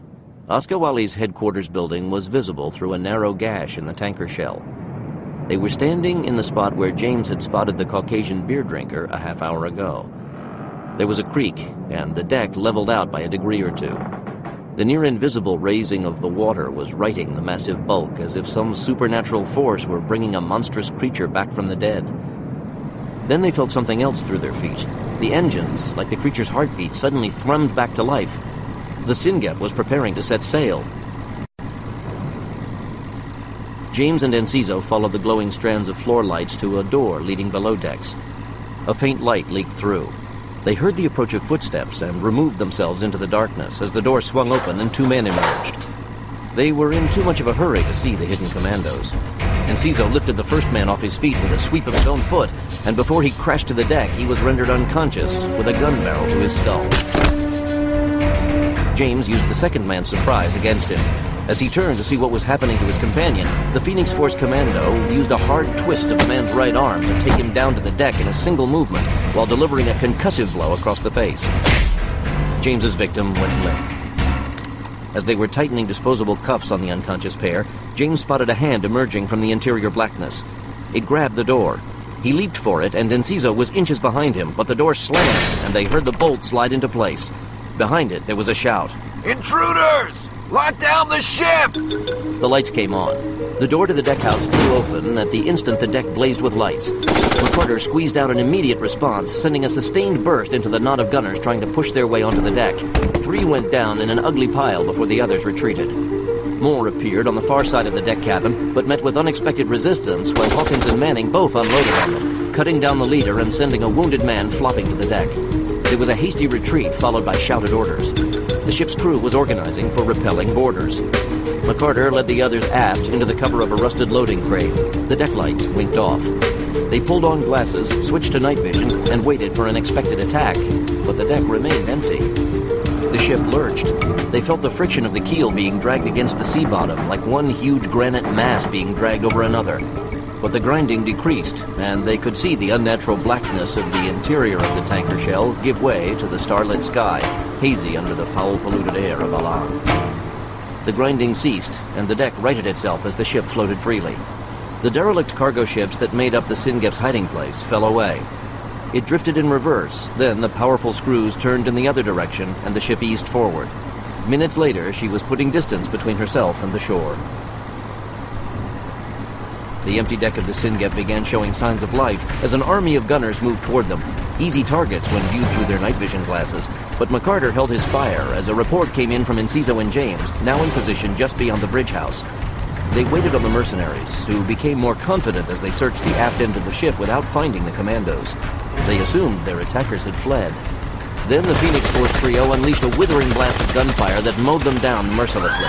Amid the shouts of confusion, the four rearmost mercenaries retreated, bolting around the bridge house, only to slam into a wall of machine gun fire delivered by Enciso and James. The last man standing thrust his hands into the air. "Don't shoot!" His weapon clattered to the deck. With a scrape of wood on wood, a broad shutter was dragged open 3 stories above the deck, and a bald, narrow-faced man in dark goggles poked his head out, extending his handgun toward his surrendering comrade. He squeezed the trigger twice in rapid succession before pulling in to avoid Phoenix Force's return fire. The surrendering mercenary was dead, executed by his own teammate. Enciso and James watched the 3rd-story window swing open on their side of the deck house. They also saw a bald man in dark-lensed goggles crack off rounds at his own surviving teammates before their machine gun bursts chased him inside. The commandos found themselves standing in a killing ground. The deck was awash with blood and bodies. McCarter came into view, and the team reunited amid the slaughter. "Do you have any live ones?" "Not anymore, thanks to the man upstairs." "Where's the ship headed?" "That's an excellent question." Stony Farm, Virginia. The consensus here is that they're headed to deep water to scuttle the ship. We forced their hand with our questioning this afternoon. They thought we were getting too close. Barbara Price couldn't drag her eyes away from the display Aaron Kurtzman had pulled up for her. I'm afraid you've got it wrong this time, Phoenix One. The Singep has a target. Based on your speed and heading, you're going to rendezvous with a pair of Iranian supertankers in under 20 minutes. David McCarter said nothing for a moment. Phoenix One, they're going to blow the Singep and take the Iranian supertankers with them. You have got to get off the ship. Understood, Stony One. The crew must have an escape plan. We've already cleared enough seats to fit us on board the getaway vehicle, whatever it is. Price looked at Kurtzman, both seeing each other's concern. Listen, David, you haven't been watching the progression of events on this end like we have. If there's one thing we've learned from the behavior of the Jackson and Coral camp, it's that they consider their hired hands disposable. Remember how they wasted the watercraft mercenaries? Abel saw them sacrifice their own men at the Baymont factory and at the shopping mall in Ohio. They simply don't care whether their own men live or die, and disposing of them has a lot of benefits for those at the top. It prevents leaks. McCarter remembered the casual destruction of the teams on the Pacific Islands. And it's cheaper. They must be keeping the teams isolated to keep them ignorant of their comrades' fates. That's how we see it. You have to assume that any escape route that the crew has is probably a trap.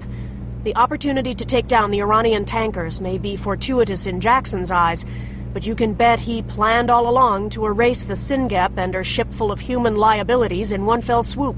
Can you get us transport, Stony One? No way. Not in 20 minutes. Can you warn the Iranians to take evasive action? They're supertankers, Phoenix One. It takes them 10 miles just to turn left. There's no way they can dodge the Singep, which has probably got a beefed-up power plant and no cargo to slow it down. If she wants to catch the supertankers, she will. So we have to stop the boat and get the hell out and do it all in 20 minutes. 17. No problem, Stony One. We'll handle it. Price smiled at McCarter's confidence. I know you will, Phoenix One. But the smile left when she looked at Kurtzman, and his eyes asked the big rhetorical question, how would they pull it off? If Phoenix Force failed and the twin tankers blew, it just might be the cause of a new and bloody intra-Arab Middle Eastern conflict.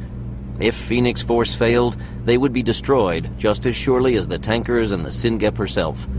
And they had just 16 minutes. It felt like a lifetime.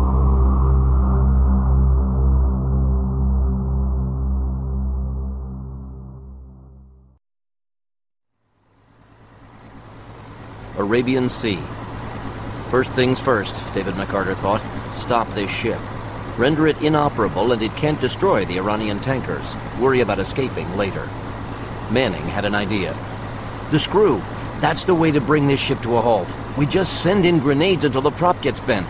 A bent screw will stop the ship for sure? Yeah, the vibrations from a twisted prop will burn out the motor and shake the drive shaft until it warps and locks. Good. Gary and Rafe, you're on it. The rest of us will try to find a way off. Manning and Enciso jogged the length of the ship, and Manning secured a Kevlar line to the ship's railing without hesitation, looping it through a reinforced rung in his combat webbing and stepping over the rail. He walked down the rear of the hull until he reached its farthest protrusion and found himself dangling over the roiling wake, where the single powerful screw agitated the sea and drove the ship. The big Canadian was confident when he'd suggested the idea, but now he wasn't so sure. The screw was below the water level, protected by the ocean. Could he actually land the round close enough to achieve real damage? The answer was he had to. A single screw moving a cargo ship of this size had to be 20 feet or more in diameter. How could he miss? Manning looped the twin lines over one wrist and pulled the pin on the first grenade, then released the pin, counted off 3 seconds, and dropped the bomb. The high explosive fell away almost gently. It disappeared into the foam, and a boiling white bulge formed on the ocean yards away in the place they had been. The ship wasn't even nudged by the blast. Manning cursed under his breath. He was going to have to do a lot better than that. He primed the next grenade as he conjured a mental picture of the screw and its support. He didn't know enough about this ship to estimate the hull offset distance of the propellers. As he released the grenade, it occurred to him that all he really needed to do was to damage the supports. If they warped, then the powerful turning of the blades would quickly wrench the whole thing off. With a last-second adjustment, Manning sent the HE in a long, slow arc, putting it at the waterline where he hoped the supports were affixed. Manning gritted his teeth when he realized what was about to happen and buried his face in his arm as the HE hit the metal just above the waterline, then cracked open brilliantly inches above the wake. Even dangling far above it, the force of the blast reached Manning like a giant hand, smacking into him, and the Canadian commando flew sideways. The twin lines on his wrist dug into his flesh as he spun, knocking into the hull, then swung back to center. The rear of the ship met Manning like a skidding log truck meeting a moose on an icy Alberta highway. Manning left planet Earth. It was momentary, but when he came back to full consciousness, a half-second later, he found himself dangling by one arm over the furious ocean, while his wrist uncurled from the twin wires. He started to slide as he grabbed for the wires with his free hand, and his fist locked around only one of them. His flesh burned as the Kevlar rope slipped through his fingers, and then the linkage locked on the line at his waist. Manning felt his crotch stop moving, while his feet and head continued down until his skeletal system brought his entire 190 pounds to a halt. His spine bent farther than the design specs allowed. He felt the chilling crunch of something grinding and breaking, accompanied by a moment of excruciating deep tissue pain, and he dangled like a broken puppet, looking at the South Asian constellations and facing his worst nightmare, paralysis. Torture and death were preferable to a future of quadriplegia. It took him just a heartbeat to figure out his arm still worked, and he dragged on the line until he was upright. He inhaled, exhaled, and concentrated on the parts below the waist. The feet moved around, just like always, and now wasn't the time to test out the other extremities. James shimmied down the line in a hurry as Manning dragged himself back to his grenade-tossing position. The concern showed in James's face, but his voice was nearly drowned by the roar of the blades. You okay? Yeah, fine. But he thought maybe he wasn't fine. He thought maybe he'd just been through the most frightening 30 seconds of his long career. He grabbed another HE as James ascended the hump, then he flattened fast. Muffled gunfire came from the deck. James pulled the MP5 SD3 off his free shoulder and stretched it high in front of him. Rising awkwardly, he triggered a long burst before landing against the hull again. More automatic fire flew inches over his head. You hooked up to the rope? Yeah. I can stay here all night. James sprayed more 9mm rounds around the deck and dropped as return fire came at him from at least 2 gunners. Need some help? Just stop the boat. Hold on! Manning released, counted, and tossed. Another careless throw, he cursed to himself, but the grenade dropped exactly where he wanted and burst just when he wanted it to. It was like magic. The ship experienced a tremor, and the smooth churning of the ocean became an angry frothing, inconsistent, as if several sea beasts of different sizes were battling viciously just below the surface.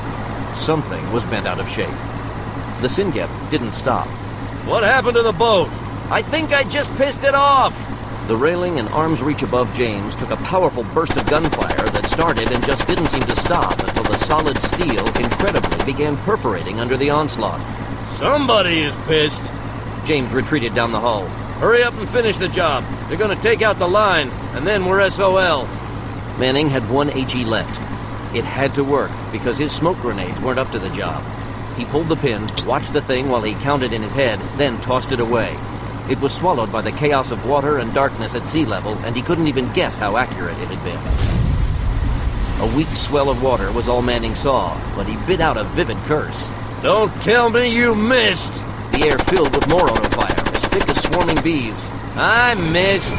The Singep screeched, a mechanical warbling scream of immense metal stress that merged with the pounding of loose parts slamming violently into the hull.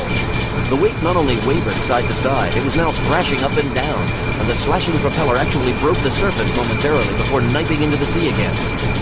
Manning hadn't missed. We're in trouble! Thanks for the update. They were hanging off the back end of an elderly cargo ship that was shaking as though it had pulse, while at least 4 guys with automatic weapons tried to kill them by shooting a hole through the metal hull.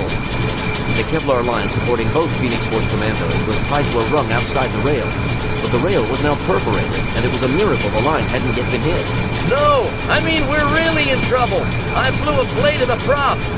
It's out of balance and it's gonna fly apart any second, and guess who's in the way?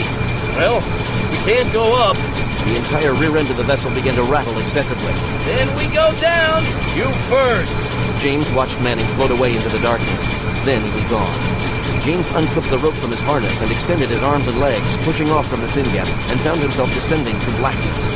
When he looked down, the starlight reflection on the ocean was miles away, but it came at him at light speed and crashed into him brutally just as he straightened his body into a dive. That made the impact easier, but he arrowed deep through a chaos of bubbles. When he stopped descending, he found himself in absolute blackness. Many men would have panicked in the claustrophobic blackness. Most men wouldn't have even known which direction to swim to get to the surface. James had been through more water exercises and missions than he could count during his career with the U.S. Navy SEALs.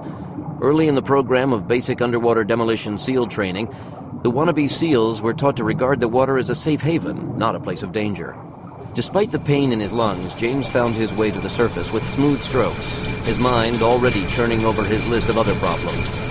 He inhaled a huge restorative lungful of air and watched the group of gunners standing at the rear of the Singep, leaning over and trying to see the cause of the trembling affecting the ship. The whine of the cargo vessel's motor rose to a shrill pitch that sounded electronic and vibrated the very ocean. Then there was a crash as the screw spun apart and sent an 8-foot-long section of blade flying up and out, slashing through the rear hump of the vessel and planing through the hull before vanishing skyward. The upper torso of 2 of the gunners flew off, removed as neatly as with a guillotine. Cal, over here! James was shedding his expendable gear as Manning swam alongside him with strong strokes. He tried his radio before thrusting it away and letting it sink. So much for waterproofing. Manning nodded at the ship. Did you see that? Yeah. I guess we took the smart way out. Yeah. You and me look like a pair of real geniuses right about now. Manning pulled his own radio set into position over his dripping head and brought it to life. Phoenix 3 here. Anybody reading this? Manning listened hard. James knew he wasn't getting a response. They observed the Singep drift to a halt, although the engine noise was rising in pitch. Without the screw, it was spinning unimpeded, literally out of control. Then the whine was gone as the engine either locked up or was shut down. Phoenix 3 here. Is anybody hearing me? Nobody was. Hawkins pressed his ear against the metal door and held up 3 fingers while clenching the handle. He picked his moment, then counted on his fingers. 3, 2, 1. He yanked the door open a foot, and Ciso, low to the ground in a crouch, tossed the grenade inside as the nearby figures turned frantically to fire on him. McCarter triggered a burst over Enciso's head. The door slammed shut, and the commandos turned away, plugging their fingers into their ears. The beams of illumination from the flashbang grenade streaked through the deckhouse ports like spotlight beams, and the burst of noise sounded as if it alone could have burst the structure apart. Then Hawkins yanked the door open again, and this time Enciso tossed in a flare. It bounced off a corpse, downed by McCarter's submachine gun, and showed them a second figure writhing like a hooked worm on the floor. Down the stairs was a third man. Enciso crossed the interior in a leap and fired, his rounds nipping at the unshod heels of the hairless man in the sunglasses, but the man disappeared. The bald guy's barefoot! Hawkins shook his head in disgust. Baldy had preceded his companions without making enough noise for Hawkins to hear him. That was enough distance for him to avoid the incapacitating effects of the grenade. He couldn't have known they were going to try that trick with a flashbang, could he? McCarter lifted the deafened, blinded man into a sitting position and shouted into the side of his head. Where are your escape boats? The man was still reeling from the assault and was trying to cower under his arms without appearing to have heard the question. McCarter nudged him in the gut with his weapon. All the way to the front. Lowest level at the front. Inside, we cut an escape door. McCarter started to stand, leaving the bewildered mercenary sitting there. Then he crouched again. I'm not going to cuff you. He glanced at his watch. Save yourself if you can. You've got 11 minutes until this ship blows. The man stared around him as if trying to find McCarter in his blindness to read his face. The ship blows in an hour. If I were you, mate, I'd have my arse off this ship in 11 minutes. His name was Ivan Kappa, but everyone called him Kappa the Cat. He took off the goggles and looked around him as he ran. And in the pitch-black interior of the lower-level walkway, without a light source other than the tiny leaks coming from the deck above him, he saw it all. The openings in the steel grate floor, the rusty pipe rails, the peeling paint. Kappa the Cat chuckled with relief. He had evaded the flash out of sheer luck and well-honed reflexes. With his condition, the flash would have blinded him for good, not just for a few minutes. He hated his light sensitivity when it first struck him.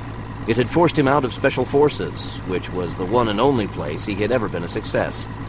It had made him a night dweller, a vampire, the ultimate loner. Then he turned it to his advantage and became a highly specialized killer. Kappa the Cat, they said, could see in the dark. He could sneak up on you and have the wire around your throat before you even knew you weren't alone. Kappa hated the nickname at first. Cat meant pussy, right? Then he saw the fear that the name engendered. 3 years after leaving the army, he was enjoying life again and making good money for very little work, devoting himself in his free time to honing his skills. He'd learned many ways to make the darkness work for him, and learned to avoid the light that made his vision turn to clouds of painful red. When Coral tracked him down by accessing Kappa's classified military psychological records and FBI profile, Kappa thought the colonel was a joker. Then Coral had laid it on the line. He had the perfect career opportunity for Kappa. Otherwise, Coral explained, the joint FBI-Army investigation of Kappa was going to have him arrested and prosecuted for multiple murders before Christmas. Kappa took the job. Everything had gone swell until the special ops guys with the flash grenades got on board this stinking tub. Hell, everything was still swell. It had been close, yeah, but he was still 100% functional. That was way more functional than anyone else he knew, especially down here in the dark. Kappa, it's Luther. Kappa grabbed the radio on his belt. Go ahead, Luther. There's a pair of them trying to climb down the back of the ship. We're going after them. What are they trying to do? Unknown. Oh, shit. Kappa, they're tossing grenades at the props. That made him stop. He stood there in the darkness, suddenly frantic. Stop them! Get everybody to the back of the boat and wipe them out, understand? I don't care what it takes. We're fucked if we can't keep this tin can moving for another hour. Understood, Kappa. Luther was competent, even if he wasn't the sharpest tool in the shed. How much brains could it take to shoot at those commandos until they were dead? Kappa the Cat started jogging. What Luther didn't know was that he was a dead man. The Singep would intercept the Iranian supertankers in about 10 minutes. Navigation was tied to the ship's radar, and some creative manipulation of the control software was now going to make the Singep drive itself directly into the closer tanker. With luck, the explosion would be sufficient to take out tanker number 2 as well. Kappa the Cat had a perfect score so far. He had succeeded at every task Coral had given him. The hull shuddered. The rumble of the engines turned to a stutter. Kappa the Cat pursed his lips angrily, knowing his score was no longer perfect. Kappa slipped into the small utility room and locked the door behind him, then yanked up the floor panels. He sat on the edge of the opening, then swung inside and pulled the floor panel back into place over his head. He released his grip. Then Kappa dropped and was standing in utter darkness. He raised the heavy hatch that would make his secret entranceway watertight. The hatch had been removed from another part of the ship and welded into place by some of Askawali's miserable shipbreakers, resulting in a floodable compartment. Kappa loved this place. It was so well sealed that there was no light, none. Even he didn't have enough light to see by in this room. He had a tiny keychain flashlight dangling on his belt, powered by a single AA battery, and when he flipped it on, the yellow beam danced across the floor with his movements. It was more than sufficient for Kappa the Cat. He checked the charge. A skinny rope of plastique had been adhered to the outer hull, making a 20-foot square of steel that stood between his chamber and the ocean. Even without cargo weighing her down, this compartment was below the waterline. Coral had assured Kappa that the escape plan would work. Kappa knew how Coral and that politician Jackson planned to matter-of-factly betray and murder the mercenaries they'd hired for their around-the-world campaign, so he was suspicious of the escape plan Coral hatched for him. Too extravagant. But then Coral had come through with the escape vehicle. Coral might destroy a human being without batting an eye, but there was no way he would toss out a piece of merchandise like this. Kappa got inside. This is as far as we go. Hawkins cranked on the wheel to open the hatch. The door swung inward and Hawkins saw moonlight. Hallelujah. Enciso and Hawkins entered a chamber filled with the chopped-off stumps of piping and ventilation ductwork.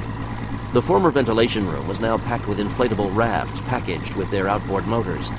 A crude opening had been burned into the outer hull, and the jagged steel edges were coated with resin sealant so they would be smooth enough to pass the inflatables through without tearing them. Any contact with Cal and Gary? Hawkins tried the radio again. He'd been calling out every 15 seconds and not getting a reply. Negative. Bloody hell. McCarter hated to leave the ship without his full team. On the other hand, they were incommunicado as long as they were buried this deep inside the steel hull. He could best serve James and Manning by getting outside and directing them to the chamber with the escape rafts. Or have them simply jump ship. The ship is stopping. Listen to that. McCarter heard the distant engine noise rev to an unhealthy intensity. They did it. The prop's off, and the engine's got nothing to slow the ship down. He glanced at his watch. Let's go. They thrust two of the inflatables out the opening, one after another, yanking the cords as the packages dropped.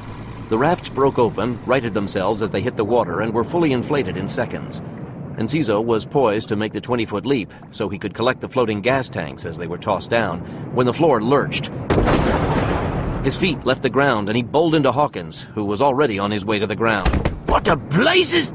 McCarter picked himself up from between a pair of knee-high duct stumps. He stroked a hand across a seeping cut on his face. It was minor, and he ignored it. The others joined him, grabbing for the door edges as the ship canted under their feet. That can't have been one of Manning's rounds. He's on the other end of this boat. Felt like it was just underneath us. I think somebody blew out the hull. To sink the ship? It doesn't make sense. Not to sink the ship. Check it out. They looked down, where they could make out a lip of steel plating curling up out of the waves just below the waterline. The ship settled another degree to starboard, and a huge belch of air came from the gap. It was followed by a black mass that widened as it emerged from the ship. In the darkness of night, it was featureless, skimming so close beneath the Arabian Sea they could have jumped down and waded on top of it. And it was getting away.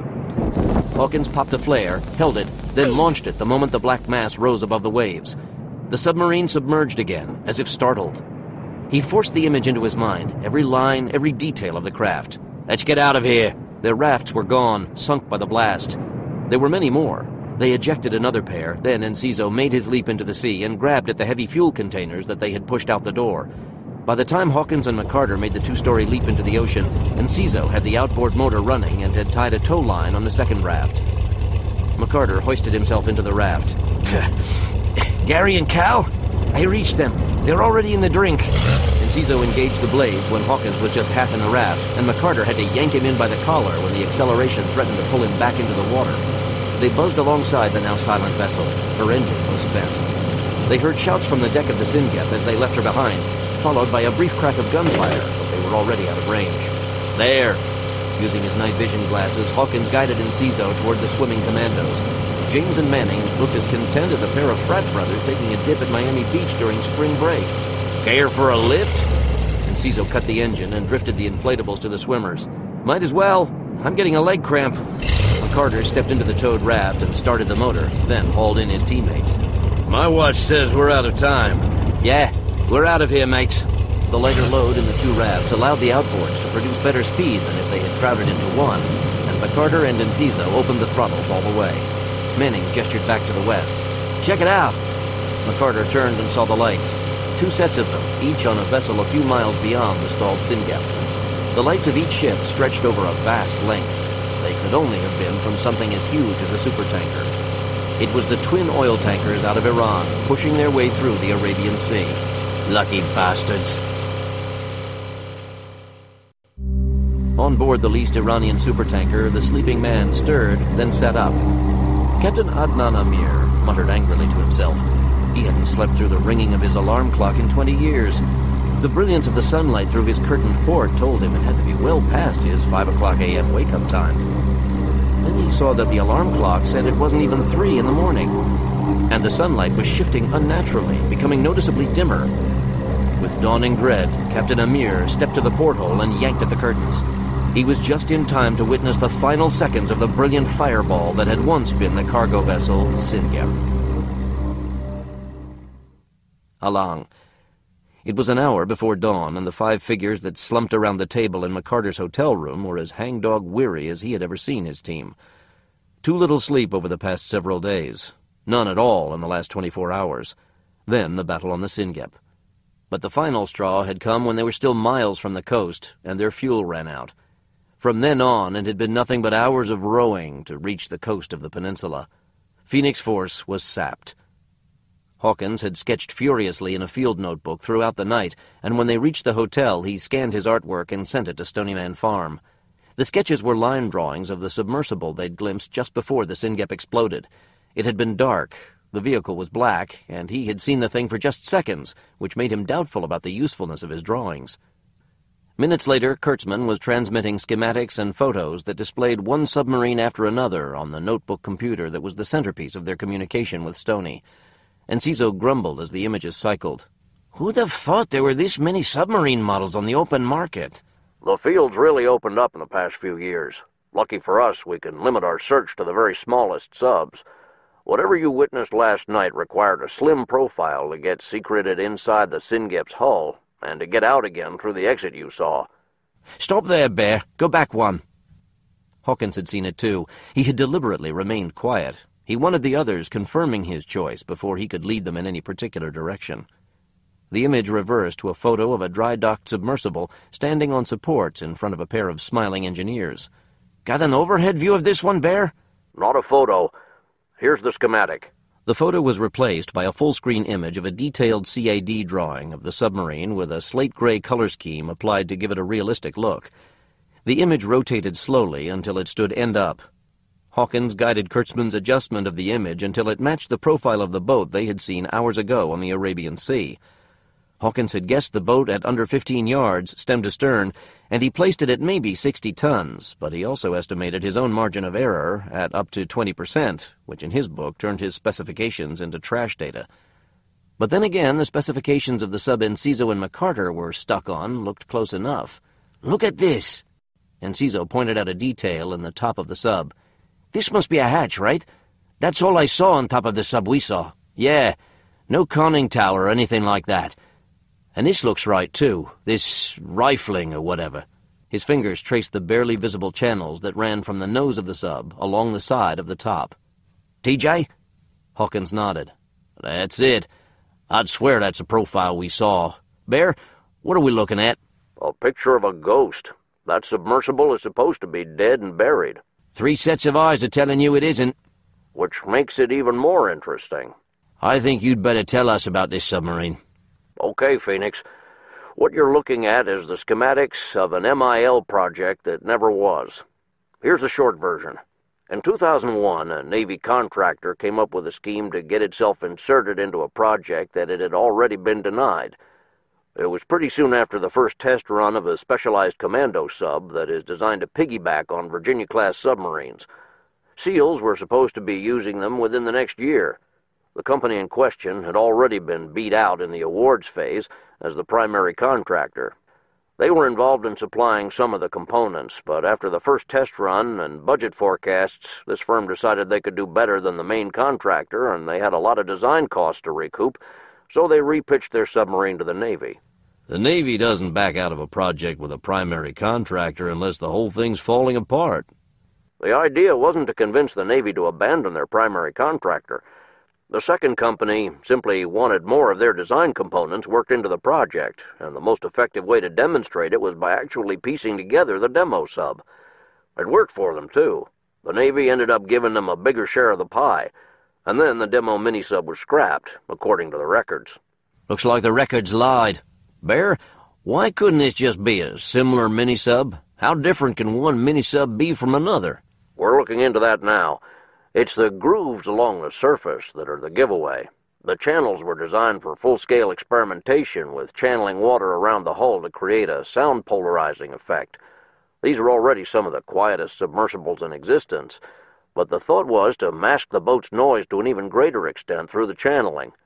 The shape of the grooves can be dynamically augmented during sub-operation. Hydraulic fill pieces move into and out of the grooves. It all happens automatically to create the quietest signature based on the speed and altitude of the sub. Did it work? Inconsistently. This particular technology was abandoned for other sound mitigation techniques. So a sub with those channels was one of a kind? Yeah. Even if somebody appropriated the plans to the original demo sub and rebuilt it, there'd be no reason to waste expense on including those channels. Franklin Jackson? Barbara Price came on the line. I've just been checking into that. Jackson was on the board of directors of the company in question for 9 months in 2001, before he became a Senate candidate. He made a lot of enemies, and they booted him. The man's going to tell you that's circumstantial evidence. The circumstantial evidence against Franklin Jackson is just about to overflow the septic tank. So give us the details on the sub, Bear. How does it compare to the SEAL sub that is actually supposed to see service? The differences, Kurtzman told them, were minimal. The sub in question was only slightly larger and heavier than the Navy version. The Navy Commando mini-sub, designed to piggyback on U.S. Virginia-class submarines, was a 55-ton submersible with an operational range of 125-plus nautical miles. Direct docking with the Virginia-class made coming and going easy. The mini-subs were made to be piloted by commandos with minimal training, which meant their operation depended heavily on a navigation system using GPS augmented with nose-mounted and belly-mounted sonar sensors. A destination was typically pre-programmed, or the sub could be piloted with a joystick. Operation and diagnostics interface was 99% touchscreen controlled. The sub was driven by specially mounted and enclosed pump jet propulsors, providing better speed and maneuverability as well as low noise. The power source was a fuel cell using metal hydrides and liquid oxygen as a storage medium.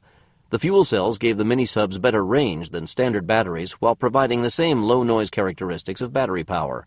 Here's the major difference on our sub. It's got a much larger generator for recharging the fuel cells.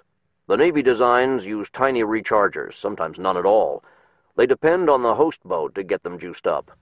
So ours is far more independent. It's going to have a cruising range way more than 125 miles, depending on how much diesel they've stowed aboard. Don't forget their floating gas station trick. If they've got a long way to go, they could have staged floating refueling centers like we saw in Micronesia. Then their range is indefinite. There was a moment of silence. Hawkins broke it. Can you trace it, Stony? We received a brief signal from one of the same satellite phones we traced in the South Pacific. It came 9 minutes after the Singep exploded and was within 2 miles of the Iranian supertankers.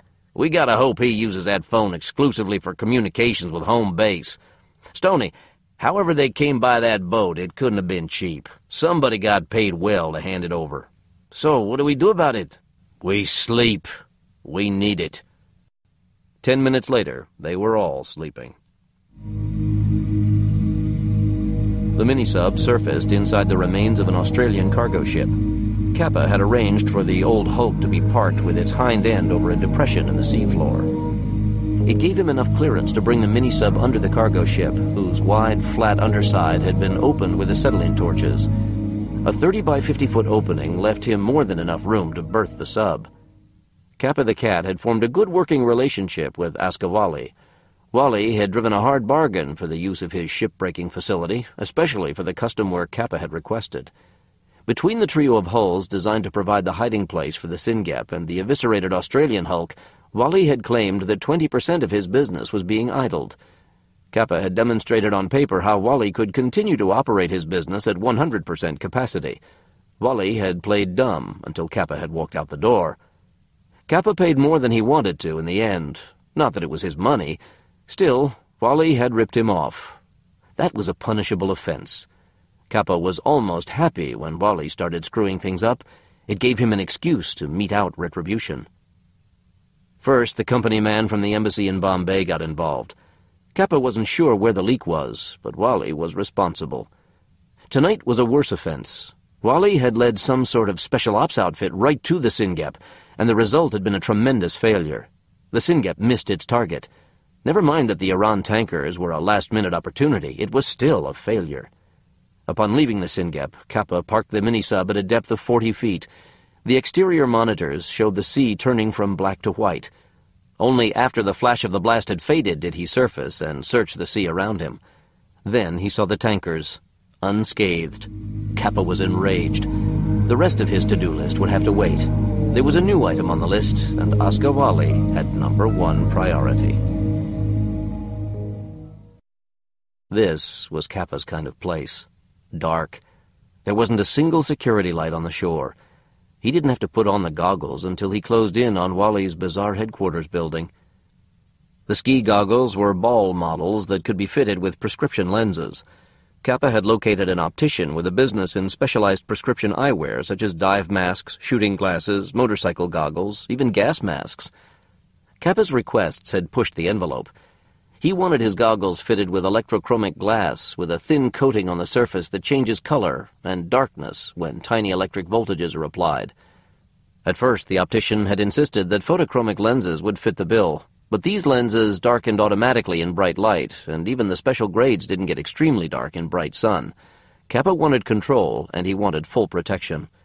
The goggles that were eventually manufactured for him included sensors to react to light intensity and to darken the glass automatically, along with a manual control. The ball ski goggle frames gave him complete eye coverage, and they strapped around the back of his head. They wouldn't get knocked out of place. The electrochromic coating on the glass was powered with a tiny battery pack built into the glasses under the right eye. Under the left eye was the computer chip to control the automatic darkening of the glass. It received input from a pair of photo-optic light sensors mounted on the front of the goggles above the glass, and it was defaulted to maintain a level of glass opacity that was safe for someone with Kappa's extreme sensitivity. One brilliant flash just might blind Kappa the Cat for life. Kappa found himself using the belt-mounted manual override adjustment half the time, which he felt was a pain in the ass. The problem was that ambient light picked up by the sensors never equated to the light at the spot where he was actually trying to look. He was already thinking about a new pair of goggles with 2 sensors for each eye. He'd keep the ambient light sensor and add an automatic aim and adjust sensor. When he was looking at a particular point and needed a fine-tune on the darkening of the lens, he would hold down a switch to get the crosshairs display, center the crosshairs on what he wanted to see, then release the switch. The sensor would take a targeted light reading and balance it with the ambient for a new adjustment.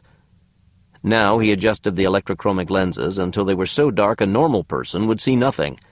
Kappa saw fine, scanning the grounds around Wally's shantytown mansion. He squinted hard as he examined the roofline and its scalding white floodlights. There was no watchman on duty. Maybe Wally wasn't there. Kappa chuckled. Wally would be there. He slept in his office 6 nights a week because the only alternative was to go home to his wife. Kappa approached and stayed close to the building, then headed for a window he had scoped out weeks earlier on one of his visits to Wally. It was an old port window, large but in a corroded frame. The builders had torn the flimsy metal 3 times trying to bolt it to the wall. They'd given up and left it hanging by a single bolt. A generous caulking job kept the oily breeze from leaking inside. Kappa used a razor blade knife to strip the caulk, then swung the window to the side and slithered inside. He was in the main room, and it was quiet, though a tiny hiss of air came from the exposed ductwork overhead that led into Wally's office. The air conditioning in the rest of the place had to have been turned off after hours. There were no lights either. Kappa removed the goggles. He crept through the darkness in bare feet, seeing into every black corner. Nobody worked like him. Kappa the Cat was one of a kind. He knew he was stroking himself, but after today's fuck-up, he could use a little confidence building. The door was unlocked. The receptionist's office was silent. The door to Wally's office was ajar, and he heard Wally's rasping snore. When he stepped inside, Kappa found that Wally wasn't alone. It was one of the immigrant women. They came with their husbands and fathers by the tens of thousands to Alang. They were the poorest of the poor. You had to be desperate to accept work at Alang. The women, like the men, would do whatever needed doing to feed their families. She sat up, naked and gaunt, when the door squeaked, and Kappa saw the darkness under her eyes and the pallor of her flesh. Young, but already beaten down by the world. A tired old woman before she turned 20. They communicated without words while Wally snored noisily. The suppressed handgun gave her a pretty good idea why Kappa had come, but she wasn't alarmed or afraid as she waited for him to decide whether he would kill her. She didn't even look terribly interested. Kappa waved the gun when he could think of no good reason to kill her. She started for the door, but he stopped her with a gesture and stepped to the desk.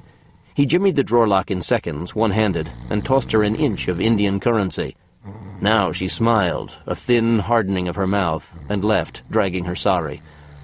Kappa knew she'd keep her mouth shut. He holstered the handgun, and by the time he heard the distant opening and closing of the door at the front of the building, he had the garrote around Askawali's neck. A gun, after all, would have been a quick death. Askawali deserved to suffer for a minute or 5. And suffer he did. Chicago, Illinois, USA. I thought all the foreign banks had their U.S. headquarters in New York. Gadget Schwartz gazed up at the big Michigan Avenue towers. Does this make sense to you as a target, Paul? It was Carl Lyons who answered. Think of it in terms of the economics. Schwartz grimaced as they strode up North Michigan. When we get to know each other a little better, I think you'll see economics isn't my strong point. You're not nearly as stupid as you look, act, or talk, Gadgets. Look at it from Jackson's point of view. He's accomplished a tremendous amount in just 72 hours.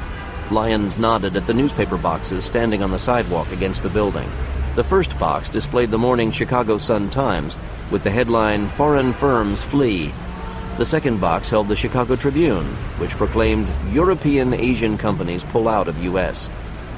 The stories proclaimed that unprecedented numbers of foreign corporations had been forced to abruptly close up shop in the past 2 days in the face of near-instantaneous fluctuations in insurance premiums on international businesses and on the loans that funded them. The businesses blamed a reactionary financial market. Christmas came early for Franklin Jackson. This is just what he was after. So why change course when everything's going swell? He's not changing course, just expanding his realm of influence. He's done unprecedented damage to foreign manufacturing, product imports, oil imports. But they've all got overhead, property, and inventory. The banking industry has only its people. The actual dollars are unreachable inside the global financial system. Schwartz considered it. So how does he drive out the foreign bankers? Then he answered his own question. By making them afraid to do business here. Lyons was listening to his mobile phone when he brought them to a halt in front of the Banco de México y España, which occupied an 11-story North Michigan Avenue building. The first 5 floors were mostly retail, an ultra-high-end department store and spa, and store management offices. Schwartz had a bad feeling about this place. What do we do now? We wait until something starts to happen. Wait? Here? On the sidewalk? Stony Man Farm. Hold, Abel. Barbara Price switched her line and stabbed at the keyboard as if she were intent on cracking the plastic keys. There was a short ring. Then she spoke sharply. Hal. Barb? Hal, what's going on? Do we have an assist or not? I don't have an answer, Barb. What's he waiting for? Confirmation from Homeland Security. Confirmation of what? Homeland isn't going to give him confirmation, and you know it. I do know it, and I told the president. We're way ahead of Homeland and everybody else on the learning curve, Hal. Price felt the heat rise to her face. We've been a step ahead of Homeland and the Bureau and Langley since this thing started. Now we're allowing our men to go into unnecessary danger because of it? The president isn't convinced there is a danger. The president didn't think there was danger in Micronesia either. He didn't think there was danger in Baymont, and he didn't think there was danger at the Heartland Mall. What's going to convince him we know what we're talking about? You know how politically delicate this thing is? Price felt the heat come to a boil. The man's in denial, and more people will die because of it. We put Abel at risk twice, and we're doing it again this minute. After what Abel's done for this country in the past 2 days, it's not a big sacrifice to send in some backup. I've got another call coming in. Hold on, Barb. Price heard the click of the connection being put on hold. She snapped the key that severed her connection and fell against the back of the chair, arms folded tight on her chest, and fumed. Aaron Kurtzman was monitoring the infrequent blips of activity from the mercenary team. They were coalescing in the vicinity of the Chicago building, U.S. headquarters to the International Bank. The Banco de México y España, or BME, was based in Barcelona, and in recent years had done more business out of its Mexico City offices than it did at home. In the past 2 years, it had become a financial powerhouse in the U.S., but the BME building was in the city. The military presence that Price wanted would be noticed. It would be big news, even if there was no event. But there would be an event. Price knew it. Her instincts had been right so far. When this event happened, it would be a lot better to have a force on hand to stabilize it quickly. She glared at the screen showing a three-dimensional rendering of the Michigan Avenue location.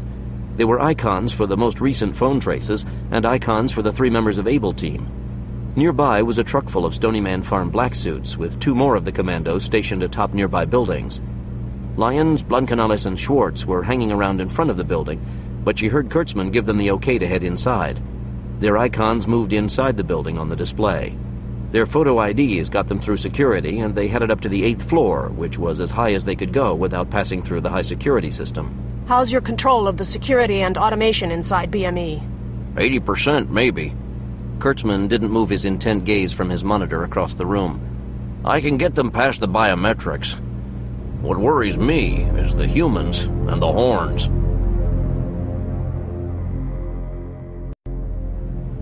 Kurtzman, with the help of Akira Tokaido, had hacked into the building's automation system using stolen security passcodes and cracks in the armor around the fire department emergency access overrides. There was an unexpected tricky problem. Anytime one of the codes was used, the system was designed to trigger emergency evacuation alarms, if the alarms weren't already activated. Able Team couldn't exactly make a clandestine entrance with the whooping of the evacuation horns announcing them. It would be just as bad if they were noticed by a set of human eyes when they entered the upper floors. Anybody who witnessed 3 strange men coming through the biometric security system without a company official as chaperone would assume the worst immediately. Tokaido had struggled to come up with a method of fooling the system into thinking the alarms were already sounding when they weren't. The system wasn't as tough to crack as it was poorly organized, with several incompatible systems customized to feed data into a command control, which was itself specially made for the bank building. Tokaido couldn't be sure he had found all the functions' paths amid the code clutter. Finally, he had no choice but to break into the main system and change the programming itself to ignore all commands to start the emergency system. The system was so messy, so unstructured, he would never know if he was causing ripple effect problems until they showed up, but it was his only option. He plugged in the new code and recompiled the routine, Kurtzman looking over his shoulder. Each one held his breath as they monitored the system and the communications feed from Able Team. It looks okay for now, anyway. Tokaido grabbed at the drawer under his desk and yanked out sticky notes. He scribbled something, then slapped his message on the bottom of the monitor. Tokaido would have claimed the message was in English, not Japanese, but it was illegible to most readers of both languages. Kurtzman, with some experience at the task, deciphered the words. Put it back? Tokaido grinned sheepishly. When this is all done, I thought we ought to restore their burglar and fire alarms. Good thinking. Chicago. The first floor actually did hold a typical-looking bank lobby, with tellers and loan officers, but the tone was more serious than a bank catering to the general public. The patrons here were mostly Hispanic, mostly in $2,000 suits. The small stores filling the lower levels were the kind of establishments that sold $2,000 suits. There were spas and art galleries and a small cafe. Schwartz glanced around. Where's the Radio Shack? Their stolen IDs got them past the security guards and gave them access to the lower levels of the Banco de Mexico y España offices, where hundreds of BME employees and daily visitors made them anonymous. Finally, through a circuitous route, they made it to the top level of the less secure floors and found the fire stairs entrance to the secure top floors. There was no way of knowing if anyone was on the other side of the door when they picked the exit-only lock. Stony, we're in place to try the biometrics. Stony 2 here. We're, ready. Schwartz didn't like the sound of Kurtzman's lack of confidence. Stony 2, you're not going to get us arrested, are you? I'll be really pissed if I spend the rest of this day in a Chicago lockup. We'll do our best. Schwartz grimaced and closed his comlink. That's reassuring. He opened the panel on the security box set in the wall alongside the heavy-duty security doors. The stairwell was cinder blocks and glossy white paint, and would have looked at home in any high school or office building in North America, which made the flashing lights and brushed stainless steel surfaces of the biometrics reader look oddly out of place. The display was small and sealed behind a half-inch of security glass. Oh. The others looked at Schwartz expectantly. No wonder Bear's got the maybes. Schwartz gloomily examined the panel. The Banco's got quad-modal biometrics. This thing does a digital read on your voice, fingerprint, facial characteristics, and pattern of lip movement all at the same time. Able 3, assume the position. Schwartz keyed his comlink. I'm there. His eyes scanned the unit, watching for signs of life other than the ready message on the display and the flashing of all go lights. If there were a security guard posted here, he would have been watching those lights for a pattern that indicated a potential security breach.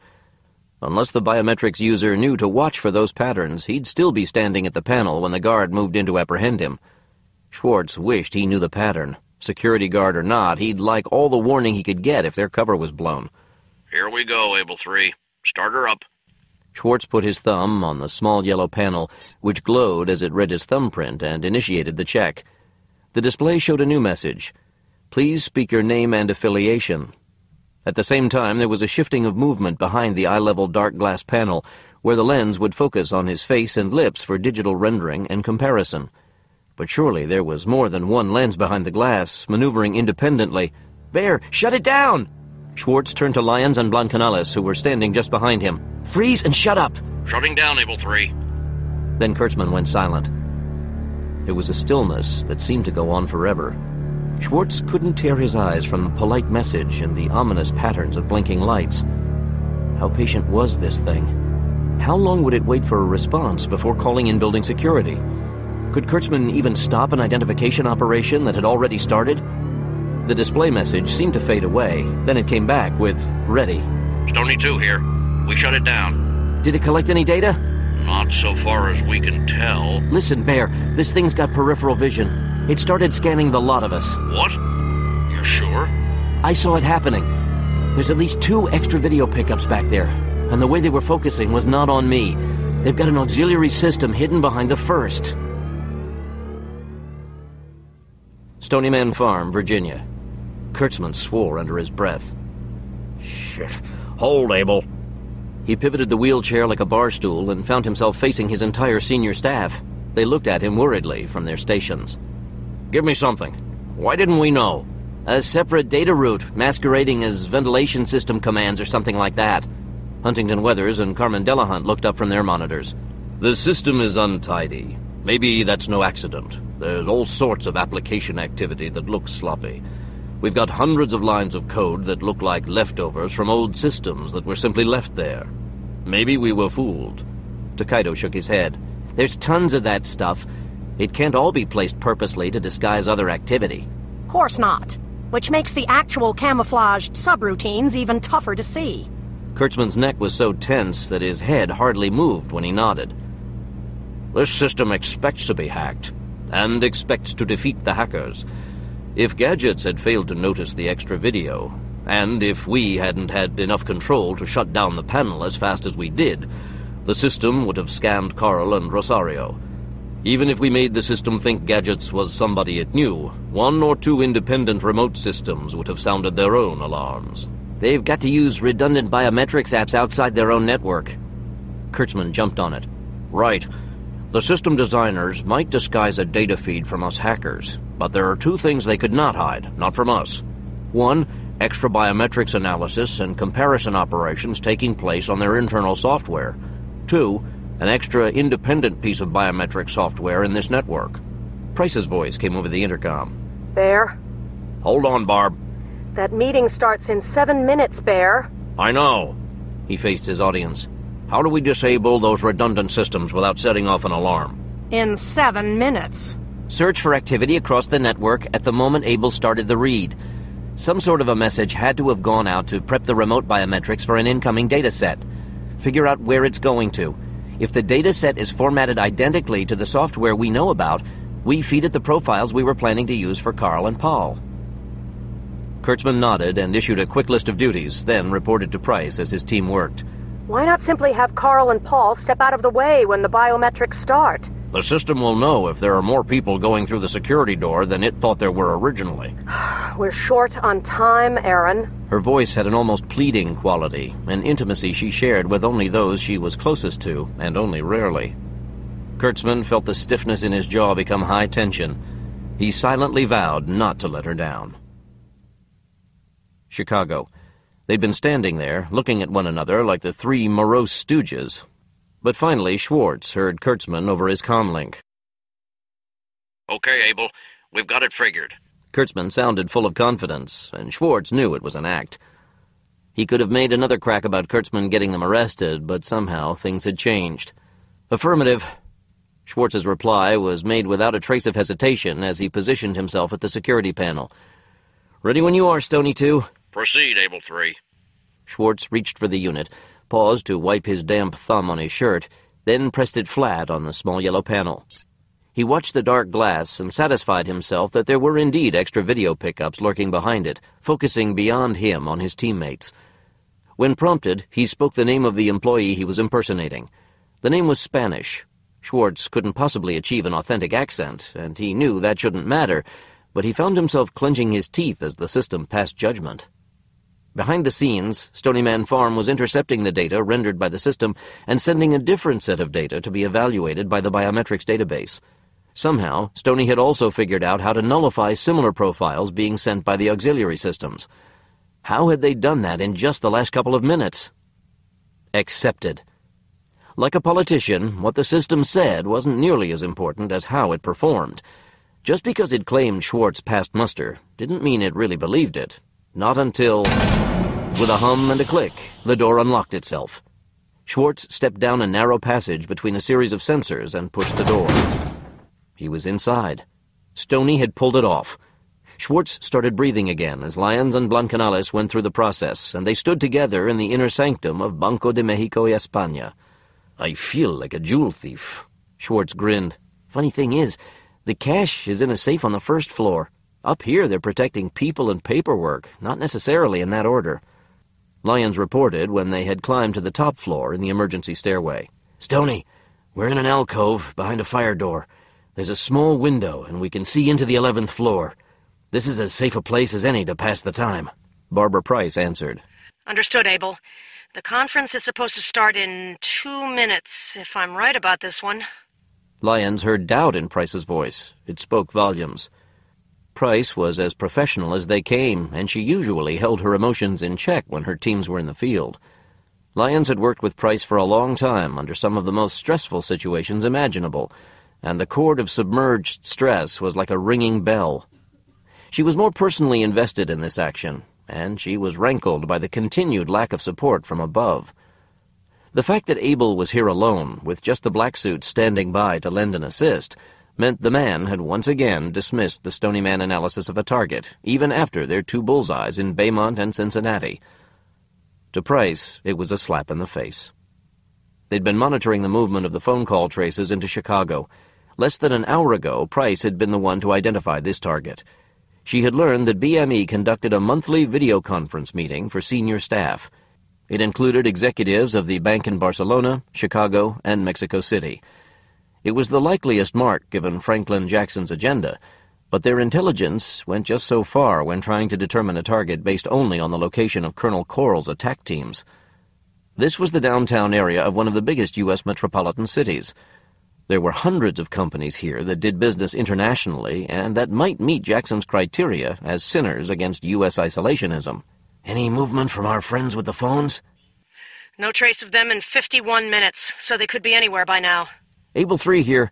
Has Bear got any clue about their method of entry? No. How fast did he get into the building management network? Just 43 minutes ago. Schwartz frowned.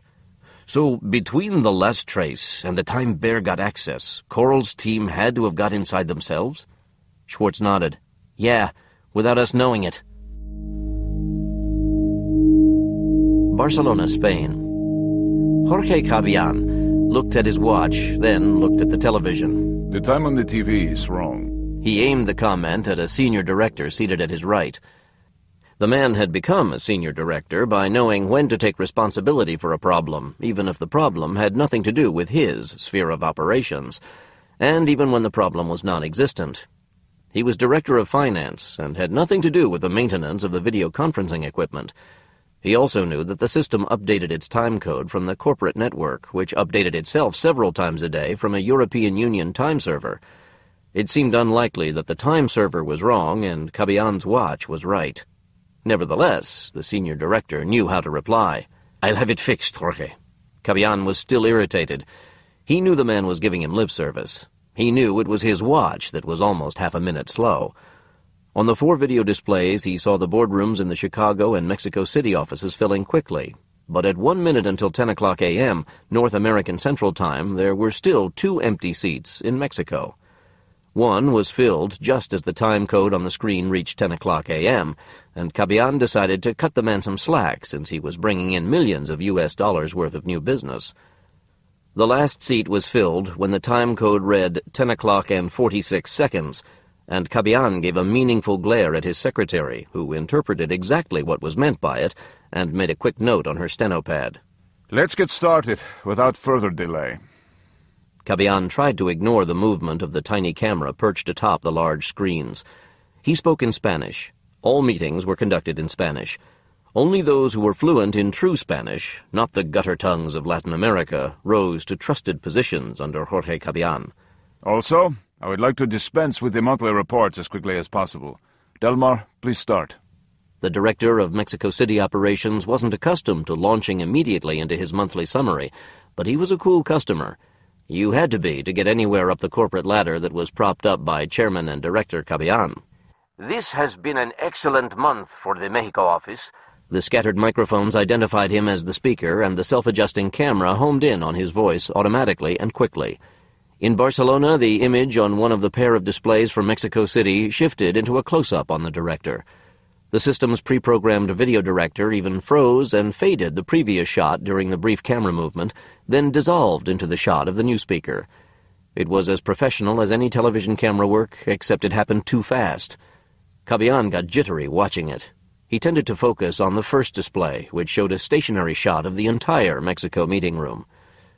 The Mexico Director of Operations had been giving his report for a full minute before Cabillan realized he hadn't heard a word of it.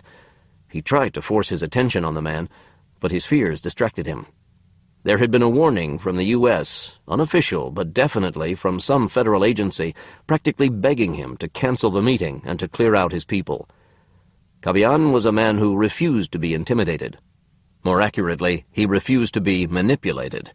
He didn't let anyone direct his actions. He had told the U.S. ambassador who'd relayed the message that he wouldn't cancel the meeting under any circumstances. The Chicago office was one of the most secure non-government buildings in North America. Terrorists simply couldn't get in. But what if they did? He glared at the image of the director, seeing the man's lips move without hearing what the man was saying. Something about landing a new account worth an annual $80 million U.S. if a certain problem could be overcome. Someone in the Chicago office asked a question, and the camera zeroed in on him with a jerk. The video conferencing system in the Chicago office had been acting up for weeks, and it never seemed to get fixed properly. There was a comment from someone in Mexico, and the camera shifted abruptly to the new speaker. Then the Mexico director spoke again, and the camera zipped across the table to him. Cabillan found himself experiencing a twinge of nausea. His eyes were drawn to the wide-angle Chicago monitor. He could see the door to the boardroom, out of focus, but visible a few paces behind the executive sitting at the head of the conference table. That's where they would come from, through that door. Was he going to see armed men come bursting through it at any minute? No. He didn't believe it could happen. Not to him. Mr. Cabillan? The camera was lurching across the table in Chicago to focus on another director who had asked him a question directly. Cabillan had no clue what the question was about or even what was being discussed. He turned his head to look at his secretary. The woman was a wonder, at work and in bed, almost psychic in her ability to meet his every need. Now she looked at him with mild confusion. She had never seen him preoccupied. None of them had. Abruptly, Cabillan's financial director broke in with a question of his own, and Cabillan turned to the man, shocked. It had clearly been Cabillan's turn to speak, and no one violated it, ever.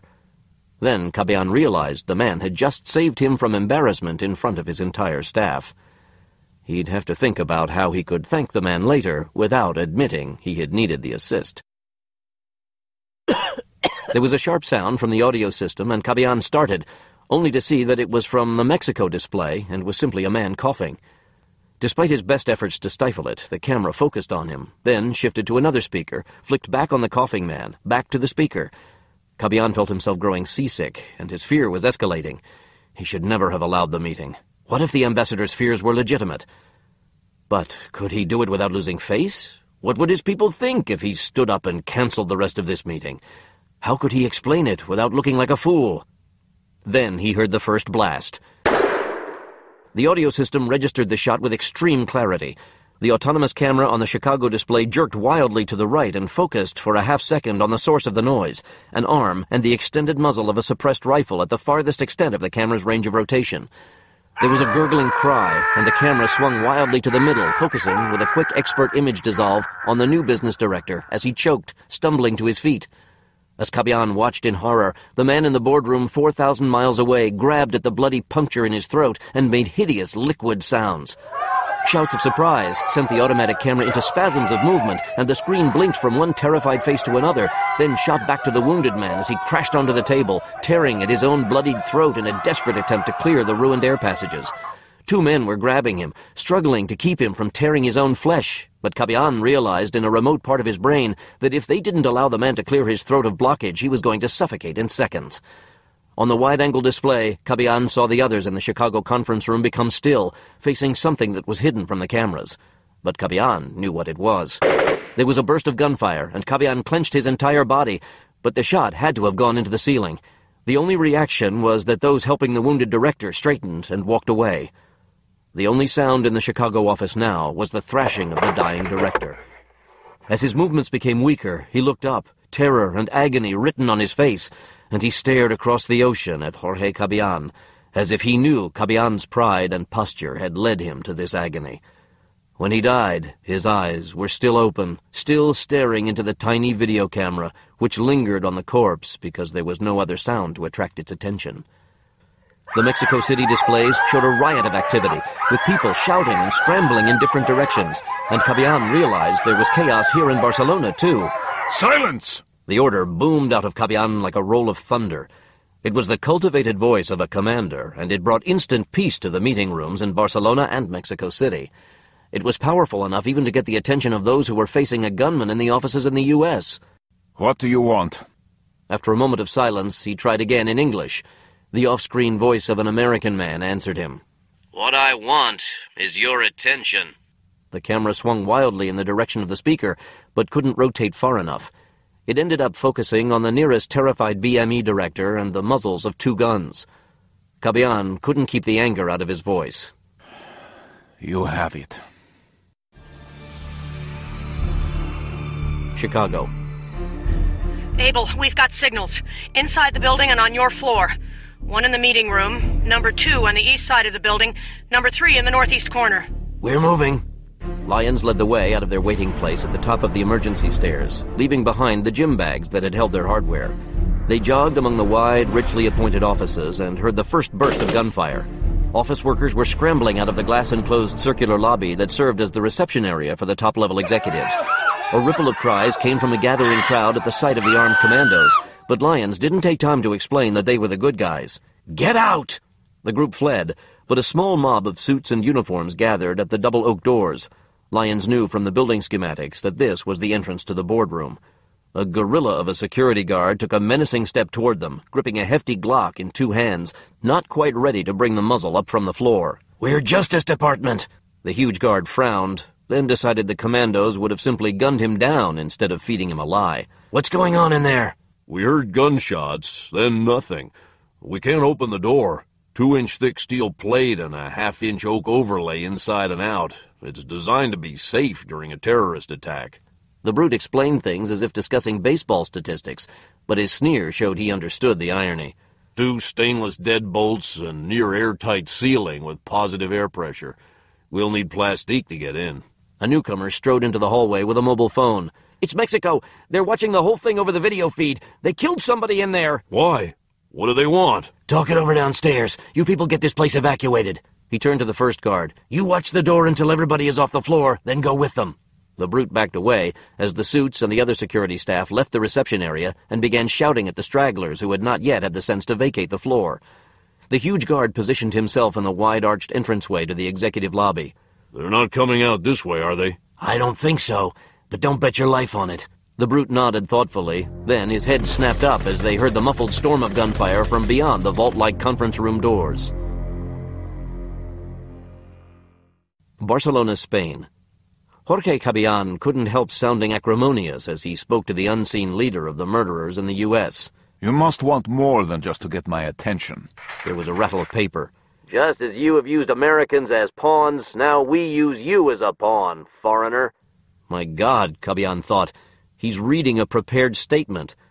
The U.S. has been the body upon which the foreign parasites have fattened. The fruit of our labor has been fed upon by the leeches from abroad. Our riches have been plundered for decades. We held out our hand to the world, and every nation on earth abused our goodwill. Now the people of the United States are closing the open hands. Foreigners will no longer be allowed to profit at our expense. We are shutting the doors on international abuse of American generosity. Get your facts straight. This bank brings more gross dollars into the U.S. than out. The public relations crap won't work no more, Cabillan. Now that he was using his own words, he sounded like an uneducated, crass American. You and yours have been playing with the numbers and spooning up lies to the people for long enough. We're full of it up to here. Here's what I think of your gross dollars. Cabillan tried to shout, but before a sound even left his throat, he was drowned out by the bursts of suppressed gunfire. The camera jittered around the room spasmodically, trying in vain to focus on the sudden cacophony. Noises came from everywhere as men and women screamed and crashed onto the tables and the floor. At every momentary lull in the sounds from dying human beings, the camera was pulled inexorably back to the source of suppressed gunfire, but all it could focus on were the vibrating muzzles and flashes. Then the room was quiet again, and as the icy horror swelled inside him, Cabillan saw nothing but corpses. They were all dead. There was blurry movement very close to the wide-angle camera, and then a hand pulled something out from underneath the camera and held it for them to see. It was the DVD-R from the recorder on the video conferencing unit, which automatically made a video record of every monthly meeting. The killers were taking a recording of the massacre. What for? A part of Cabillan's brain demanded. But he knew. The media would never play it. Still, copies would travel around the world. Videotapes would be arriving in the offices of every firm doing business in the U.S. and every company that was considering it. Those who failed to get their own tape would see it on the Internet. And it would go to the bank's customers. The U.S. customers would move their business, but foreign companies who did business in the U.S. would flee in terror. No one would want to risk the danger of the association. Cabillan couldn't help but admit the video would be an effective piece of public relations in and of itself. He heard the voice of the killer again. Cabillan, your business dealings in the United States of America have just been concluded. The screens went black. Chicago. The top floors had been gutted by the Spanish-Mexican Bank when they purchased the building, with an eye toward creating a terrorist-proof environment. The boardroom was the safe zone on the executive level, with blast-proof walls, emergency power and oxygen supplies, and positive air pressure from both the buildings and its own independent ventilation system.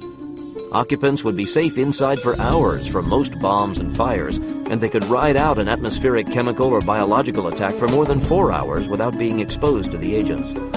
An extra fire door allowed for occupants to escape through an equally well-sealed corridor that took them across half the building. The escape corridor was designed to be impassable from the outside, but the design had failed. Coral's mercenaries had clearly used it as their entrance. They'd leave that way, too, if the placement of mercenary guards was an indication. Lyon spotted the first of them coming around the corner where he was patrolling on guard duty. Before the able team leader got off his shot, Blancanales beat him to it, unleashing a burst from the MP5 that ruined the wall after the mercenary made an instant retreat. Lyons bolted after him and triggered the Colt Python at the surprised-looking mercenary who had taken up a position of what he thought was safety. The merc flung himself aside. His lightning reflexes saved his life for the second time in a half-dozen heartbeats, but that was more heartbeats than he still had coming. Lyons set his jaw with annoyance as he flung himself into the open, allowing himself to crash bodily into the far wall and exposing himself completely. Lyons had triggered the revolver twice. 2 rounds took the mercenary in the head and chest and bloodied the textured ivory paint on the wall behind him. The man was tenacious. He fought gravity, clinging to the wall, but it was a corpse's eyes that watched Rosario Blancanales appear, landing in a crouch and triggering the submachine gun at the end of the hall as a second gunner appeared with a radio held to his face. The distant gunner flopped down dead while his comrade slumped reluctantly to the floor. Lyons sensed movement rushing past him, and he whirled in time to see Schwartz cutting down another gunner in the opposite hall. Guess there's more than Stony traced. We should have expected that. Which door? Schwartz had studied the layout of the building for hours. The hall was wide, filled with antique furniture and oak doors, but he identified one of them without hesitation. That one! That's where they'll come from. Let's set up. The door burst open as if kicked, and a pair of back-to-back mercenaries stepped into the open, fingers on the triggers of their weapons, and the gunfire chased after Able Team like a swarm of hornets. Lyons leaped into the adjoining hall as Schwartz pulled into it like a tortoise, withdrawing his vital parts into his shell, but Blancanales didn't join them. He landed hard and triggered the MP5 during the hour-long microsecond before the hail of rounds from the Calico N96-1A submachine gun chased him down. The flying streams of 9mm rounds passed within inches of each other before Blancanales' burst made tatters of the gunner's chest. The Calico was flung onto the carpet and its owner pitched alongside it, but Blancanales' finger was locked on the trigger, pounding the second gunner as he bolted back into the escape corridor. The Able Team commando heard a wordless sound and saw blood fly from the mercenary's back just before he disappeared inside. There were quick shouts of consultation that lasted just long enough for Blancanales to pull himself onto his knees. Then a part of a man appeared, and the long seconds froze into a lifetime. The arm had a grenade, the face had a sneer. Blancanales swept his gun at the arm and triggered the magazine dry, but the arm vanished and the grenade was flying right at him. He watched it come. He could make an awkward leap back into the side to get into the adjoining hall, but he'd never make it. He could collapse on the floor and cover his head and hope that the burns and/or the flying shrapnel didn't destroy enough exposed flesh to kill him instantly. That seemed unlikely. But what the hell, it wasn't as if he had a third option. He fell flat again and never saw Lyons coming, so only Schwartz witnessed the maniac's gunplay. You'd have to be a maniac to step into the path of a flying grenade. The Atchison Assault 12 was at his shoulder, and he fired it at the grenade as if it were a clay pigeon. Then pulled an arm over his face and spun as the grenade, thrust away by the blast, clunked on the wall and detonated on the carpeting. Schwartz watched the wall of fire thrust against Lyons, sending him staggering backward but never taking him off his feet. The heat dissipated, and the Able Team leader raised the shotgun again. Schwartz reached his side, wondering if Lyons was dead and staying stubbornly on his feet like the first dead gunner.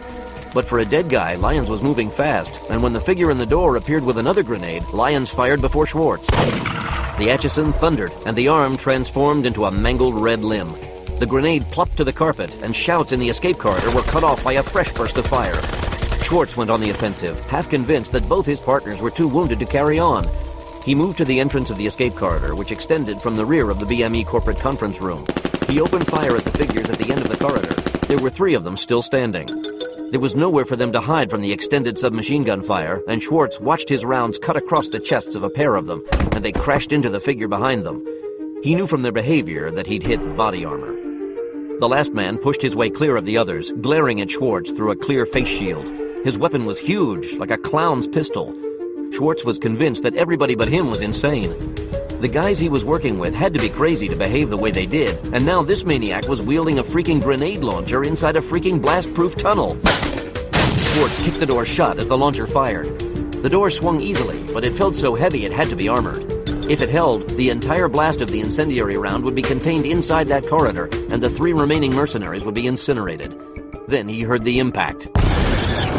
He was surprised to find Blancanales and Lyons standing behind him. Neither of them looked dead. The grenade forced the door open again. The next 40mm grenade sailed out of the escape corridor, hit the wall with a metallic clank, and an instant later burst.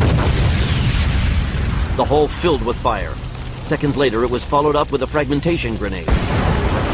On the heels of the second grenade came a burst of automatic rifle fire that filled the hall and kept them where they were. Lyons was reporting rapidly and quietly to Stony Man Farm. They're heading for the emergency exit, Stony. We're ready for it. Schwartz flipped down a tiny, extendable arm on the headset and edged to the corner, poking the small video pickup into the open and watching on the flip-down display. The 3 surviving mercenaries were backing down the hall, covering their trail with their weapons.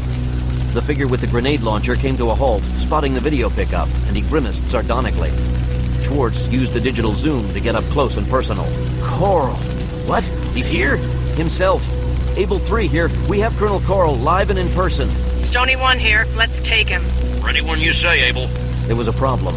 Colonel Coral's companions had disappeared into the next corridor, heading for escape, but Coral was standing there, covering the trail with his clown's eyes pistol and holding the grimace as though he was waiting to have his picture taken.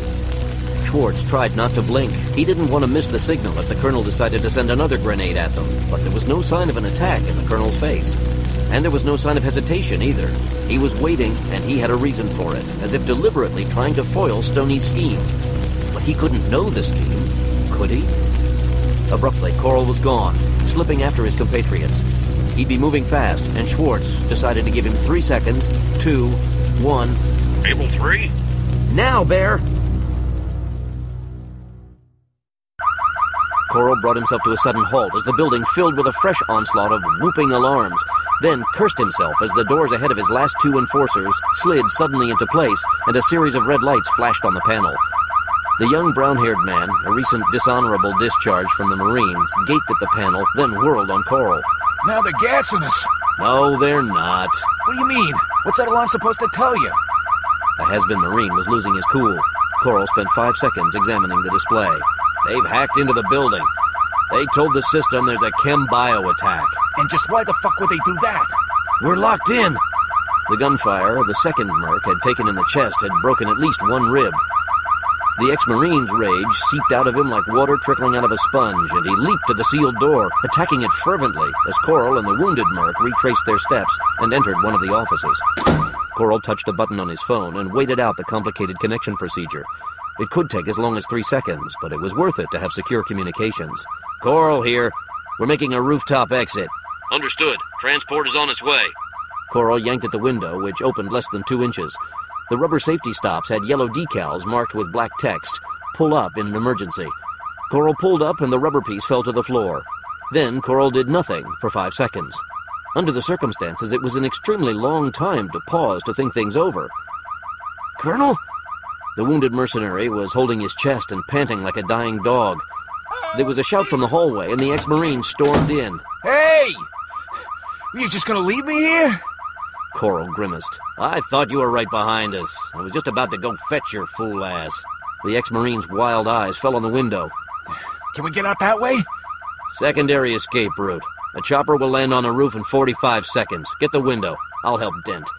Coral grasped the forearm of the wounded mercenary, who looked at the older man as if the ex-colonel had just felt him up. The young Merc yanked aside the window and leaped onto the tubular aluminum fire escape, scrambling up and out of sight. Coral released the wounded Merc as the sound of the helicopter reached them, growing rapidly louder. "Colonel?" "I'm testing a hypothesis. Stay away from the window." We've got to get out! "Not this way. Look." The mercenary squinted at the building that backed against the BME headquarters. SWAT teams! Chicago PD would never respond that fast. There's some kind of special ops. The figures on the rooftop came running and immediately opened fire on the side of the building. The ex-Marine yelped vehemently and shouted for help, then fell silent. The mercenary forgot the pain that was clouding his mind.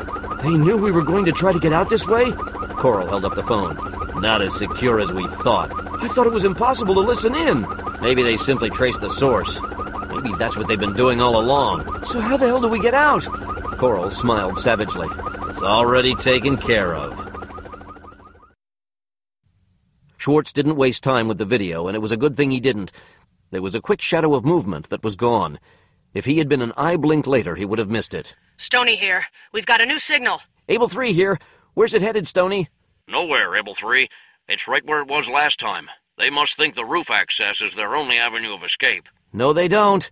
What do you know, Gadgets? I think it's a decoy. Lyons frowned. Let's find out. Schwartz twisted the knob and kicked, then fell back to allow Blancanales to get past, closely followed by Lyons. They swept the room, and Blancanales inspected the only hiding place, under a desk hand-carved from honey-stained wood. Schwartz strode in and grabbed the phone. Abel, we just lost the signal. It was us who turned it off. Tell Bear they're onto him. Schwartz led the way into the small alcove off the hallway where he had spotted the movement. They cleared the interior, finding themselves in a utility access area that was more closet than room. Its one bare bulb was yellow and dim. You sure this was where you saw them? I'm not sure I saw anything. Sure you did, Gadgets. Blancanales thrust an arm into a gaping black air vent and pulled in a handful of bright orange nylon material. Emergency escape tube. The kind they use for getting people out of skyscrapers in fires. You control your descent speed with elbow pressure. Yeah, this is an unused elevator shaft I saw on the building plans. They were planning to develop it into their own emergency escape route after they moved the elevator closer to the front of the building. It only goes down to the 4th floor. We're not going this way. They made sure of that. Wafts of smoke emerged from the shaft, then turned into a billow. So, what do we do? His name was Zaymund Dane, but only his mother called him Zaymund. Nobody ever made fun of his name, not after they learned what he did for a living. He kills people, his friends would explain to the jerk in the bar. There was always a jerk in a bar who thought Zaymund was a hysterical name. He's really good at it. He gets paid for doing it. True enough, Zaymund Dane was good at his job. He had natural talent and love for his country. That was who he worked for. Patriotism was the only rationale that would ever have permitted him to do what he did with a clean conscience. 6 months ago, Dane was with the U.S. Marines when he was recruited to rotate into a non-Marine unit. He had asked questions and received answers that weren't perfectly satisfying. He was told that he wouldn't know the true nature of the agency he would be working for, or even its affiliation, other than a suggestion of a tie to the Department of Justice. Dane would need to swear to keep everything he did learn about the agency and experience during his time there an absolute secret. Dane was the rare kind of young man whose word was as good as gold, and he didn't make his decision lightly. He was intrigued, but made hesitant by inferences by the man who recruited him that this unnamed agency operated outside normal limits, as in outside the limits set forth by law and the Constitution. That opened the door to corruption. What if he was asked to kill innocent people? In the end, he'd elected to join Stony Man Farm, and within weeks he'd known he had made a good decision. During the past 6 months, the Sensitive Operations Group was instrumental in putting a halt to more than one horrendous international crisis. Some, the rest of the world never even knew about. The SOG broke the rules, but it achieved victories for the good of the nation and the world. Most important to Zaymund Dane was that the ethical core was strong. There was no corruption. The farm was clean. Perched on a window washer's mobile scaffold, Dane was more nervous than he had ever been since joining the Black Suits. It wasn't because he was descending the outside of a skyscraper at speeds faster than the unit was designed to travel. It was the nature of the target. He found himself hoping he wouldn't have to shoot. When they were 3 stories above the street, his companion brought the scaffold to a stop. The outside rail was draped with paint-stained blankets over the reinforced outer steel wall, giving them cover and protection. The 2 Black Suits kept an eye on the street. Perched across the street from the Banco de Mexico y España building, they had an unobstructed view of the eastern rear end as well as the north side, all the way out onto Michigan Avenue. Dane thought he even spotted a glimpse of Lake Michigan glimmering out there, but he didn't pull his eyes away from the scene in front of him. What scared him were the people, crowds of them, all over the place. Tourists and office workers and Chicago PD and joggers. Not one of them deserved to get shot dead because they happened to be in the vicinity of a mass murderer, especially from friendly fire.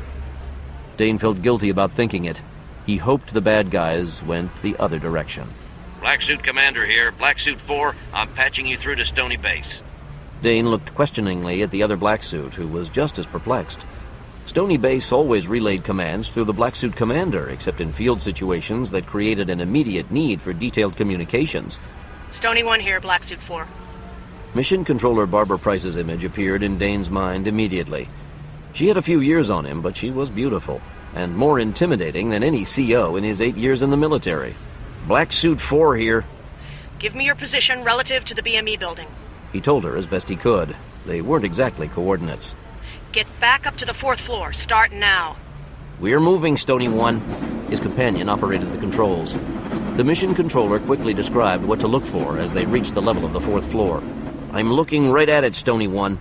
That's where your target may exit the building. Dane liked the new situation a little better. No civilians in the vicinity. Price explained the identity of the perpetrators inside. You're to fire tracker rounds only, Black Suit 4. Dane thought it was too good to be true. Say again, Stony? Fire the trackers only. Use no lethal munitions. Dane almost grinned. Suddenly he was confident again. Understood, Stony. The other Black Suit Commando had already prepared the air gun, and he traded Dane for the Walther sniper rifle. Dane lined up his sights on the door and rehearsed a series of rapid shots at imaginary figures ascending the fire escape ladders. Firing a tracer had challenges all its own. The CO2 cartridge wasn't as powerful, and the projectile didn't develop the inertia to give it the accuracy of a sniper's round, even over the short 50 yards that separated Dane from the emergency exit. There was also the problem of anonymity. Because for a tracker round to actually work, the target couldn't know he'd been shot.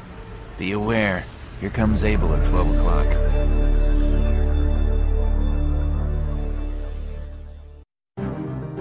Schwartz looked straight down as his legs absorbed the shock, then pushed out again. As he descended at a breakneck pace, he saw the pair of Stony Man black suits staged in the window washers platform on the building across the street. One was staring at him. Then the designated sniper looked up, dropped his mouth open in amazement, and managed to turn his attention back to his target. Yeah, I can't quite believe it either. Schwartz's body was jolted by the next heavy landing against the exterior of the BME building. He slowed a little at the protestations from his shocked knees, but there wasn't time to make a leisurely descent. He reached the 6th floor level and quickly found a place for his feet on a wide window ledge, then locked down the Kevlar rope to his body armor, which served as a harness. As he grabbed for his weapon, the emergency exit below opened with a wrench of protesting metal. A mercenary swung his body out the exit and landed on the wall-mounted ladder. Schwartz triggered the Beretta 93R and sent a tri-burst of 9mm shockers into the killer's leg and side just as the man released the catch on the ladder. The lower section telescoped toward the ground with a noisy rattle as the merc croaked in disbelief and fell after it, on his back, limp limbs flapping above him. He turned to a corpse when he crunched on the sidewalk, and an instant later the ladder clanged to its lowest position beside the body. There were screams from the street level. A little civilian panic was a good thing, Schwartz thought. Now the people would clear out. A second mercenary jutted from the emergency exit and looked down at his fallen comrade, then figured out he had just done a very stupid thing. Schwartz didn't give the man time to correct his foolishness and squeezed the trigger again. The recoil from the 3 machine-fired rounds drove his aim up, despite his firm grip on the secondary handle under the barrel. But at least one of the 9mm rounds punctured the mercenary. The figure went limp and slumped. Schwartz didn't recognize either of the 2 dead gunmen. There was just Warren Coral and another mercenary still in action by the time Able Team had chased them off the top floor.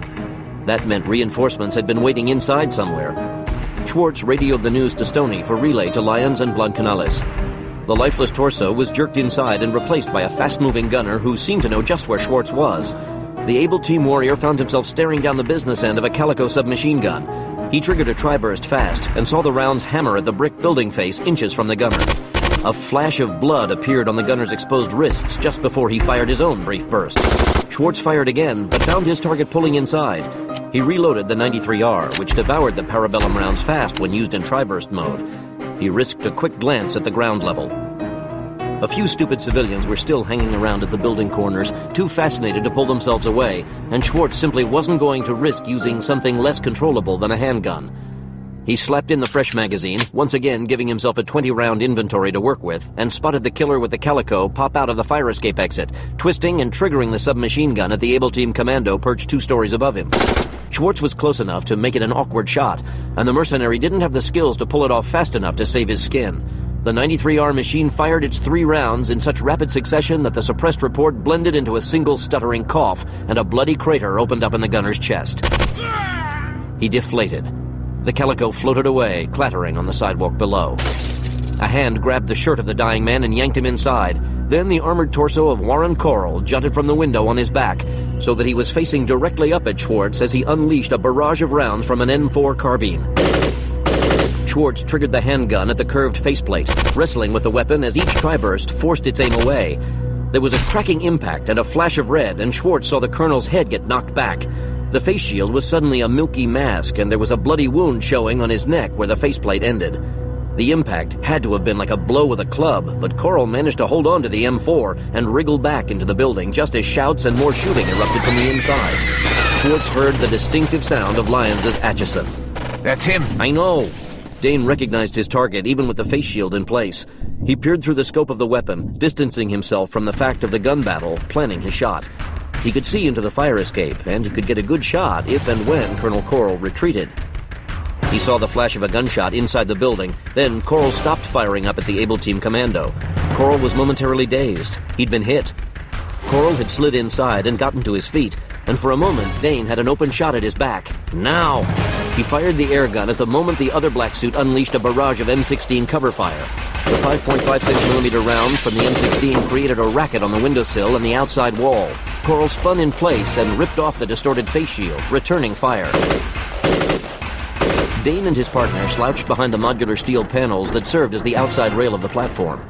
Dane ignored the rattle of rounds hitting the metal just inches from his back and relived the moment he had fired the shot. He knew the shot was good, and he had hit Coral with the round. But did the round snag in place? Had Coral felt the impact? Would the M16 fire have distracted him enough to ignore any tug he might have felt? Dane decided he preferred shooting bullets. There was more immediate gratification. The pounding of the rounds from the M4 stopped, and Dane sighted his weapon again at the window, searching for targets amid the flashes of gunfire and chaos of movement. The Zeiss 6-power telescopic sight was almost too much magnification for the narrow distance between the buildings. He watched a rush of bodies surge across the window, then retreat again more slowly. The bloodied, enraged face of Coral passed in front of his scope momentarily. Then Dane focused on a second man fighting at Coral's side. It was another face he recognized. "You son of a bitch." Before Dane could grab his own sniper rifle, there was a flurry of bodies exiting the fire escape, led by Warren Coral, who half fell the 3 stories, his bloodied hands barely gripping the ladder. He was followed by the man Dane knew, and then a third figure staggered onto the ladder, hunched over and holding his chest. The last man forced his body upright and bellowed in pain. But it was the only way he could bring his weapon into play against the commando clinging to the side of the building on top of him. The commando's tri-burst shoved the wounded gunner off the ladder before his own weapon could be fired. The body fell past his companions, who didn't give it a glance. Dane had his eyes on the other one, the one he knew. Gadgets unleashed a burst just as Coral's feet hit the ground, and the former colonel tumbled down the sidewalk like a drunk. His only surviving comrade swung himself bodily into the narrow space between ladder and wall and allowed himself to fall the last 3 yards while he held the ladder only to keep himself in an upright position. When he hit the concrete, his body bent inside of the tight space. Then he twisted into the open. The black suit beside Dane triggered his M16 and hit the last commando in the thighs, but he was running now, and the hit had to have been a glancing blow because the man only stumbled, never falling, before disappearing around the other side of the building. There was a screech of distant brakes. Then they glimpsed the colonel and the last mercenary darting into the next street and slinking into an alley. "You son of a bitch."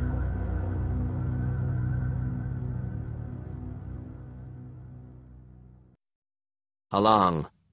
I think you know why I came, Asuka. The words were followed by a small liquid sound. Maybe it was the smacking of lips. By this time, Asuka had surely lost his ability to breathe and was just seconds away from death. Asuka, you made me look bad. Something started to pound on the desk. Askawali was panicking, but the pounding stopped, and the bug picked up the sound of something heavy falling to the floor. It took little imagination to picture Asuka's corpse landing next to his office cot. That's all. That was 5 minutes before you arrived. We got nothing, Stony One. McCarter steered the SUV away from the shore. We went through the place and found a jimmied window, but there was nothing else to prove a killer had been there, except for the dead bloke with a garrote almost slicing his head off. Manning took up the conversation. Looks like Wally had a sleeping companion. Can't tell you anything about her except that she smelled bad and weighed a third as much as he did. She's not the killer, but she may have seen him or been involved somehow. From the impression on the bedclothes, I would say she left when the killer got there or pretty soon before he did. We'll find her and see what she has to tell us. You may not need to. There's been a contact. We tracked a communication from the mini-sub while you were inside Wally's building. It wasn't a quarter mile from you. Why didn't you alert us, Stony One? So you could do what exactly, Phoenix 5? The contact came as the sub emerged from under one of the ships in Wally's stretch of the shore. You'd have to be swimming pretty fast to catch it. Since it was on the surface when it departed, we got an infrared image intelligence satellite focused on the spot and managed to get snapshots of the mini-sub before it dived. You learn anything from the IMINT pics? No, Phoenix 2. We switched back to the synthetic aperture radar satellite that we've been using for ocean surveillance, but the ROARSat was a waste of time. The backscatter from all the derelict ships created too much noise to see anything. Now we know why the sat pics of Along in the archives are mostly daylight optic shots. So we don't know where the mini-sub is going next? No, we don't. What about Paul Patel? We're getting cooperation out of the CIA and the embassy staff, but they insist he's clean. We're going through official channels, so it's actually Justice making the request to Langley. Believe it or not, they're giving us the runaround. We don't have time for that. Why don't we run around them? Yeah, Phoenix 4. Why not? Bombay.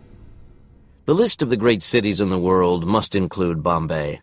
Everything about Bombay was exaggerated, from its population to its history, From the vast scope of its cultural diversity to the massive breadth of negative karma rising from a population of millions of human beings living in some of the world's biggest slums. The cultural and financial hub of the world's second most populous country, Bombay was home to the Bharatiya Vidya Bhavan, the Palace of Indian Learning, promoting art and education.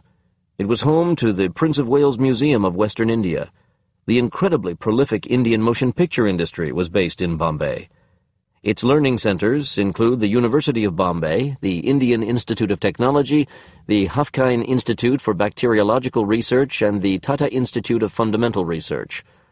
Greater Bombay long ago sprawled beyond Bombay Island and the other islands that once dotted the coast off the Konkan coast. The islands were smothered beneath landfills and the inexorable mass of humanity. The mainland city couldn't contain the sprawl. The population spilled north until it reached the city of Thana, then kept going. Greater Bombay was home to more than 8 million human beings in 1981. By 1991, the number was nearing 10 million. By 2001, population estimates, if they realistically included the vast landscape of poor who huddled around the great polyglot metropolis, closed in on 15 million. David McCarter once heard somebody say that Bombay was like a smelly New York. The only thing wrong with that statement was the inference that New York didn't also smell. Sunset Avenue, he thought, could easily have been a street in New York City. Brownstone buildings lined this neat, quiet street. The trees were older than he was, and spaced so that they shaded and cooled most of the walkways. Anything that gave even an illusion of cooling was welcome in Bombay, where the seasons went from hot and humid to hot and rainy. Gaining access to the walk-up at 65 Sunset Avenue was ridiculously easy. Price had arranged it all while they were en route for Malang. They'd driven from Sahar International Airport to the office of a real estate agent serving the high-rent districts around Netaji Subhas Road and Malabar Hill. McCarter had flashed his passport and was provided with the keys to a flat in the same building that was home to CIA agent Paul Patel. The only snag came when the real estate agent had realized McCarter was a Brit and had latched on to him for what might have been an hours-long chat. The agent was an expatriate Londoner himself. It had taken McCarter 5 long minutes just to get out the door. It was a near miss for the chatty agent. If only he had known how close McCarter was to rationalizing shooting him in cold blood just to escape. McCarter and Enciso entered the building and made their way to the rented flat with the help of the doorman, who greeted them by name from the list at his podium. Price's phone conversation with the real estate agent told them the building was equipped with a perfectly modern alarm system that would alert the security staff if any burglar attempted to get into the building by any door or window on the first or second floors. The doorman proudly affirmed that yes, he was the security staff, and that the neighborhood was so safe that the security system wasn't even needed during daylight hours. McCarter and Enciso were reassured by the doorman's confidence. They could still hear the doorman's steps descending the marble stairs when they quietly crossed to Paul Patel's apartment door and opened it with the jiggle of a pick. There were no electronics watching the flat. CIA or not, Patel didn't have much worthy of a burglar's efforts, be he thief or spy. The furnishings were sparse. The tiny Godrej refrigerator was nearly empty. Only the bedroom looked lived in. This guy comes home to sleep and change clothes. We bugged this place, and we're not going to hear anything but snores and zippers. So they planted most of the bugs in his clothes, using fat syringes to drive the barbed ends of the tiny electronic devices into the underside of his lapels. The devices were too small to broadcast far, and a retransmitter would have to be set up anywhere they hoped to get a signal out. The problem was solved 4 hours later. It was 10 o'clock when Patel arrived at his flat, 10:20 when the sound of sloppy snoring came over the receiver in the rented apartment. Hawkins and James had relieved McCarter and Enciso, and it was James who undertook the breaking and entering task.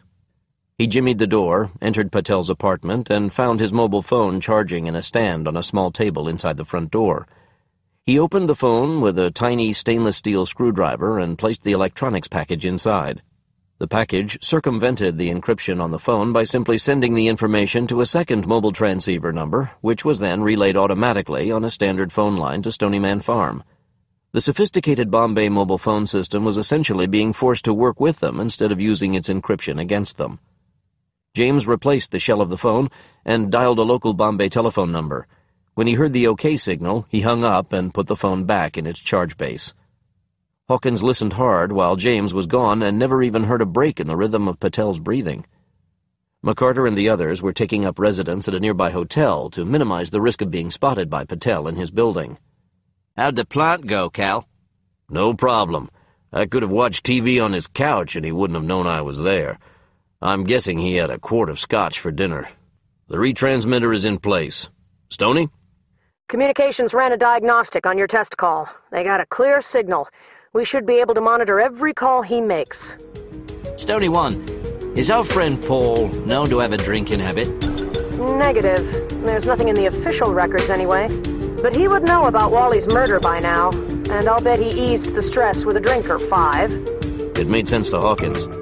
Maybe he thinks he's next. He just might be. Stonyman Farm. The waiting was mercifully short, thanks to the time difference between India and the United States. The incoming call prodded the Stonyman Farm communication software awake before it even rang the phone on the hall table in the Sunset Avenue flat. The phone had rung 6 times by the time CIA agent Paul Patel had stumbled to it and thumbed the button.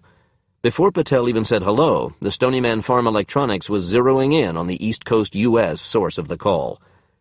Every word of the conversation was recorded digitally. These recordings were later compared repeatedly to positively identify the speaker, using every voice print protocol known to be reliable to the global intelligence community. It was as positive a voice print identification as could be made.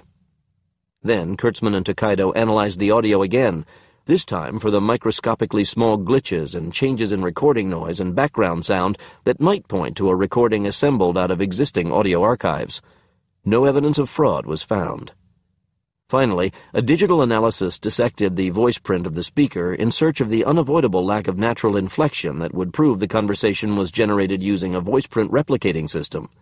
No matter how good the software and the replication algorithms, no computer-made voice could create speech that was natural enough to fool another computer. This seems like overkill. We can't have too much evidence, Akira. We're not trying to convince a court of law. The jury is the man, and he's a lot tougher than any 12 of our peers. Tokaido keyed in a new set of protocols and ran another analysis, and the voice of Senator Franklin Jackson came from the speaker yet again. You're my man in India now, Paul. Paul Patel responded, his voice heavy with sleep and thick with the after-effects of alcohol. What's that supposed to mean? What I mean is, Oscar Wally was charged with certain responsibilities in that part of the world, and now he's out of the picture. I need you to take over. I don't think so, Senator. I'm not sympathetic to your cause. Oh, but I do think so, Agent Patel.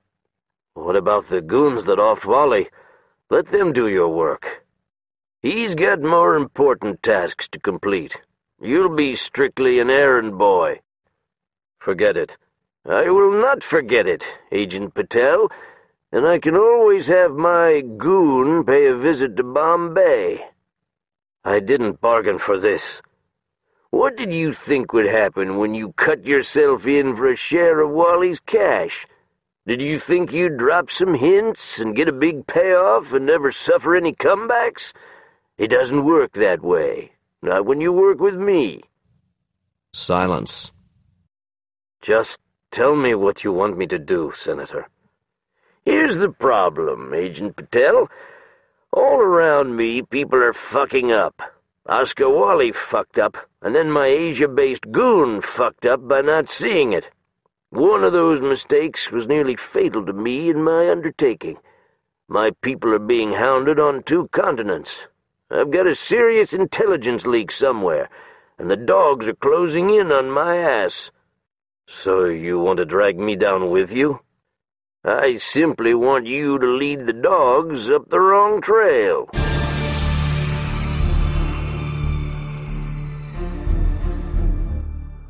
Ragnola was briefed by Price, then lingered in the war room to reread the reports, all of them.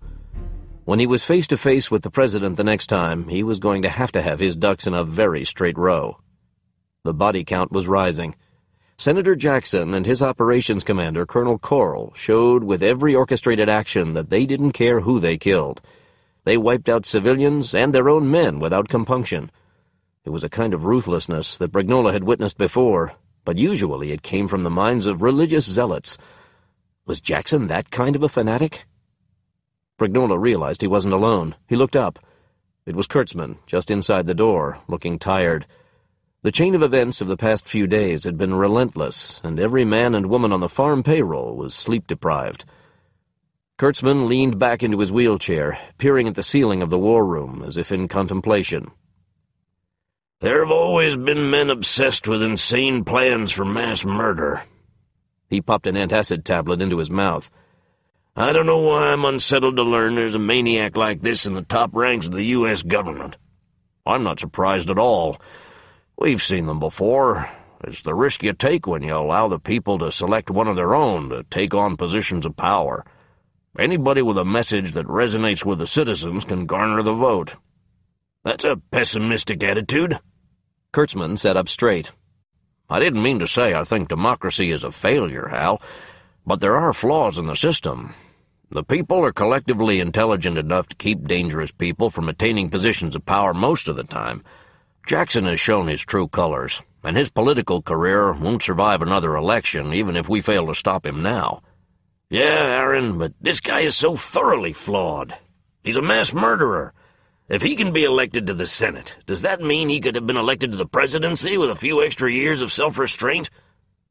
Kurtzman considered that silently. There might be somebody out there like that right now. Maybe he's a state governor. Maybe he's already a damn senator. He's keeping his dark side under control, and he's got a better grip on himself than Senator Jackson. He's waiting to show his true colors until he's got a stronger position. Until he's got the strongest position. Now who's the pessimist? Maybe a realist. The problem is, if this hypothetical power player is so good that he fools everybody else, then he'll fool me and us, and we'll become his tools. He'll send the farm to do his dirty work. He'll be smart enough to choose our projects carefully, so that we do what he wants without alerting us to his true motives. It's a grim possibility. How do we avoid it? Start doing background checks on elected officials? We already do that constantly. Besides, the man you're describing would have been under such tight self-control he may have revealed nothing about his hidden flaws, in word or action, throughout his career. Brignola nodded. I'm not saying I have the answers. I'm just saying we need to be on the lookout. It probably won't happen. It probably won't. Kurtzman sounded as though he had more to say.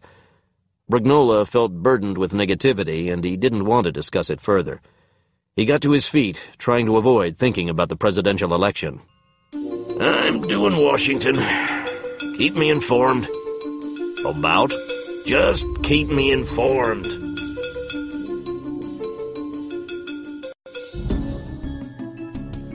Cowboy Kissinger was immersed in his own thoughts as he peered into the high-resolution display, oblivious to the comings and goings of his staff.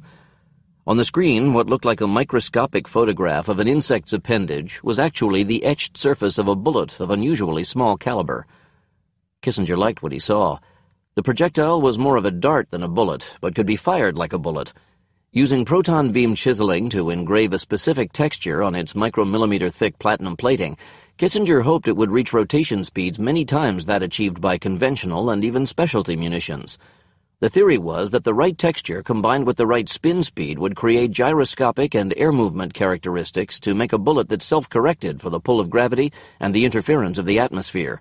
He hardly even admitted it to himself, but there might even be the capability of creating rounds with programmable flight paths.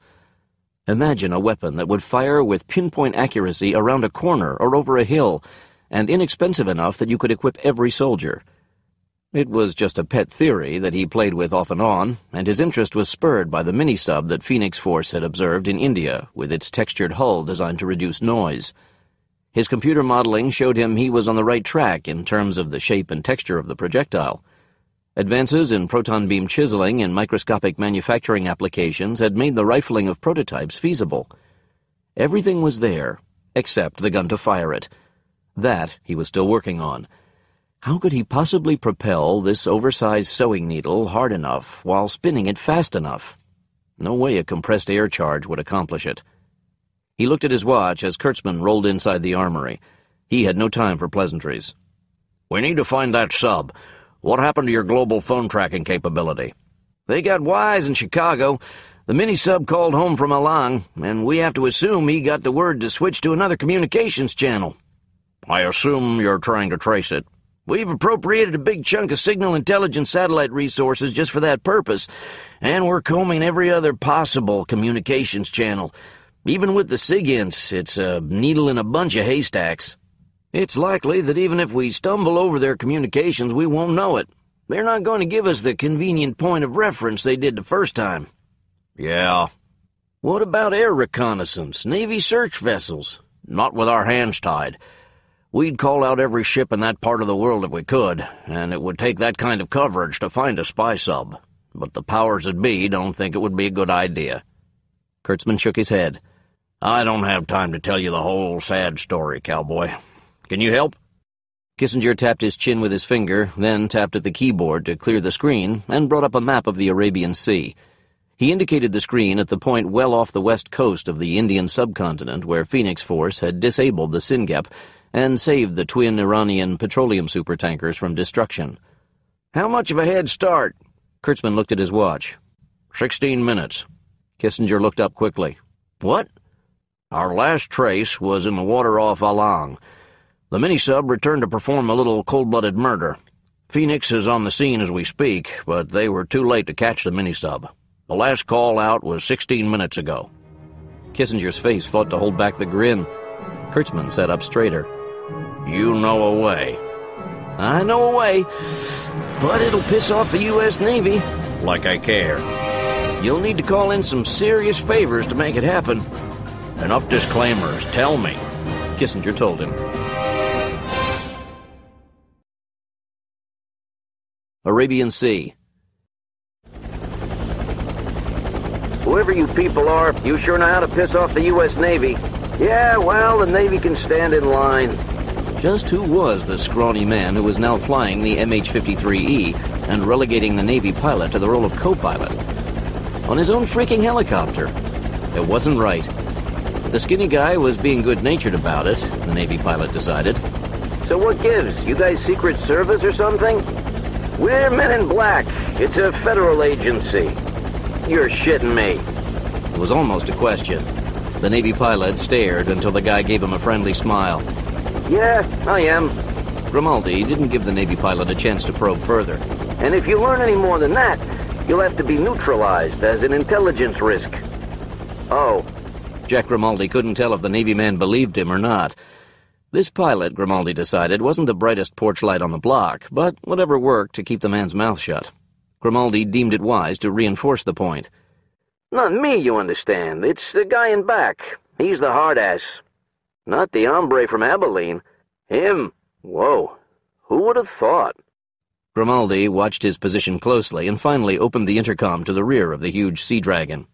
TJ, 3 minutes until we're at the starting mark. How's the hardware? Functional, I guess. We'll be ready. Grimaldi made minute adjustments to the course, enjoying the thrum of the big aircraft as it flashed over the Arabian Sea. The MH-53E Sea Dragon was the Navy's airborne mine countermeasures helicopter, a Sikorsky behemoth that in sheer size and power was the largest vertical takeoff and landing, VTOL, craft ever made, with the exception of the Russian Rostvertol Mi-26 Halo and the Mi-6 Hook. The primary role for the MH-53E AMCM helicopter was to sweep for and neutralize mines, also seeing a lot of duty marking channels and even towing watercraft. The Sea Dragon had 3 power plants driving the 7 blades of its primary rotor and the 4 blades on the tail. The General Electric T-64 GE419 engines produced a standard peak of 4,380 horsepower at 14,280 RPM. In emergency situations, its engine's contingency elevated up to 5,000 horsepower for 2 minutes. She was designed for tough working conditions. The separators on the engine air intakes removed particles of sand, dust, or sea spray. Contamination could reduce drive power, but with the separators, the Sea Dragon operated efficiently even when she was hovering low over the ocean, such as during sea rescue or troop deployment.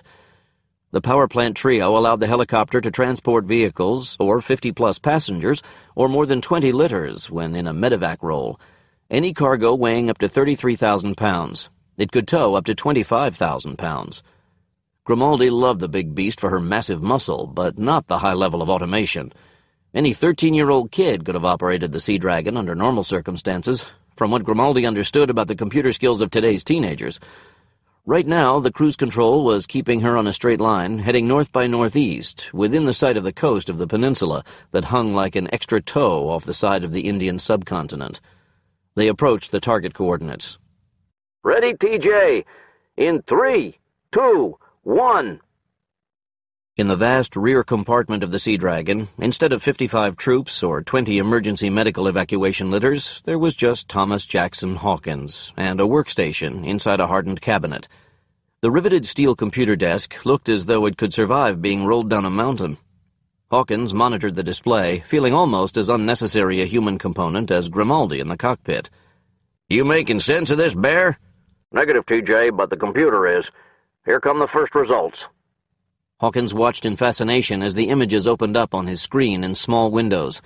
The corpses of sunken ships, digitally realized in their current state of decomposition. To Hawkins, it was like using some sort of video electronics to see the corpses while you drove through a cemetery at Autobahn speeds. The device was the U.S. Navy's ALMDS, or Airborne Laser Mine Detection System. The technology had been under development since the late 1990s, but the unit mounted on the Sea Dragon was one of only a half-dozen prototypes currently in use. The prototypes were field testing the latest developments in the technology, and regular production for widespread U.S. Navy use wouldn't happen until 2005. The ALMDS was encased in a pod mounted on the belly of the helicopter, where an extremely fast laser scanned the ocean underneath the aircraft and made a digital topographic rendering of the ocean floor and any solid objects lying there, even when the Sea Dragon was traveling this fast. Speed was a major benefit of the ALMDS. The swath of real estate covered in a single sweep, and the speed of the sweep was exponentially faster than other technologies for hunting beneath the waves. In human terms, the analysis was instant. The ALMDS identified the telltale straight edges and other too-perfect geometries that denoted man-made objects. The software was designed to specifically track mines, even identify them by likely country of origin and age. The system even ranked their potential threat based on their position, assumed stability, and proximity to known traffic routes. The ALMDS was also turning out to be the most effective shipwreck finder ever created. All it took was a few programming additions to add wreck identification capability to the system, which functioned invisibly behind the scenes during minesweeping exercises, and it managed to locate shipwrecks too numerous to catalog. Even ancient sunken wrecks had been inadvertently located when the ALMDS happened to sweep during a period when the tide brushed away a top layer of the sandy seafloor and briefly exposed old hull timbers. The tiny windows that Hawkins began seeing were all man-made items, but none of them were what the system was looking for. The specifications of the submarine that had fled the Sin Gap had been loaded into it. None of these items came close. The software displayed them as a courtesy to its human operators. Pretty pictures to keep the humans amused. Hawkins wasn't amused. The shore of Alang was like a battlefield, the collapsing corpses strewed everywhere. Maybe they were cast-offs the shipbreakers had purchased, then scuttled when they realized the scrap value was less than the cost of dismantling. Some were hulks that had been hauled into Alang by their owners, or hijackers, only to have their hopes of a hefty payoff dashed.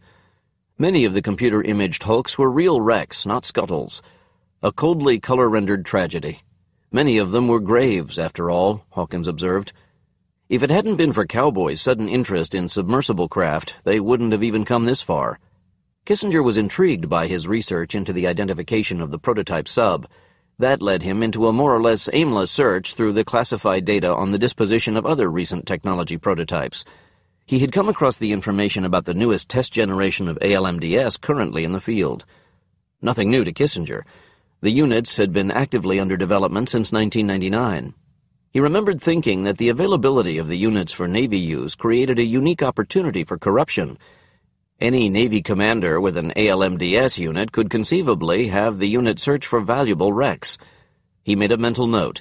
In a few years, when the ALMDS went into widespread use, he was going to search for Navy officers who started or partnered in ocean salvage businesses.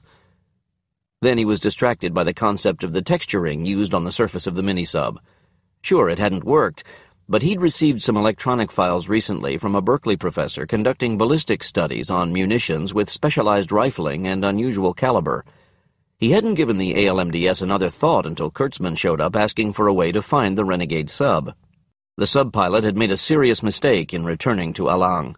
He'd given Stony Man Farm one last trace, putting the mini-sub in the waters at Alang just before and after the death of Askawali. The vital factor was the tides. They were high this time of the month, but high tide had come and gone around the time the Singep left. The sub-pilot had been forced to contend with shallows, and in the stretch of shore where Askawali's shipbreaking business thrived, that meant steering through a meandering series of channels carved in the mud by the currents. The sub-pilot knew the channels. He never would have made it to shore if he hadn't. But it had to have been slow going on the way in, and even slower on the way out. That was 2 hours ago. The sub could have covered a lot of distance since then, but she couldn't outrun the Sea Dragon and the ALMDS. Between the two of them, they devoured Arabian Sea real estate. "Hey!" Hawkins was on his feet without knowing it, grabbing the mouse to pause the automatic progression of the tiled images and backtracking screens. "Bear, did you see it?" "No, what did I miss?" "I'd swear it was a sub. Hold on." Hawkins finally reached the screen he was after and read out the target code to Kurtzman. "I've got it, TJ. It is a sub. How did the system miss it?" Hawkins shook his head. "Wait, Bear. The system didn't miss it. It's too big to be our mini-sub." In fact, the longer Hawkins looked at the blocky rendering on his expanded window, the stranger the cigar-shaped profile looked. "What's wrong with this picture?" "It looks like a relic, like an antique." "And it's lying on its side. That protrusion on the right is a turret cluster." "You're right." Hawkins glared at the table of target details provided by the ALMDS. Included in the specifications was a field for the speed of the vessel, ascertained by the system when it made an automatic second reading on the target after identifying it as man-made. As with all the shipwrecks, the ALMDS declared that the target was moving at 0.0 kilometers per hour. In the field for probable identification was the designation unknown, but Hawkins thought maybe the shape looked familiar. He had a bizarre sensation, as though unexpectedly meeting a distant relative for the first time, whose picture he's seen in the family albums all his life. "The shipwreck databases have nothing marked at these coordinates. It's long dead, whatever it is." "Yeah. Hey, Bear, could you make a save of all the data on this target for me?" Sure. I see no security problems with that, as long as you keep it to yourself. Mind if I ask why?" Hawkins was deep in his own thoughts, but then he answered. "I ever tell you any of the stories I learned from my grandfather?" "Yeah. He kind of collected military tall tales, didn't he?" "Yeah. Military legends, he called them. And you know, a couple of them have turned out to be true. It just took 50 years for the proof to come to light." There was an extended pause that stretched between the two sides of the world. Tentatively, Kurtzman broke the silence. "Did we just find evidence of a military legend, TJ?" Hawkins was nodding, growing a strange grin. "Bear, I think we did." He didn't say any more about it. It wasn't the kind of thing he wanted to discuss on a global communications link. He did keep the screen open, however, and glanced at it again from time to time as the morning wore on. The MH-53E Sea Dragon flew in a tight spherical path that increased in size and length. The route was designed to best locate the sub without allowing it to slip past by traveling from one search path into a previous path at an opportune moment. Unless Stony seriously underestimated the speed of the sub, they should find it here, and find it here soon. There was another possibility. Instead of moving into the Arabian Sea after extricating itself from the shoreline at Alang, the sub could have retreated north, deeper into the Bay of Kambat. That seemed unlikely. In broad terms, Stony Man Farm knew the intention of the crew of the sub: create terror and destruction to help the cause of American isolationism. Price and Kurtzman were of the opinion that the Bay of Kambat didn't present targets likely to further that cause. Hawkins had to agree.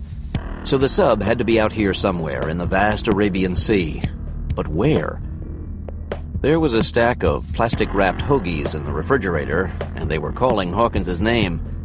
He was halfway across the vast, empty interior when the computer beeped softly. Hawkins forgot the hoagies. Bombay, India. David McCarter nodded at the woman in the suit who was unlocking the wooden door to her second-floor flat with an antique brass key. Her outfit was tailored to look like a conservative corporate uniform while accentuating her svelte limbs and the swell of her breasts. She had a gleam in her eye. Man or woman, McCarter thought, the aggressive corporate types all had that twinkle. The uniform was strictly boardroom. The pale complexion told McCarter that she was originally from someplace closer to his part of the world than this one. She gazed levelly at him, a smile playing at the corners of her mouth. Both of them liked what they saw. Why, good afternoon. Her drawl was part Georgia sweetness, part Dallas ambition. Good afternoon. What are you doing in my building? And why haven't you stopped by for a drink? I didn't know I was invited. You are invited. I'll keep it in mind. Why not now? She twisted the key in the lock to prove she was serious. I'd love to. But I have an appointment with Paul Patel upstairs. Not for romance, I hope. No, for violence. She watched him walk on with eyes that positively flashed. Somehow, she knew he wasn't kidding, and it put her off balance. But she recovered before he was out of sight. Hey, British, when you're done with the violence upstairs, why don't you come give me a knock? McCarter wasn't sure what she had in mind exactly, but he wasn't going to have the chance to find out either. Unless his visit to Paul Patel was a total bust.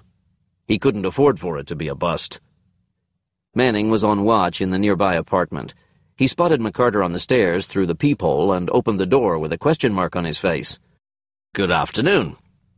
McCarter smiled with all his teeth. Manning's question mark weighed down the skin on his forehead until it wrinkled. Sorry, I thought you were somebody else. I'm, visiting a mate. McCarter nodded at Patel's door. We'll have a talk, share stories. Why don't you listen in? Give me a hand if it comes to that. Manning tried to picture any circumstance in which Paul Patel could overpower David McCarter. Yeah, right. You never know. I'll be there if you need me. McCarter knocked on Patel's door. As the deadbolt was withdrawn, the Phoenix Force leader reached under his summer-weight linen blazer and withdrew the handgun. He flipped on the laser aiming module, and when the door opened, he planted the tiny red dots in the middle of Patel's chest. Good afternoon. Paul Patel saw murder in the commando's eyes and knew he had been found out. The blood drained from his face and he almost passed out. The highball glass left his lifeless fingers and shattered. You're going to arrest me? Sorry, mate. That's too much paperwork for me. Somebody official will be around to collect you shortly. Who? Maybe the embassy heavies. Maybe their on-call doctor with a big plastic body bag. Patel stumbled back and sank onto the couch, shivering in the thick heat that was like a Louisiana 4th of July. He ran his fingers through his hair. Might as well come on in. Patel glared at the audio recorder Manning brought with him. You've got me bugged? You got it. We recorded a few chats between you and your senator friend in the U.S. Patel sat up straight. I'll tell you everything, all of it. All I want is immunity. I'm not making any deals, mate. I don't want to know everything. Just a few important facts. If you fail to tell me, then as far as I'm concerned, you are complicit in mass murder. That means you don't deserve to live yourself. Patel believed the man was sincere. He began to talk. Rockford, Illinois. It was the second largest city in Illinois and often dubbed one of the least livable big cities in the U.S. Warren Corll cared only that it had a decent-sized airport. He couldn't get away fast enough. He used a convenience store calling card to pay for his call in an airport phone booth. It's me. Why are you calling me on this line? They've been tracking us through our mobile phones. This line will be safe for a few seconds. I'll call you at home on the cutout line in 15 minutes. I can't leave the office now. In 15 minutes. Stonyman Farm. Kurtzman found Akira and Carmen working hard at their computers. Akira was grinding away on a big piece of pink bubblegum. How are we doing? You know how many payphones there are at the Rockford airport? Who'd have thought people in Rockford had anybody to call? How about the house? All I can find is 3 regular phone lines. I can tap into any of them, but it would be foolish to route a call through security channels, then feed the signal into an open line. We've got to get in one way or another, people. He was getting nowhere himself, and the clock on his PC display was inexorably counting down the seconds. With Coral wise to their previous tracking methods, they had to find some way to get themselves back into the communications loop. The tracer the black-suit sniper had managed to stick on Coral would tell them where he was and allow them to listen in if they were able to keep a retransmitter in his vicinity. A black-suit tracking team with a retransmitter had found the signal in Chicago, but it was almost too late. Just as it faded into static, the black-suits had gone after it. They had clung to the feeble signal tenaciously, finally closing the gap and tailing it out of the city. A handful of black suits in the Rockford airport were keeping in close proximity to Coral. But what would happen when he got on an aircraft? Tokaido announced victory. I'm in. I've got access to the switching systems of all the companies with payphone concessions. The call will come through one of them. Then we match the audio from the bug to pinpoint it. Should take a few seconds of speech to do it. No more. I'll be ready to trace the call. Kurtzman turned to Huntington Weathers. Hunt? I'm ready, Aaron. Weathers was monitoring a variety of non-standard communications channels.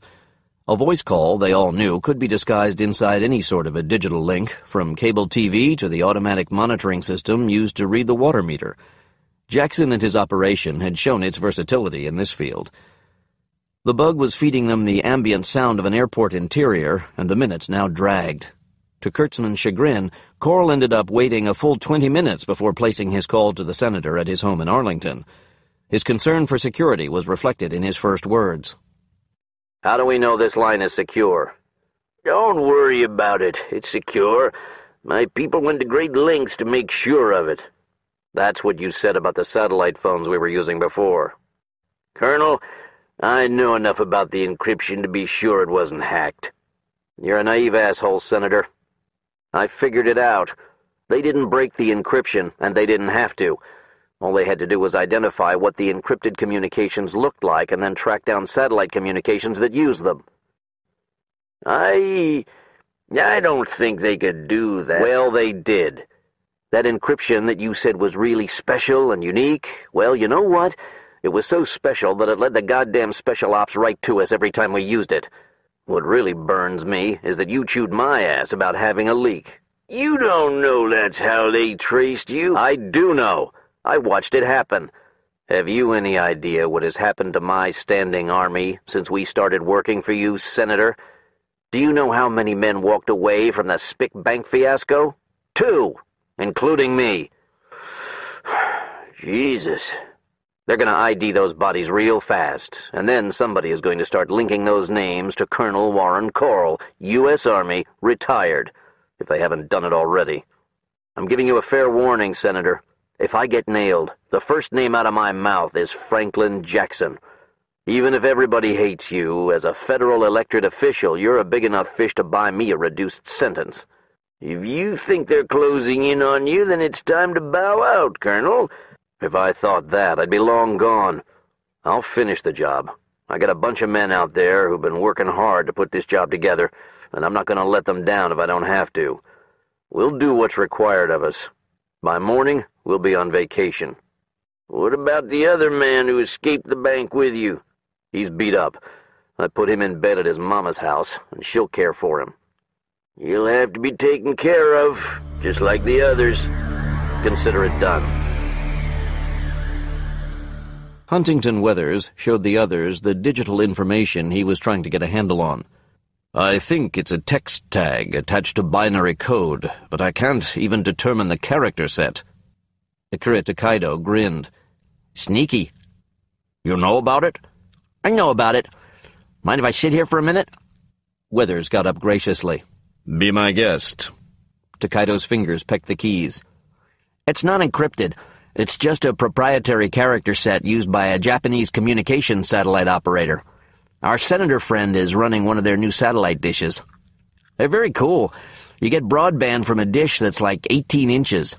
I heard there was a test system in place for the U.S. to run broadband off these little dishes with existing satellite protocols. That's what Jackson is using. The encryption is just your average commercial security measures. A minute later, Takeito had pulled up a word processing program that converted the indecipherable text data. We're in. We'll hear it all. If he used it for data, we'll see that too. Kurtzman was suddenly smiling with relief. Senator Jackson is going to learn the hard way not to take political gifts. Stonyman Farm, Virginia. Barbara Price laid her hand on the stacks of paper and the envelope containing a CD copy of the audio from several tapped phone calls. Senator Jackson has been in touch with Colonel Coral twice more in the last 3 hours. The transcripts are here. He clearly implicates himself and Colonel Coral, repeatedly, by name and by title. We have a signed confession from the CIA agent in the U.S. Embassy at Bombay. He names Jackson and Coral. Brignola nodded. It's about all you could ask for. There's more. We have one of the Coral mercenaries in custody. How? A stroke of sheer luck. But the credit goes to the sharp eyes of Zaman Dane, one of the black suit snipers. I've never met him, but I reviewed his file. He's top-notch. In every department. He's the one who placed the bug on Colonel Coral. While he was at it, he happened to see the face of the man who escaped the BME building with Coral. It was someone he recalled meeting during Joint Special Ops training exercises a year ago. Get this. Dane knew the guy's name, rank, and serial number. He's one of those quiet genius types. He can recite the same particulars for any commanding officer he's ever had and every Marine he's ever worked closely with. The man in question rubbed Dane the wrong way. He knew the guy was trouble when they first met and took the initiative of committing his information to memory, then never thought about the guy again until he saw his face through the scope in Chicago. Coral mentions in one of the transcripts that the man was wounded and recovering at his mother's house. Sure enough, we found him in the bedroom he grew up in Champaign, Illinois. His military career ended unhappily 8 months ago. What's being done with him? Dane volunteered to babysit him at the nearest hospital, along with a few other black suits. Dane convinced the man to spill his guts. He says he'll deliver a signed confession from the guy in under an hour. It'll name Coral and Jackson. As far as I'm concerned, it's icing on the cake. We already have incontrovertible evidence against the senator. I agree. Will it convince the president? I don't know the answer to that. Price sighed and worried the red ballpoint pen in her hands. Paul Patel tell us how Jackson plans to use the stolen minisub? Yes. TJ already tracked it down and found it to be on a course into Bombay. Quite frankly, looking at it from Franklin Jackson's perspective, Bombay is a perfect target. Because? Brignola thought the Stonyman Farm mission controller looked uncomfortable, even jittery. Price got to her feet and paced as she talked. India's biggest export customer is the United States, and the single biggest shipping source for those goods is Bombay. Chemicals, jewelry and cut gems, cotton clothes and textiles, hand-worked leather and other crafts, tea, engineered components, it's all produced on the Indian subcontinent for the U.S. markets, and most of it goes through Bombay. Also, India has the most potential for growth because of the rapid development of its manufacturing infrastructure and the fact its people are so poor. Their labor rates are unbeatable and will be for decades to come. Have you people been able to narrow it down to a more specific target? Price leaned over the conference table. Yes, Hal. Bombay. Brignola glared at her. The entire city? How? Price thrust a heavyweight paper map onto the table. It was a geophysical survey of Bombay, marked with indecipherable red pencil lines. You know anything about the physical makeup of the city? I've been there. I've got the basic tourist-class Bombay history during a cocktail reception at the Prince of Wales Museum. If I remember correctly, it used to be 7 islands that have been turned into a peninsula through massive landfills. Right. That's key to the targets Franklin Jackson has chosen. Targets plural, chosen for the purpose of halting India's export business to the United States. Seems unlikely. It won't after I explain it, Hal. Target number 1, Mumbai Harbor. It's the busiest port in India. The crew in the minisub will first sabotage a predetermined list of ships. Their intention is to plant explosives up and down the harbor and detonate them in a series to create a catastrophic conflagration that will span the docks. They're targeting incoming tankers and ship refueling centers. They'd need a hell of a lot of explosives. Not really. Even without knowing the details, Paul Patel gave us enough of the plan to extrapolate a strategy for virtually wiping out the harbor. There is a massive amount of flammable material in this stretch of waterway. There are accidents and fires all the time, but they're isolated relative to all the facilities. With some creative explosives, the fire can be spread from end to end. To what end? Close down shipments out of Bombay. There are other ports in India. What good will it do Jackson to force the Indians to launch their import business from elsewhere on the subcontinent? Price shook her head. There are no other ports in India that can be— Sure there are. Calcutta is one of the biggest ports in the world. Madras is huge. And unusable. We're not talking about a developed country, Hal.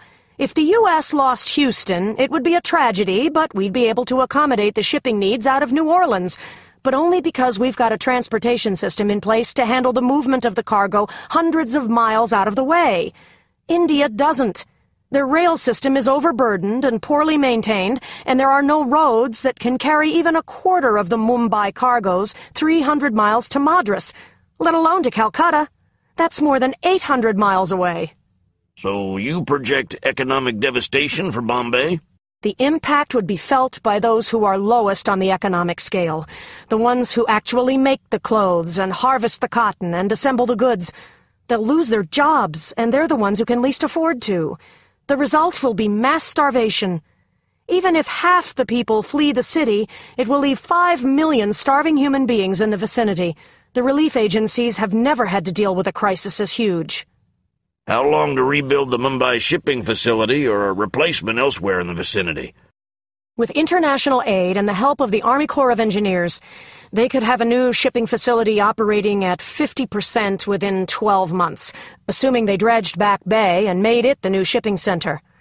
A more likely alternative would be to expand the shipping facilities at Ahmedabad and construct a highway system to enable transport of goods from Bombay to Ahmedabad.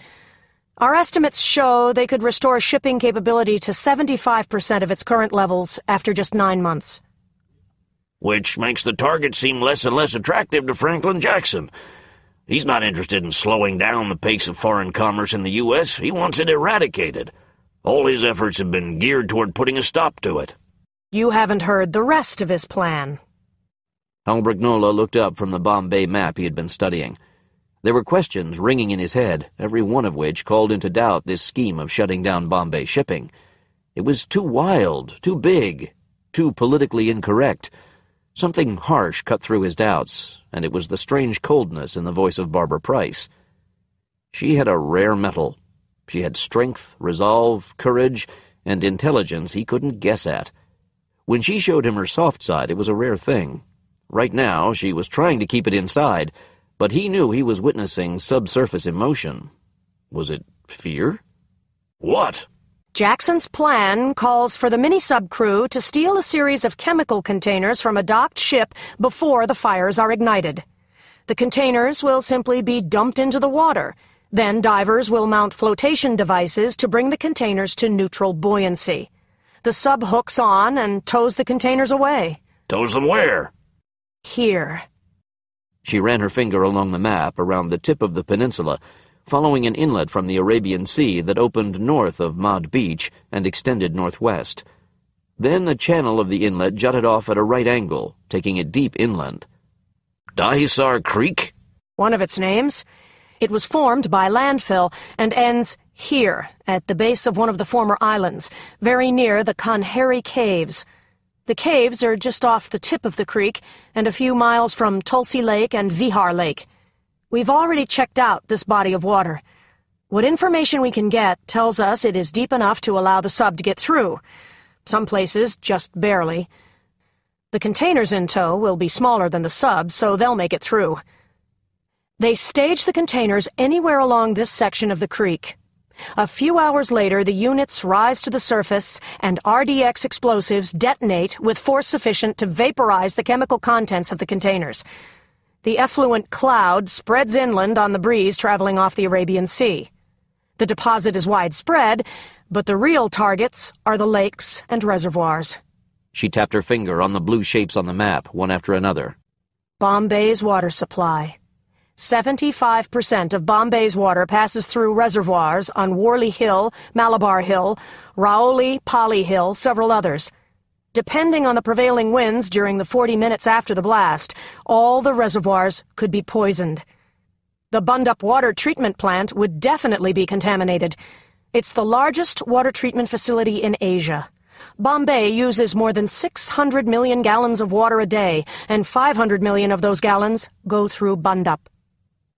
Brignola silently digested the impact of the red circles Price was scribbling, one after another, until the map was pocked with bloody marks. It gets worse. The reservoirs and the treatment plant are self-cleaning in a way. They could be made safe again. Not the lakes. They collect monsoon water and distribute it to the city. By itself, the lake at Batsa provides close to half of Bombay's daily water usage. There's virtually no chance it would escape contamination. Upper Vaitarna Lake and Modak Sagar would probably be contaminated as well. Those 3 lakes altogether provide most of the water needed to keep 10 million people alive. She was done. She fell into her chair again and crossed her arms, staring him down. The emotion she had been struggling to contain was buried again, deep. Her eyes held nothing except a brutal cold. He hadn't realized. He simply hadn't comprehended the lengths that Jackson would go to. It still seemed impossibly heartless. I've got details. You want to know about missing shipping containers of C4? Each one 16 British tons. You want to hear about how the location of these containers was kept secret, but was known to Senate committees studying disposal legislation? You want a list of names from that committee? What are the chances it would destroy the contamination agent? If it were biological, maybe, but not chemical. You can bet Jackson's plans take the distribution method into account. He hasn't made a stupid mistake yet. We think the mini-sub will go after a shipment of methyl isocyanate. Brignola swallowed that one unpleasantly. The Indian people had suffered one of the great industrial tragedies of all time when the accidental release of the same chemical killed and injured thousands of people near Bhopal in 1984. Price was relentless. When it settles in the lakes, the toxicity will essentially take up residence there. The slow drainage of the water will remove some of it, but when the next monsoon season refills the lakes, the toxicity will spread again to next year's drinking supply. We project the contamination to have an instantaneous lethal effect on tens or hundreds of thousands of Bombay residents. We are talking about one of the most densely populated parcels of land on the planet. Acute exposure will come from drinking the contaminated water. The people will have no choice but to drink contaminated water, and will kill thousands more. Chronic exposure over the coming years, will bring the death toll well into the millions, because MIC is carcinogenic. And it is phytotoxic, so what little agriculture is carried out using Bombay's water supply will be killed off, as well as 90% of the plant life in the greater metropolitan area. She was looking at him expectantly. I need some support from you here, Hal. I need you on our side again. Barb, I've been behind you every step of the way. You've been playing politician. It's a delicate political situation. Yeah, I had to finesse the powers that be. You want to know where we'd be standing if I didn't? Maybe 1 million lives wouldn't be standing on the brink if we could have acted faster. Wrong. Because we'd have been censured. If there's a single hard lesson I've learned, it's that you don't rub the fur the wrong way on the back of a political animal. Because it'll always turn around and bite your hand off. I know. You need to trust that I'm dealing with Washington as well as they can be dealt with. Price considered this statement, then swallowed a throatful of vitriol and spoke patiently. Hal, I see where you're coming from. Now see where I am, where we are. The farm and Abel and Phoenix. We've proved our case. We've delivered the goods on Senator Franklin Jackson, and the evidence isn't circumstantial. It's not subjective. You're walking the line, and I appreciate why. But now you need to choose a side. Hal Brignola heard the words and understood the meaning, while the rational part of himself stepped back, watching these two old friends converse. How had this become a moment of uncertainty? Why was this a turning point, a fork in the road, or an unspoken commitment? Brignola was confused, which was a rare enough thing, but right now he wasn't even sure what to be confused about. There were personality dynamics that he didn't understand. Was Price, intentionally or subconsciously, speaking for them all, the entire senior staff of Stony Man Farm? It boils down to this, Hal. We need aggressive backup. We need it now. We need you to be aggressive enough to deliver it. He was slightly stung at the implication that he was less than aggressive, although he knew that wasn't what she was trying to say. I get the message. I agree with you. You've nailed Jackson, and there's no excuse for excusing him any longer, whether he's a senator or not. Here's the thing, Barb, and you already know this. I can't make guarantees. The President of the United States is his own man. There's no assurance he'll give us the backup you want. Price nodded, eyes down, pulling the map toward her and staring at it on the tabletop for a long moment. Brignola felt the temperature drop by 20 degrees. I won't let it happen. I won't let 1 million men, women, and children die if I can stop it. I'll call in whatever help I can get. I'll hack into every intelligence system on the planet to get their attention. I'll go on the news networks. I'll flop out every political secret I know. And if we all go to jail because of it, so what? She looked up and she tapped the map. Oh, that would be a small price to pay.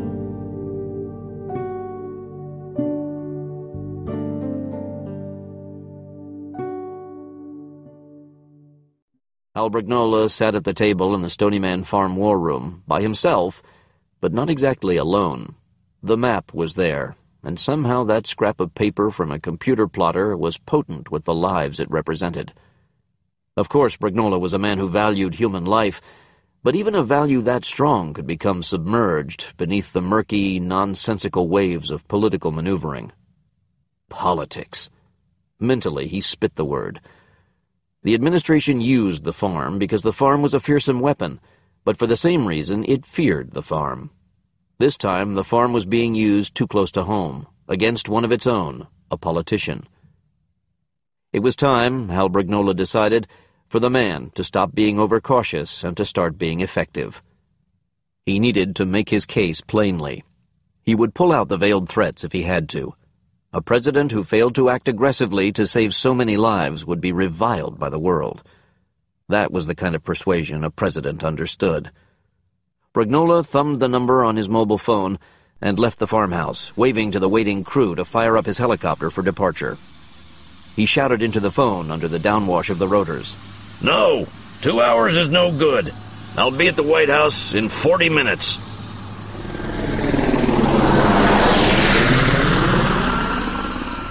Arlington, Virginia. The intern had come to the house wearing her sailor jacket at the specific request of Senator Franklin Jackson. He'd also asked for the braids that made her look even younger than she was. It turned out that the little miss from a small town 53 miles outside Atlanta was just the medicine the senator needed. She was more than happy to help him work out his stress with some strenuous play, and then volunteering to give him a body rub that had gone on now for more than half an hour. There was a buzz from the phone on the desk, and she swung off to fetch it for him. The senator was face first on the floor and limp with relaxation. Everything okay? Hello? Are you still there? Fine. Report again in an hour. He thumbed the phone off. Seattle, Washington. Colonel Warren Coral hung up the payphone outside the car rental office and stared at the thing in his hand. He had been reaching for his wallet while reporting in to Jackson and had found the hard metallic object covered in needle-like barbs. The points were buried deep into the fabric of his jacket, almost inside the pocket. The positioning was almost perfect.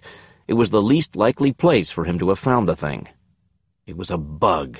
A goddamn bug. The discovery had brought him to a mental standstill just as the senator answered, but Coral had recovered fast. Jackson hadn't known there was anything wrong. Coral had some decision-making to do. It had to have been shot at him. The only time it could have happened was at the bank building. The jacket was reversible, and he had turned it inside out, changing it from a dark slate color to a warm brown. The bug was on the inside. It had to have been fired at him at the bank. It was a small device. He wasn't up to speed on the latest technology, but he was pretty damn sure it was too small to have the power to send far. It would need a receiver or a retransmitter in close proximity to get the message anywhere. But to accomplish that, they would have to know where he was. Then he saw the pair on the bench, not 5 paces from where he stood. They looked as if they were discussing their route. So where was their rental car? The service personnel were standing around with nothing to do. No customers and no pending rentals. So what was the pair on the bench waiting for? He knew the look. Short-cropped hair and the muscular jawline that came from a prime level of fitness. These guys were operatives of some kind. The bag that sat between them had the retransmitter. There was no doubt in his mind. But how had they tracked him all the way to Seattle? Had he been so distracted he had failed to notice a tail on the way out of Chicago and all the way to the Rockford airport?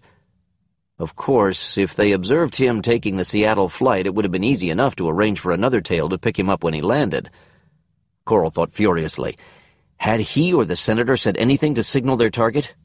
He didn't think so. No, he was sure of it. So all he had to do was lose these guys. First, he had to get the upper hand with these bastards, whoever they were. Stony Man Farm, Virginia. Kurtzman sped into the room at the urgent call from the communications technician. This is Coral talking to you. Whoever the smartass is who put the microphone on my clothes, I know you can hear me. The voice of Colonel Coral sizzled through the speaker. The first thing I want from you is some acknowledgement. Kurtzman grabbed the phone and poked out an extension. Barb! I hear it. I'm on my way. I think I would like you pieces of shit to do a little monkeying around for me. Price sped through the door seconds later. What I think I want first is for the ugly one with the green jacket to get up and take the jacket off. I want to see what he's carrying. He's not bluffing. He's found the device. From the levels I'm getting, it looks like he's talking right into it. I think you know what I'm capable of doing, friends. I think you know I've already got something planned for this city. Here's the deal. You do what I say. You do it, or I take the munitions and start blowing up playgrounds and grade schools. Kurtzman and Price looked at each other. Now, I want Ugly Man to get to his feet and take off his green jacket. You think you can take me into custody? I'll tell you that I already got a contingency in place. I mean it, friends. Does he mean it? I think he's bluffing, but I'm not taking the chance. She got on the line and issued her orders to the 2 black suits. Seattle. Coral stayed in the phone booth while the special ops monkey did his trick. He stood and removed his jacket. The holster under his arm was there, as plain as day. Damn it. Coral had been harboring a shred of hope that he was wrong, but the hope vanished. Now he was convinced that they, whoever they were right on his tail. How did they get so close? A plan came to him. He assessed it for flaws. It was basic, but maybe it would be good enough. He issued his orders. The agents did as commanded. They entered the car rental agency, and a few minutes later emerged with a rental agreement and a set of keys. They strolled down the aisle looking for their car. When they had pulled out of the lot and turned on the road to the interstate, Coral dropped the bug on the floor of the phone booth and smashed it with his heel. He jogged to his own rental and swerved around to the rear of the lot, finding the service entrance and barreling through. 10 minutes later, he pulled in front of the rundown building where one of his Seattle contacts lived. The man was a lowlife, not to be trusted, but he'd serve his purpose this time. Coral took no chances. Once inside, he stripped down to his boxers and put on a baggy shirt and greasy blue jeans that belonged to his contact. The man watched him incredulously. Give me your keys. I'll trade you for the Chrysler. Coral left in a 9-year-old compact Ford that threatened to die out at every stop, but he felt safer. Leaving behind everything he'd had with him, except his handgun, made him confident he wasn't carrying any more bugs. As he drove in circles, doubling back again and again, he analyzed the chain of events that led the FBI, or whoever it was, to him. He already knew they had been tracking him by the flawed, encrypted phone. They had to have tailed him out of Chicago to Rockford, then had another team ready to tail him on the ground in Seattle. But he wasn't being followed now. It was dusk, and it was time to get back into the game. The sun was down. The immaculately landscaped avenues of the industrial complex were quiet. Even most of the late workers had gone home for the day. The only signs of life were the fenced-in enclosure around the Hilo All Products Importing Corporation grounds, where the security guards, always in pairs, stopped at the employee picnic tables to drink coffee between rounds. Blancanales and Schwartz had counted 4 pairs of guards, all walking a different route. They never got to stop for more than 5 minutes at a time. Hoppy Corp ran a tightly guarded ship. It's not going to do them any good. Blancanales shook his head, saying nothing. Lyons had his eyes glued to the night vision binoculars and was as still as a statue. They're just sitting there. They don't want to start the show without the Colonel. They had taken their position more than 2 hours ago, climbing onto a roof of a secondary storage facility that overlooked the hundreds of acres of asphalt stretching behind the vast box that was Hoppy Corp's main distribution warehouse. It was difficult to imagine the hundreds of trucks that would be needed to actually make use of a lot this huge. Since the lot was excavated at a shallow angle that descended to the dockside warehouse, it was surrounded on both sides by concrete retaining walls that heightened to more than 20 feet. The place was all but deserted, and it stayed silent for so long they began to doubt the reliability of Stony's intelligence. Price insisted that this was the target, that the information had come right from the mouth of Jackson himself. Nobody had argued the point. Then the mercenaries showed up. They came in pairs, creeping through whatever darkness they could find. Able Team stood there and watched them get into position. Able 1 here. I'd sure like to know when we can get this show on the road. I see no reason to wait for the Colonel to put in an appearance. Lyons had radioed the same opinion 4 times so far. Keep it in your jeans, Able 1. What are we waiting for, Stony? Stonyman Farm. Barbara Price was about as keyed up as she ever became. She had been waiting for the call from Hal Brugnola for longer than she had dreamed possible. He had to have been kept waiting by the President. She didn't want to tell Carl Lyons what they were waiting for. It would insult him, even if it was common sense. They were waiting for help. But with every empty minute, it looked as if the help wasn't coming. What she didn't understand yet was what Colonel Coral was waiting on. They knew he was close. Surely he was prepared to strike the facility. What was keeping him? Hoppy Corp was an obvious target for Franklin Jackson. The company was based in Japan, but it brought goods into the U.S. from all over Asia. It had started as a joint venture between Japanese consumer goods firms, which had increasingly moved their manufacturing outside Japan in the last decade to save costs. Pooling their shipments allowed them to achieve economies of scale without the markup charged by shipping firms.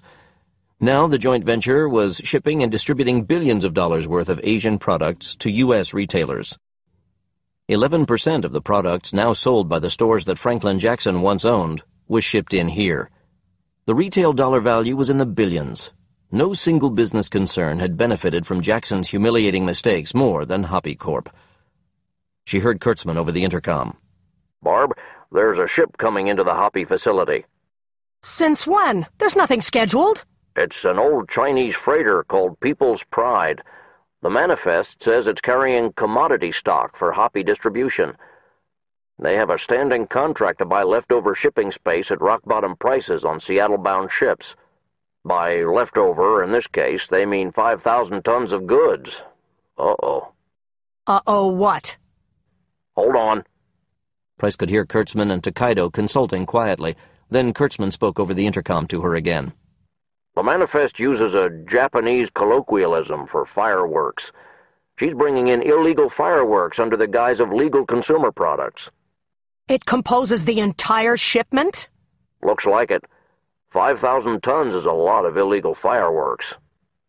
Able 1 here, Stony. Something is happening here. We've got people starting to show up. Looks like warehouse staff. How many, Able One? We've got maybe 40 so far. Price pictured it all vividly. How ironically symbolic for Franklin Jackson. Destroy an Asian company bringing in illegal fireworks for the U.S. 4th of July. Short of sinking the ship they came in on, attempting to destroy 5,000 tons of fireworks would wipe out the entire facility and every human being in it. Washington, D.C. A presidential meeting with visiting diplomats had gone on forever. Hal Brignola hadn't been patient. If he wasn't a high-ranking justice official, the Secret Service would have taken him into custody. Now, after all the waiting, he was just sitting here, staring at the walls of the Oval Office while the man skimmed the reports. The phone in his breast pocket started to silently vibrate again. The 3-pulse signal told him it was from the farm. He didn't answer it. Again. The man suddenly let the report fall to the desktop and rubbed his forehead with his thumb and finger. We've delayed too long as it is, Mr. President. You're right. There's no denying Jackson's culpability any longer. Tell me this, Hal. How sure are you about the targets in Bombay? We're relying on a few facts and the testimony of one man, Paul Patel. We know the mini-sub exists. We know Jackson has the funds to pull it off. We know he's murderous enough. We know the C4 is missing. Brignola watched the man weigh this information and knew he wasn't buying into it, which meant Brignola would have to use blackmail and threaten to expose the plot to the media. If that happened, the president would be forced to marshal a huge response to the Bombay threat. Of course, Brignola would likely be out of a job, and the farm's future would be in doubt. We can't risk it. Mr. President? We can't risk it coming true. We can't put all those lives on the line. I'll order a full-scale response to the actions in Bombay and Seattle. I'll give you military support. I'll call the Indian Prime Minister myself to get immediate cooperation.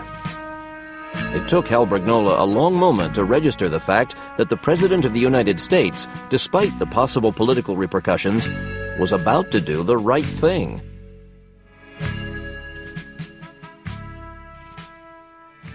Seattle. Barbara Price did not have the best news for Lyons and Company. Able One, we've reached the People's Pride, and we can't convince her captain to delay docking at the Hopi facility. Coast Guard? On their way. ETA 10 minutes. The ship docks in 4. We're on it, Stony. Lyons turned to his partners. There's no way we're going to stop the ship from docking. We have to stop the colonel from getting to the ship. So, let's stop him. He's probably bringing part of a shipment of C4 that's gone missing from DoD inventories. A lot of it. Maybe tons. So we'll be gentle. Right. My guess is the explosives aren't here yet. Otherwise, why the mercenaries gathering at the gate? So let's remove the mercenaries.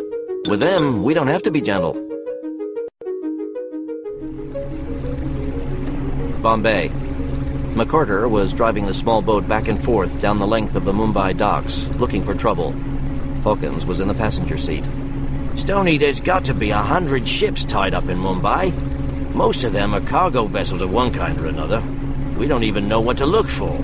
We're trying to track down the chemical carriers. I'm guessing the Indian Port Authority doesn't have real-time systems online with ships and their manifests. McCarter nodded in agreement with Hawkins. He felt useless. In the blackness of night, they could see nothing. A major shipment hijacking could be happening under their noses, and they'd never know. Investigating every docked ship on foot would have taken hundreds of man-hours. So they were floating around with their thumbs up their noses, waiting for something to happen. For the 4th time, they passed the boat with Enciso at the wheel. James was up front, and Manning was glowering in back. McCarter knew how he felt. Got something, Phoenix 1? We went in through the back door and raided the expediter schedules of companies who get chemical deliveries out of India. There's a Mexican garden products company expecting a shipment of methyl isocyanate that's supposed to leave India tomorrow. Today, your time. Kurtzman provided the slip number, and McCarter called for Enciso to join them. The 2 high-speed boats, unofficially borrowed from the U.S. Navy, were black-hulled for clandestine operations. These 50-mile-per-hour watercraft were originally designed for counter-terrorism insertions and now saw regular use by SEAL teams and other special ops outfits. The ship in question was dappled with severe, pale security lights, and the night was filled with the vibration of its idling engines. At the water level, the illumination glimmered in a sickly rainbow on the twisting fingers of floating oil and spilled fuel. Lights off, using the auxiliary electric motors for silent running, the twin watercraft went unnoticed by the guards on duty aboard the ship. Anything? Hard to tell. Hawkins glared at the instrument in his hands, which fed enhanced audio signals to the Texan's headset earphones, while the software identified the sounds it knew. Under ideal conditions, it could ID and enumerate everything from dolphins to close proximity rebreather users. The engine noise is confusing the reading. It's having trouble distinguishing other sound sources. Sonar?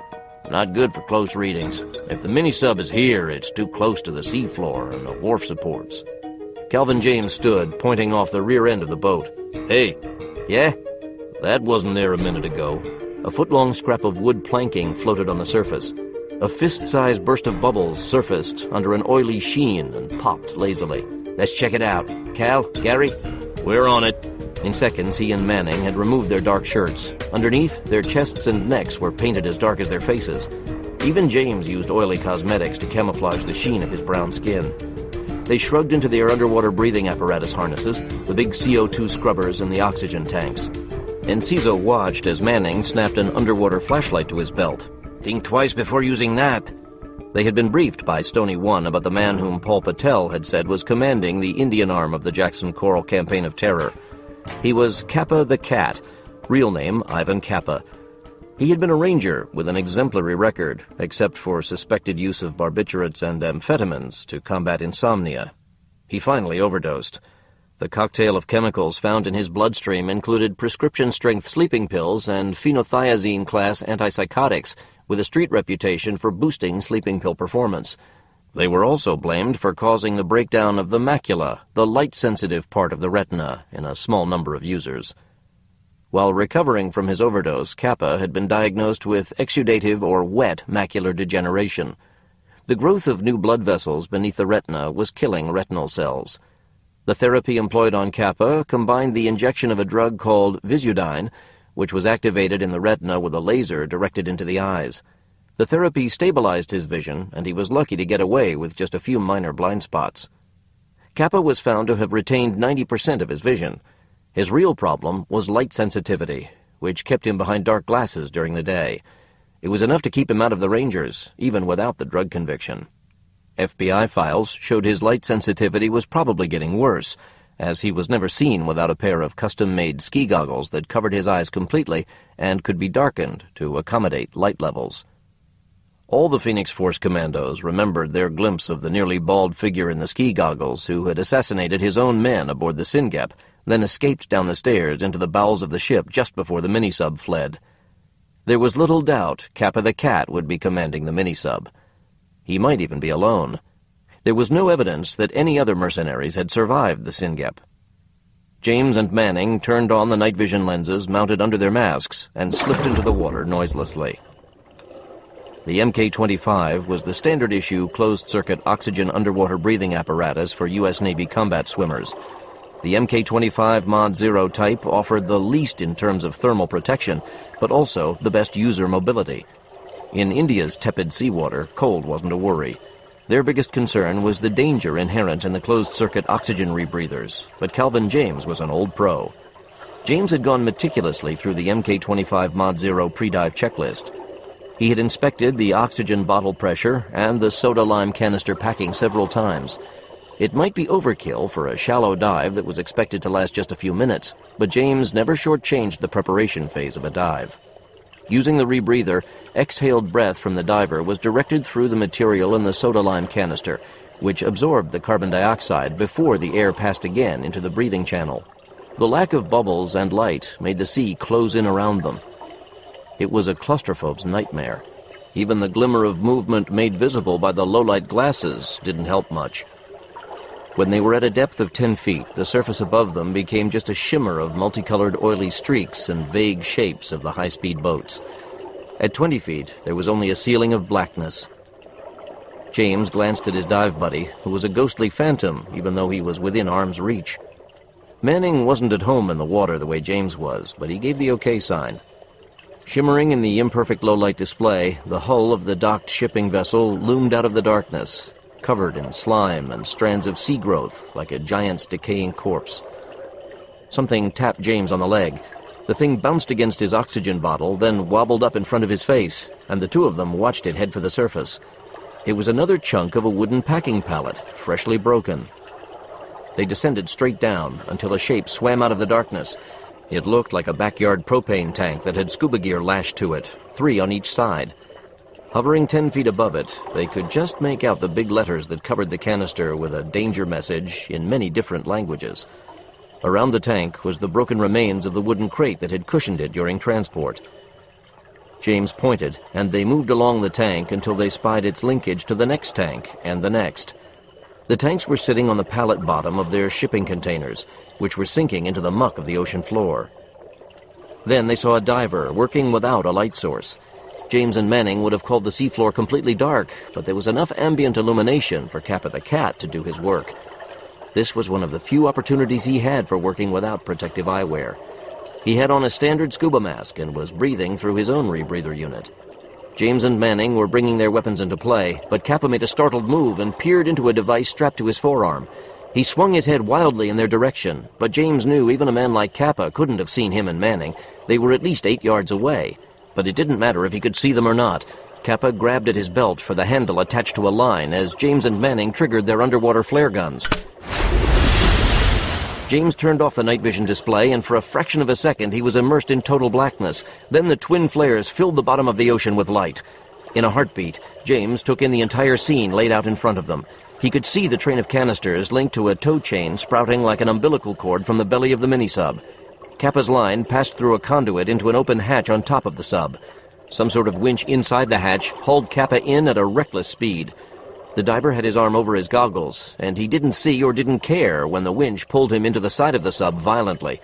The man groped with one arm for the hatch. When he found it, he pulled his swim fins up under his body and straightened, descending inside. Another pair of painfully brilliant flares rocketed through the water, and one of them bounced into the hatch just before it pulled closed. The second flare began a twisting dance in the twin jets of water as the water inside the hatch was replaced with air in an emergency exchange. The mini-sub bobbed up a few feet from the abrupt buoyancy change, dragging the first canister up with it. Then the sub's rear end descended again, and the two commandos heard the clank of metal. Ivan Kappa collapsed when the water drained from the dive chamber, then felt the heat of the flare burning into the flesh of his hand like a blowtorch. He found the door to the interior and unlatched it, collapsing into the mini-sub's interior and slamming the door behind him. Cautiously, Kappa removed his arm from in front of his eyes. It didn't help. He couldn't see. His vision was a swirl of lightning streaks generated by fresh trauma to the nerves of his retinas. He had left the mini-sub without his eye gear. It was dark, and he was 40 feet down. He had never dreamed he would be exposed to a light source, let alone be trapped in the coffin-like hatch with the inescapable phosphorus brilliance of an underwater flare. The light was like nails driving into his eyeballs. The flare was gone, but the nails were lodged deep in his skull. He groped for the seat and collapsed into it, then fumbled over the controls. He didn't need to see to operate the mini-sub. He knew the location of every control. It was designed to operate more easily than a fishing boat. It even had the automatic pilot already programmed for the journey ahead. Ivan Kappa started the diesel engine. No need to bother with the stealthy electric motors, and punched the remote control to initiate the inflation of the canister floats. He would do this job, and along the way, maybe he'd see his vision start to come back. Their dive lights were now on, and strong strokes carried them to the mini-sub. Manning grabbed at a rear diving plane and pulled one of the explosive packs from its mounting on his shoulder. Manning had assembled the packs carefully, just enough high pressure to destroy the diving planes and props, paralyzing the mini-sub, but not enough to shock the nearby chemical-containing canisters. James was moving with powerful strokes for the hatch when he heard the rumble of the engine and spotted a fraction of movement out of the corner of his eye. He twisted and kicked violently against the ocean water, changing his trajectory and sending his body into Manning's with the inertia of an enraged killer whale. Manning grunted and lost his mouthpiece, bubbles bursting around the pair of them as the props went into a frenzy. James propelled them down and away with all the strength he could muster. When they reached the gelatinous muck of the seafloor, he reinserted Manning's mouthpiece. The mini-sub was fishtailing as her prop speed drove higher and the weight of the chemical canisters anchored her to the bottom. The rear swung in their direction, and the immense power of the sub's power plant hit them with an invisible tidal wave. James was forced down and away and felt his body plowing up mud. The force was gone an instant later, and the clear water became a cloud of mud that engulfed him, but not before he spotted the movement of the canisters as their flotation pillows inflated. He reached blindly into the murk that engulfed him and felt some part of Gary Manning's UBA harness. He muscled the pair of them into the water flow and out of the mud. The cloud changed from filthy brown to shimmering pink. Manning, James realized, hadn't escaped the prop. James felt the fear. It didn't come often. He wouldn't let it affect his actions, but he couldn't escape the one thought: how could a human body make contact with those spinning blades and survive? Yet the big Canadian commando was conscious, and he still held the mouthpiece in his teeth. One hand had an iron lock on his left biceps, and the ugly strands of blood flowed from between his fingers. The glaze on his eyes was apparent, despite the mask. James grabbed at the custom accessory pack on the front of the CO2 scrubber. Even through the haze of shock, Manning knew what James meant to do. The wounded commando shook his head. He wanted to stay and assist. James stabbed at the emergency button, which glowed red, and sent out the high-powered radio beacon tied into the miniature underwater GPS receiver. The MUGR could be allowed to float on the surface as a GPS antenna, but James didn't release it. He'd send Manning to the surface with it, and it would sound an alarm in the headsets of the commandos on the surface, as well as on the monitors at Stony Farm, half a planet away. James snatched the bright stainless steel ring from the chest pack, and a belch of bubbles appeared at Manning's shoulders as the orange pillows inflated. Manning grimaced and tried to shrug, but then he was rising up, carried by the emergency floater that would thrust him face first from the water, even if he lost consciousness. The blood cloud billowed behind him, and as he disappeared into the blackness, James witnessed the train of canisters lunge forward, settle, and lunge again. They were inflating fast, too. The billowing balloons had lightened the load substantially in the last 60 seconds, and it wouldn't be long before the sub would find the strength to drag them off. James couldn't let that happen. Seattle. Carl Lyons strolled across the vast asphalt lot like a man without a mission. He held his jacket draped over one shoulder, looked at the sky, and took an imaginary wedge of chewing tobacco out of his pocket. He stuffed it into his lip and sucked on it while making easy time. He was being scrutinized from above by two men with automatic weapons. At any moment they could have taken him out with an easy shot. His acting had to be good. When he got close enough, he began to whistle as he leaned against the retaining wall that kept the higher level of decorative garden from collapsing onto the employee parking lot. By that time, he was out of their field of vision, but they were stationed just overhead. He dropped the coat and took a leap that carried him 4 feet up the wall, where he grabbed the safety railing and hauled himself up to it, then laid the Atchison Assault 12 on the bare metal. The gunner pair was too surprised to know what to do at first. Evening. The shotgun blast shredded his assailant's arm to the bone and tore the flesh off his face. The second man was blocked from most of the buckshot and screamed when he found the side of his head flayed. That was the signal Schwartz had been waiting for. He emerged from behind a house-sized garbage compressor and found himself looking at the backs of 3 more mercenaries. Stationed here, they had an unobstructed view of most of the huge exterior. Their entire attention was on the distant gunshots. Hey! One of them actually had the presence of mind to have his weapon ready when he turned, and Schwartz aimed for the only exposed flesh he saw. His burst of 5.56mm shockers cut through the merc's throat. Then Schwartz turned the M16A2 on his companions. The quick sweep of fire shoved them around without finding a gap in the armor, and Schwartz gave up, jumping behind the garbage crusher. He thumbed an anti-personnel buckshot round into the 40mm M203 grenade launcher mounted under the barrel of the M16A2. It was vicious, but Schwartz felt no compassion for Colonel Coral's enforcement staff. They didn't even have a cause. They killed innocent people for a freaking paycheck. They were the worst kind of murderer. Schwartz stepped out. They were ready for him, but he was faster. The 40mm round changed the M203 into a shotgun, and from just 5 paces it was devastating. The pair was dead before they dropped to the ground in an untidy heap.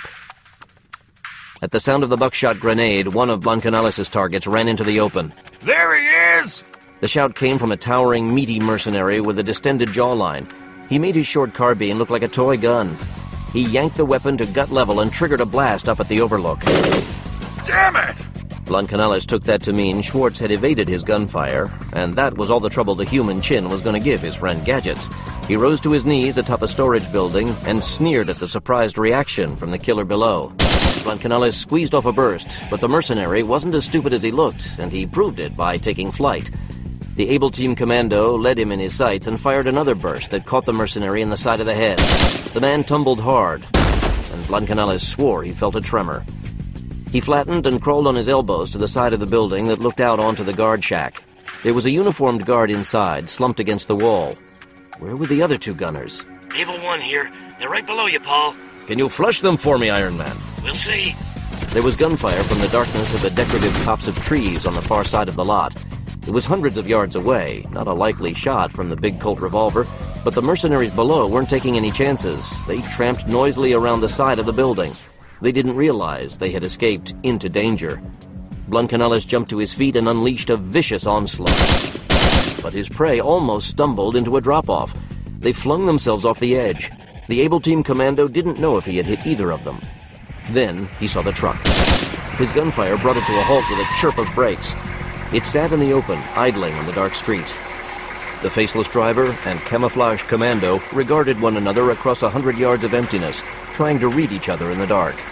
It was a short semi-trailer without markings. Could be anybody, Blancanales thought. Could be somebody hired to pick up a shipment of Chinese-made toaster ovens. But Blancanales knew somehow that the man at the wheel was Colonel Warren Coral. The diesel engine sputtered, and the rig lurched forward and flashed its lights. Then Blancanales saw the pair from the guard shack jump to their feet and send a barrage of fire at his rooftop. Blancanales returned fire and fell, but not before the blow crunched into his gut like a tire iron. He fell flat and fought for breath, then heard the footsteps on his rooftop. His clenched body refused to obey his commands, and just as he found himself capable of gasping for air, there was a gunshot just above him. Blancanales realized that whoever had joined him up here was shooting at the gunners below, and he forced his eyes to focus. The truck, Gadgets. It's coming. Shit, Iron Man! Blancanales pushed himself upright and saw the unmistakable figure of Lyons stepping off the edge and plummeting into the parking lot, landing in a run, bolting to the front gate as the semi picked up speed and aimed itself at the gates. The truck slammed into it, and the concrete uprights crumbled, the steel crossbars curling around the truck like another grill. The rig didn't slow, and Lyons stared it down, almost sneering. When it was in range, he pulled the Atchison to his shoulder and fired. The front tire flattened, and the truck swerved hard. Lyons fired again, and the front windshield went opaque. The truck's weight carried it inexorably forward, and it jackknifed, tires screeching and vibrating as they slid sideways on the asphalt and bore down inexorably on one running man with a shotgun. Blancanales' excruciating pain had ceased to be as he lived the impossibly long seconds of uncertainty. Lyons sprinted like a track star, and still the semi came at him, tires smoking and exploding one after another, the bare rims scarring the asphalt, the immense inertia battling furiously against friction and gravity.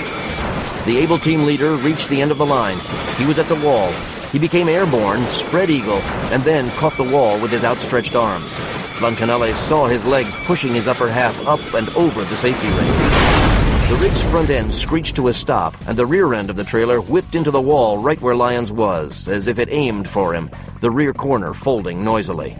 The concrete buckled, the rail bursting out of its sockets. Then the night was silent. Schwartz was unable to tear his eyes off the distant scene of ruin. Able 3 here. You read me, Able 1? Nothing.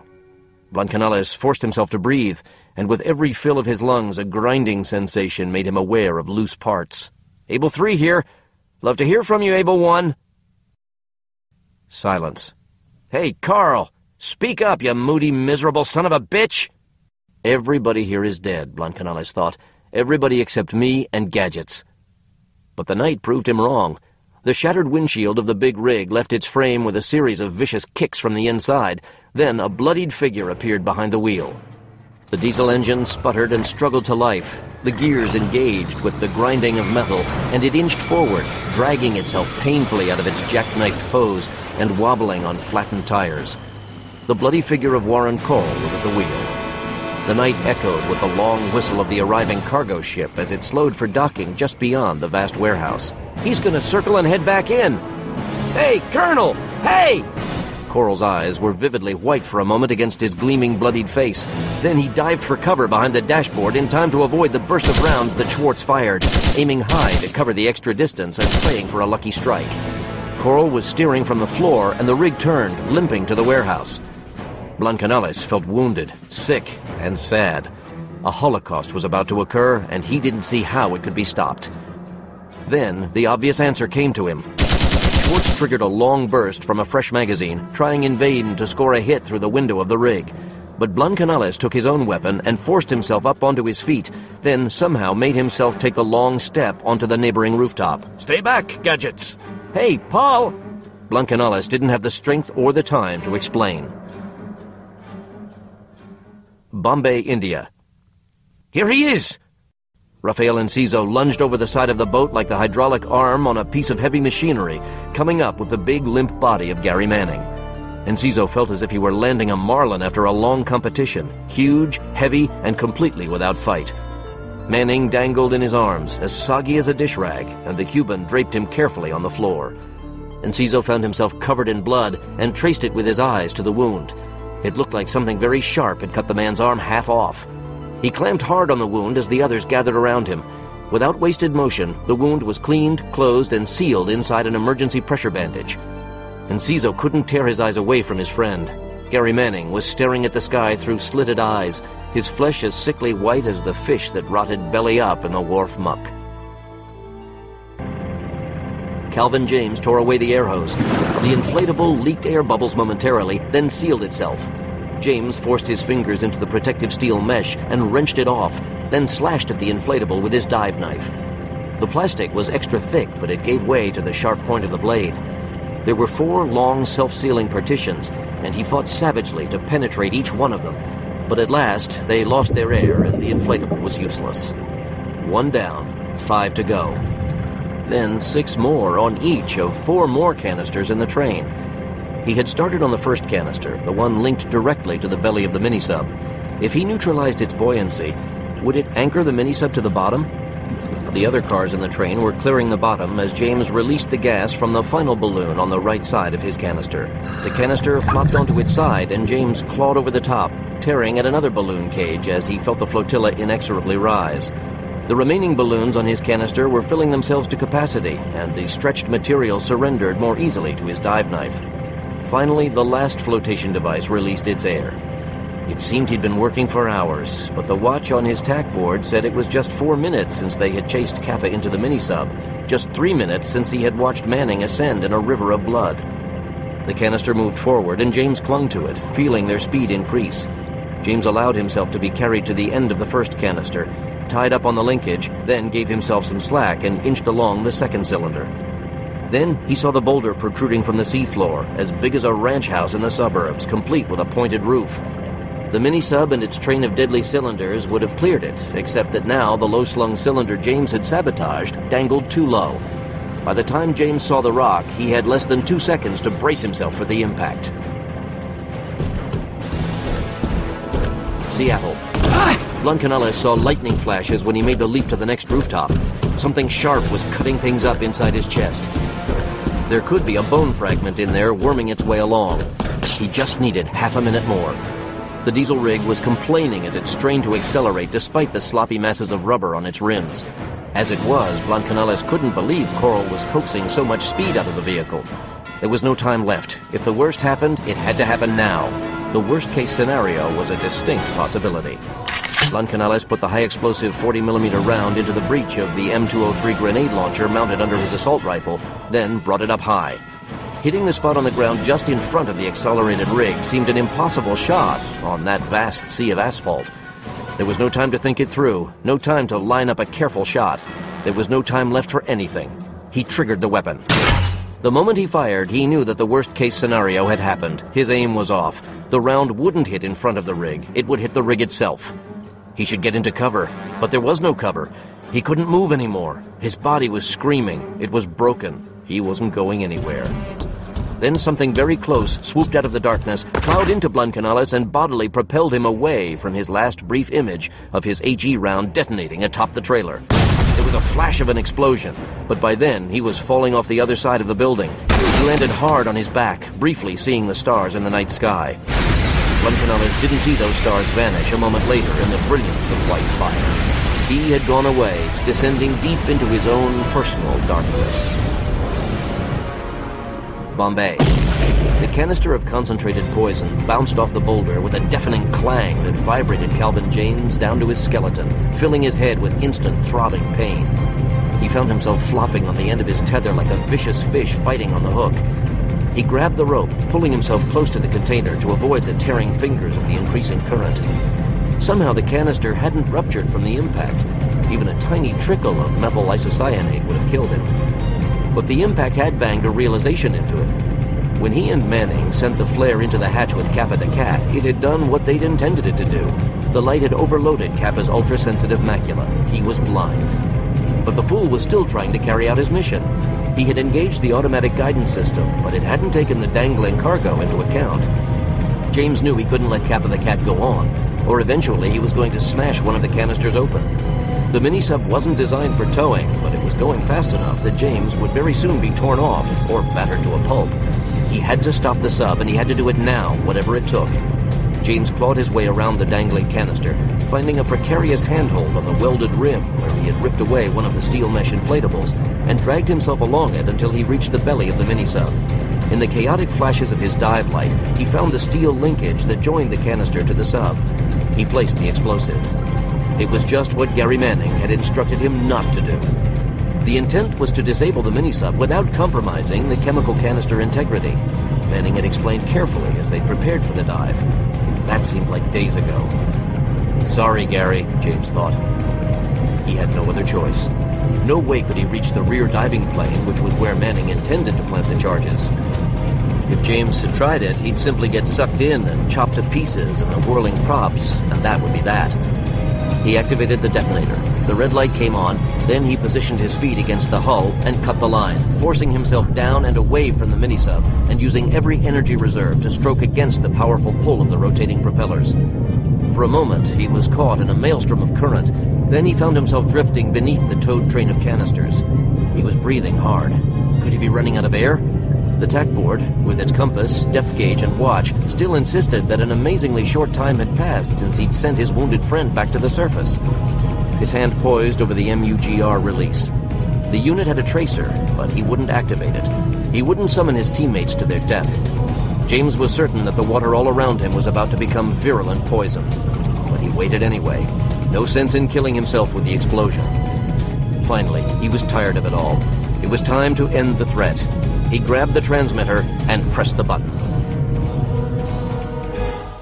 Hawkins was staring into the sonar. Whoa, something just exploded. He did it. James blew the sub. Where? Hawkins looked at McCarter sharply. McCarter said nothing more. There was no point in racing to the scene of the blast. If even one of the canisters leaked, then James was a dead man. They would be too. So why are we just sitting here? Manning struggled against Enciso, who was fighting to restrain him from sitting up. McCarter didn't answer. Manning won the battle, but when he was sitting up, he didn't say anything more. The three of them stared into the open ocean and the distant lights of Elefanta Island. Hawkins had his attention on the chem biosensors. Despite an amazing degree of pollution, nothing set off the alarms. Then something beeped. Hawkins's eyes danced across the controls, looking for the source of the alert. It was the tracer on the floating antenna from Phoenix 4's miniature underwater GPS receiver. Somewhere out there, Calvin James was alive. Stony Man Farm, Virginia, USA. Somewhere on the other side of the world, aboard a U.S. Navy vessel, Gary Manning was undergoing emergency surgery to repair serious deep tissue lacerations to the upper arm. There could be permanent nerve damage. Somewhere in a Seattle hospital were two bruised and battered men without official identities, hovering at the bedside of another John Doe who looked as though he had been thrown off a building, which he had. Carl will live. Gadget's suffered burns and concussion, but he'll pull through. Barbara Price didn't look at Hal Brignola. The big Fed hunkered down miserably at the other end of the war room table. Rosario? Price just shrugged. What's wrong with him? What's not? He didn't push it. Help came, but it came too late. We had hundreds of U.S. troops pouring into the port at Mumbai, and all they could do was mop up. They located the explosives scattered throughout the port. They retrieved the canisters. They raised the mini-sub. But they weren't any help to us. What about Kappa? He was still inside the wreckage when it came up. He apparently survived the explosion that disabled the sub, but the hull was warped and the hatch jammed. He must have panicked. He broke most of his fingers trying to open it. Eventually, the interior filled with seawater, and he drowned. What's the situation in Seattle? Hobby Corp is going to need a shitload of landfill before they can put in a new parking lot. When the truck blew, it made a crater so deep there was seawater seeping into it.